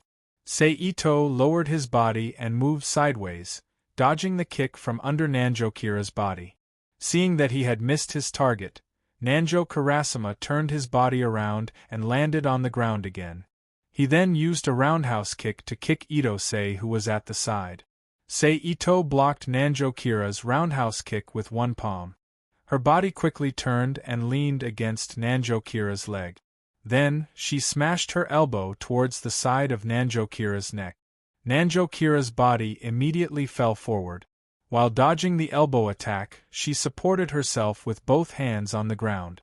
Then, she lifted her other leg and kicked towards Seito's left calf. Seito lifted and released his left leg, immediately dodging Nanjo-kira's attack. At this time, Nanjo-kira's arms crossed and twisted. Her body spun quickly like a top. Her two high-speed spinning legs immediately forced Seito to retreat. Then, Nanjo-kira's body flipped and landed on the ground again, confronting Seito. After a moment, Nanjo-kira's body leaped and once again launched a series of attacks at Seito. Just like that, under Nanjo-kira's crazy attacks, Seito could only dodge and dodge. Occasionally, he would counterattack to give Nanjo-kira a chance to attack. The lunch break quickly passed. Okay, let's stop here. Seito, who felt that it was about time, grabbed Nanjo-kira's ankle with one hand and said aloud, "Huff, huff, huff, huff." Nanjo-kira, who withdrew her ankle from Seito's hand, raised her hand and wiped the sparkling sweat on her forehead. She stood on the spot and panted. Let's go back to the classroom." Seito stepped forward and reached out to grab Nanjo-kira's hand. Then, he led her towards the door. "What are you doing?" Nanjo-kira, who was shocked by Seito's action, quickly threw away Seito's hand, took a step back, and looked at him. "Of course, it's to speed up the popularity of the students in the class. Only this way can their gossipy mood quickly weaken until they finally get used to it," Seito said with a matter-of-fact look. "Really?" Nanjo-kira said with some disbelief. "Really?" Seito stepped forward again and grabbed Nanjo-kira's hand. Then, he pulled her towards the door and said, "So what if it's fake? Anyway, the two of us have already kissed. What's there to be afraid of holding hands?" "You bastard." Nanjo-kira's face turned red. She lifted her leg and kicked Seito's right calf. "Alright, you won't be able to kick me. Just follow me obediently." Seito's right leg quickly lifted up, and then fell forward as if he was walking normally. He dodged Nanjo-kira's left leg that was sweeping downwards, and continued to pull her forward. Nanjo-kira, who knew that she couldn't do anything to Seito, no longer resisted. She let Seito lead her away from the rooftop and back to the teaching building. Then, they slowly returned to the class. Wow, so bold. As the two of them returned to the class hand in hand, even louder noises of gossip immediately rang out in the class. Hearing the noise, Nanjo-kira's cheeks immediately turned red. She shyly threw away Seito's hand, and quickly ran back to her desk and sat down. Seito, on the other hand, had a very unscrupulous smile. He ignored the gossipy eyes of the surrounding students and slowly walked back to his seat. Then, he sat down. Awesome. A male student sitting in front of Seito turned around and gave Seito a thumbs up.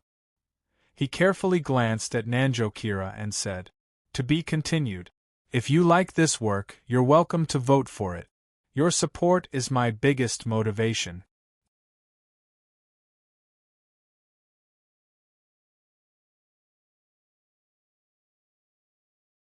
Chapter 635. P.S. Thank you to Holy Evil and Shuin for their precious monthly vote. None. A pop-up window popped up. Thank you to 1577478860 and Nickfany for their tip. Ah Ching, stop for a moment, the elder wants to see you.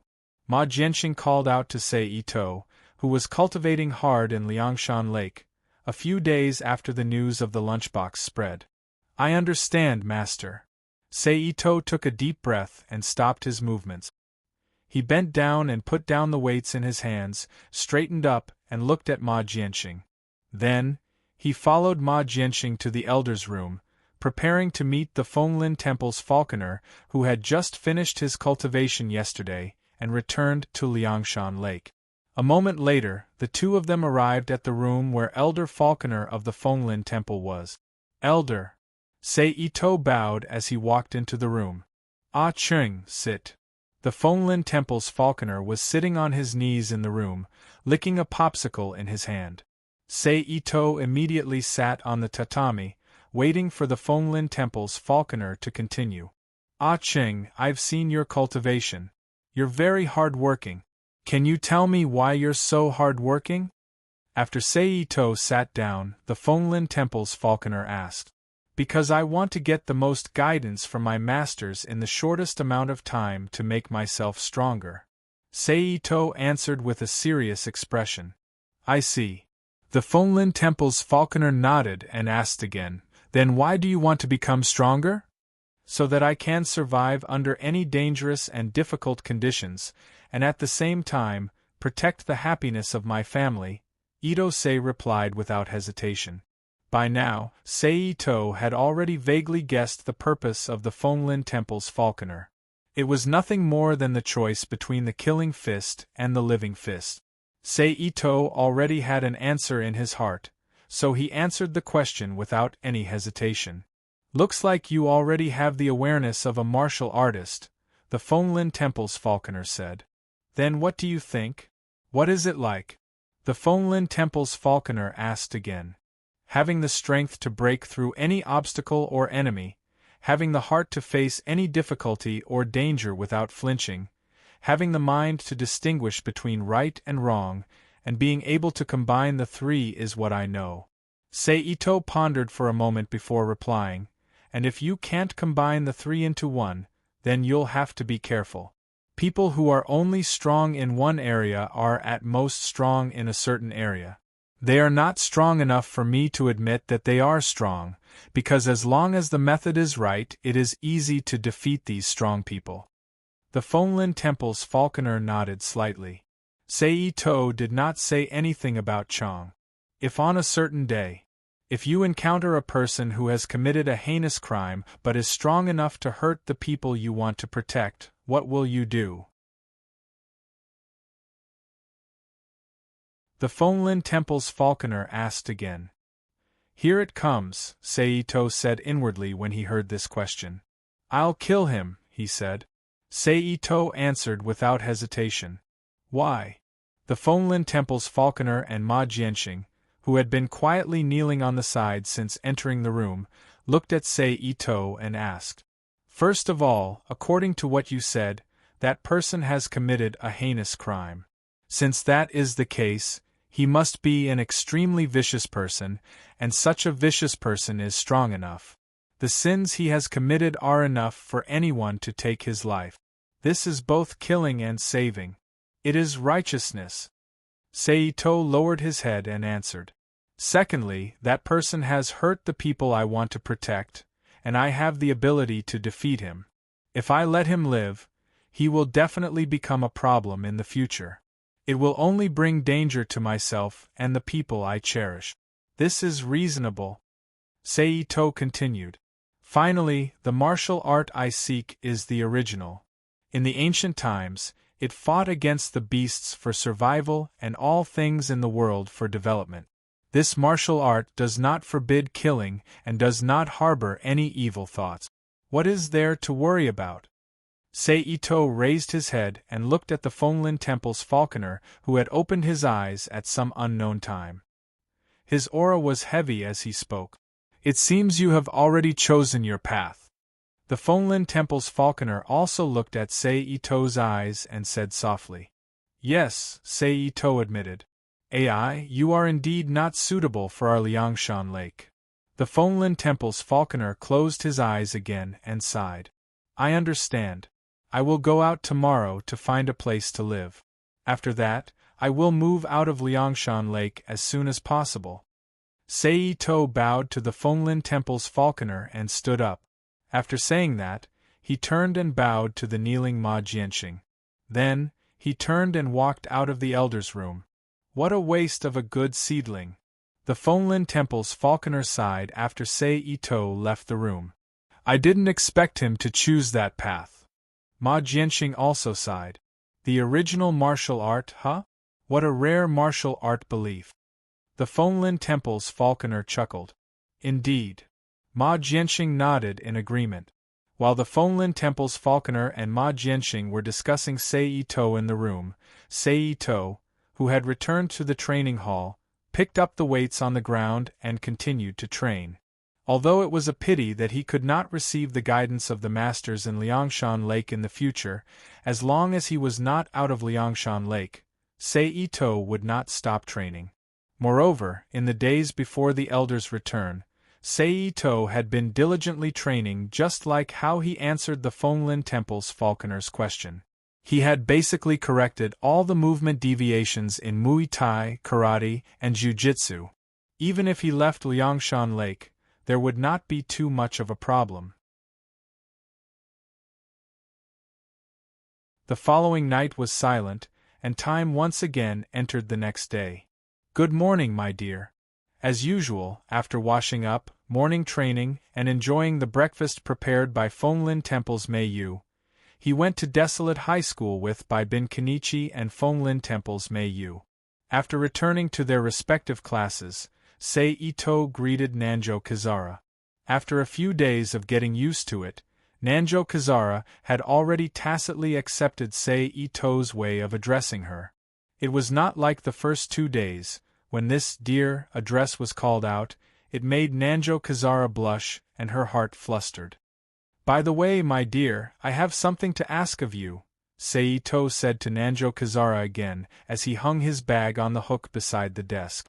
What is it?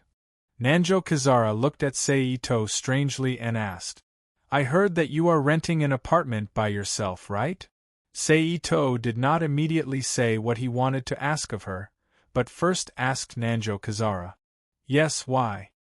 Hearing Sei-to's inquiry, Nanjo Kazara suddenly had a bad premonition in her heart. She frowned and looked at Sei-to. That's good. Sei-to laughed and then explained, It's like this, the place I'm currently living in is no longer habitable for some reason, and I'm too lazy to look for a new place to rent. Since you are renting an apartment by yourself, then let me move over this way. What kind of joke is this? Nanjo Kazara stood up from her seat like a cat whose tail was stepped on. She looked at Sei-to and shouted, You actually want to move over to my place? Wow, what explosive news! Nanjo Kazara's voice just fell. The crowd, which had quieted down because of her shout, immediately became noisy again. All the students looked at Sei-to and Nanjo Kazara with a gossipy face. Hearing the noise, Nanjo Kazara remembered that she was in class. Her face turned red, and she stepped forward to grab Sei-to's arm. She pulled Sei-to and quickly ran out of the class. They ran towards the rooftop that the two of them went to every day at noon and after school. Bang! The door to the rooftop was heavily closed by Nanjo Kazara. What exactly do you mean? Nanjo Kazara glared at Sei-to and said loudly. It's what I meant when I told you in class. I want to move over to your place. Sei-to shrugged and said with a you already know the answer expression. Bastard, do you know what you are saying? Nanjo Kazara shouted angrily. Of course I know. What I mean is that I want to live with you. Sei-to put down his hands. He walked in front of Nanjo Kazara and lowered his head to look at Nanjo Kazara, who only reached his shoulder. Cohabitation. Nanjo Kazara stuttered as her face turned red from Sei-to's straightforward expression. Yes, cohabitation. Sei-to raised his hand to caress Nanjo Kazara's cheek, and said with a smile, And this way, I can stay by your side all day long and guide you in martial arts. I just don't know if the apartment you are renting is big enough to meet your training needs. Hey, don't talk to yourself there. You make it sound like I agreed to let you move in. Nanjo Kazara raised her hand to slap away Sei Ito's palm that was caressing her cheek and said with a face full of displeasure. So what if you don't agree to let me move in? Sei Ito looked at Nanjo Kazara and said with a smile, as long as I want to, can't I still move in? With your current level of martial arts, do you think you can stop me from moving in? That's trespassing on private property. That's a crime. Nanjo Kazara was confused by Sei Ito's words. In the end, she could only say stubbornly, in order to be able to live with you, it doesn't matter. Sei Ito once again reached out to caress Nanjo Kazara's cheek and said with a smile, You bastard. Nanjo Kazara said angrily with a flushed face. It was obvious that she had accepted her fate. After all, facing Sei Ito's thick skin, she had no way of dealing with him. She had no way of dealing with someone who was skilled in martial arts. So what if she did not accept her fate? Now give me the address of the apartment you are renting. After school in the afternoon, I will go back to pack up and move in. Sei Ito said as he retracted his hand. So fast? Nanjo Kazara cried out in surprise. Sei Ito nodded and confirmed. Damn it. Nanjo Kazara cursed in a low voice, and then unwillingly told Sei Ito the address of the apartment she was renting. Okay, I've noted it down. Now let's go back to class. If we don't go back now, it will be too late. Sei Ito grabbed Nanjo Kazara's hand and said as he led her into the school building. Ding ling ling ling. Just as his voice fell, a series of noisy ringtones rang out in the school. Not good, it's time for class. Hearing the ringtone, Nanjo Kazara's expression changed. She quickly shook off Sei Ito's hand and quickly ran in the direction of the classroom. After that, the students' eyes were filled with the desire to gossip slowly flowed by, and Nanjo Kazara suffered until the afternoon. Let's forget about this time's cultivation. You go back and pack up your apartment first. I'll be there in a bit. After the school bell rang, Ito-sei carelessly stuffed his books into his bag as he spoke to Nanjo Nora, who was beside him. I know. Nanjo Kazara replied with a face full of displeasure. She then got up from her seat and walked out of the classroom with her bag. Sei Ito saw this and smiled. He also picked up his bag and walked out of the classroom. Then, he directly left Desolate High School and went to the nearby shopping mall. In the shopping mall, Sei Ito did the same as when he first returned to Liangshan Lake. According to the hobbies of each master and Fenglin Temple's Miyu, he bought the corresponding items for them. Then, he carried these items back to Liangshan Lake. The first person he saw was Master Ma Jianxing, who was sitting cross-legged in the hallway of the dojo, reading adult magazines. Master, I've troubled you during this time. Sei Ito came in front of Ma Jianxing and took out a few of the latest adult magazines and handed them to Ma Jianxing. Sai, you better know your limits in the future. Ma Jianxing reached out and took the adult magazines. He looked at Sei Ito in front of him and sighed. Sei Ito nodded and didn't say anything. He carried the things and walked over to an Aijishu who was drinking not far away. Master and Aijishu, I've troubled you during this time. Sei Ito handed a large plastic bag filled with various kinds of beer and liquor to an Aijishu and said, You little brat, I didn't expect you to choose that path. Really? An Aijishu took the plastic bag and looked at Sei Ito and shook his head. Master and Aijishu, I'm different from you guys. The extreme no-kill living fist doesn't suit me. Sei Ito said with a light smile. After he finished speaking, he bowed to an Aijishu and turned to Apache, who was sitting in the dojo playing with a handheld game. Master Apache, I've troubled you during this time. Sei Ito handed Apache a plastic bag filled with various kinds of flying chess and game discs. It's nothing. Apache was very happy during this time with Acheng. Apache took the plastic bag and smiled. Sei Ito, who had also bowed to Apache, turned around and walked under the beam of the dojo. He looked up at Kasaka Siyu, who was resting on her side, and jumped onto the beam. This is for you, Siyu.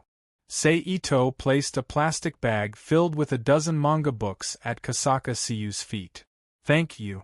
Kasaka Siyu got up and sat cross-legged on the beam. She took the plastic bag and thanked him. Ito smiled at Siyu and jumped down from the beam. He walked slowly out of the dojo and walked toward the big room where Akiyuki was cultivating. Master and Aijishu, I've troubled you during this time. After a while, Ito walked into the big room filled with Xidagarba catcher statues and handed the last plastic bag to Akiyuki. To be continued. If you like this work, you are welcome to vote for it. Your support is my greatest motivation. You're tuning in to the Phoenix Knights YouTube channel. Don't forget to subscribe and join us on this journey to catch the most captivating stories.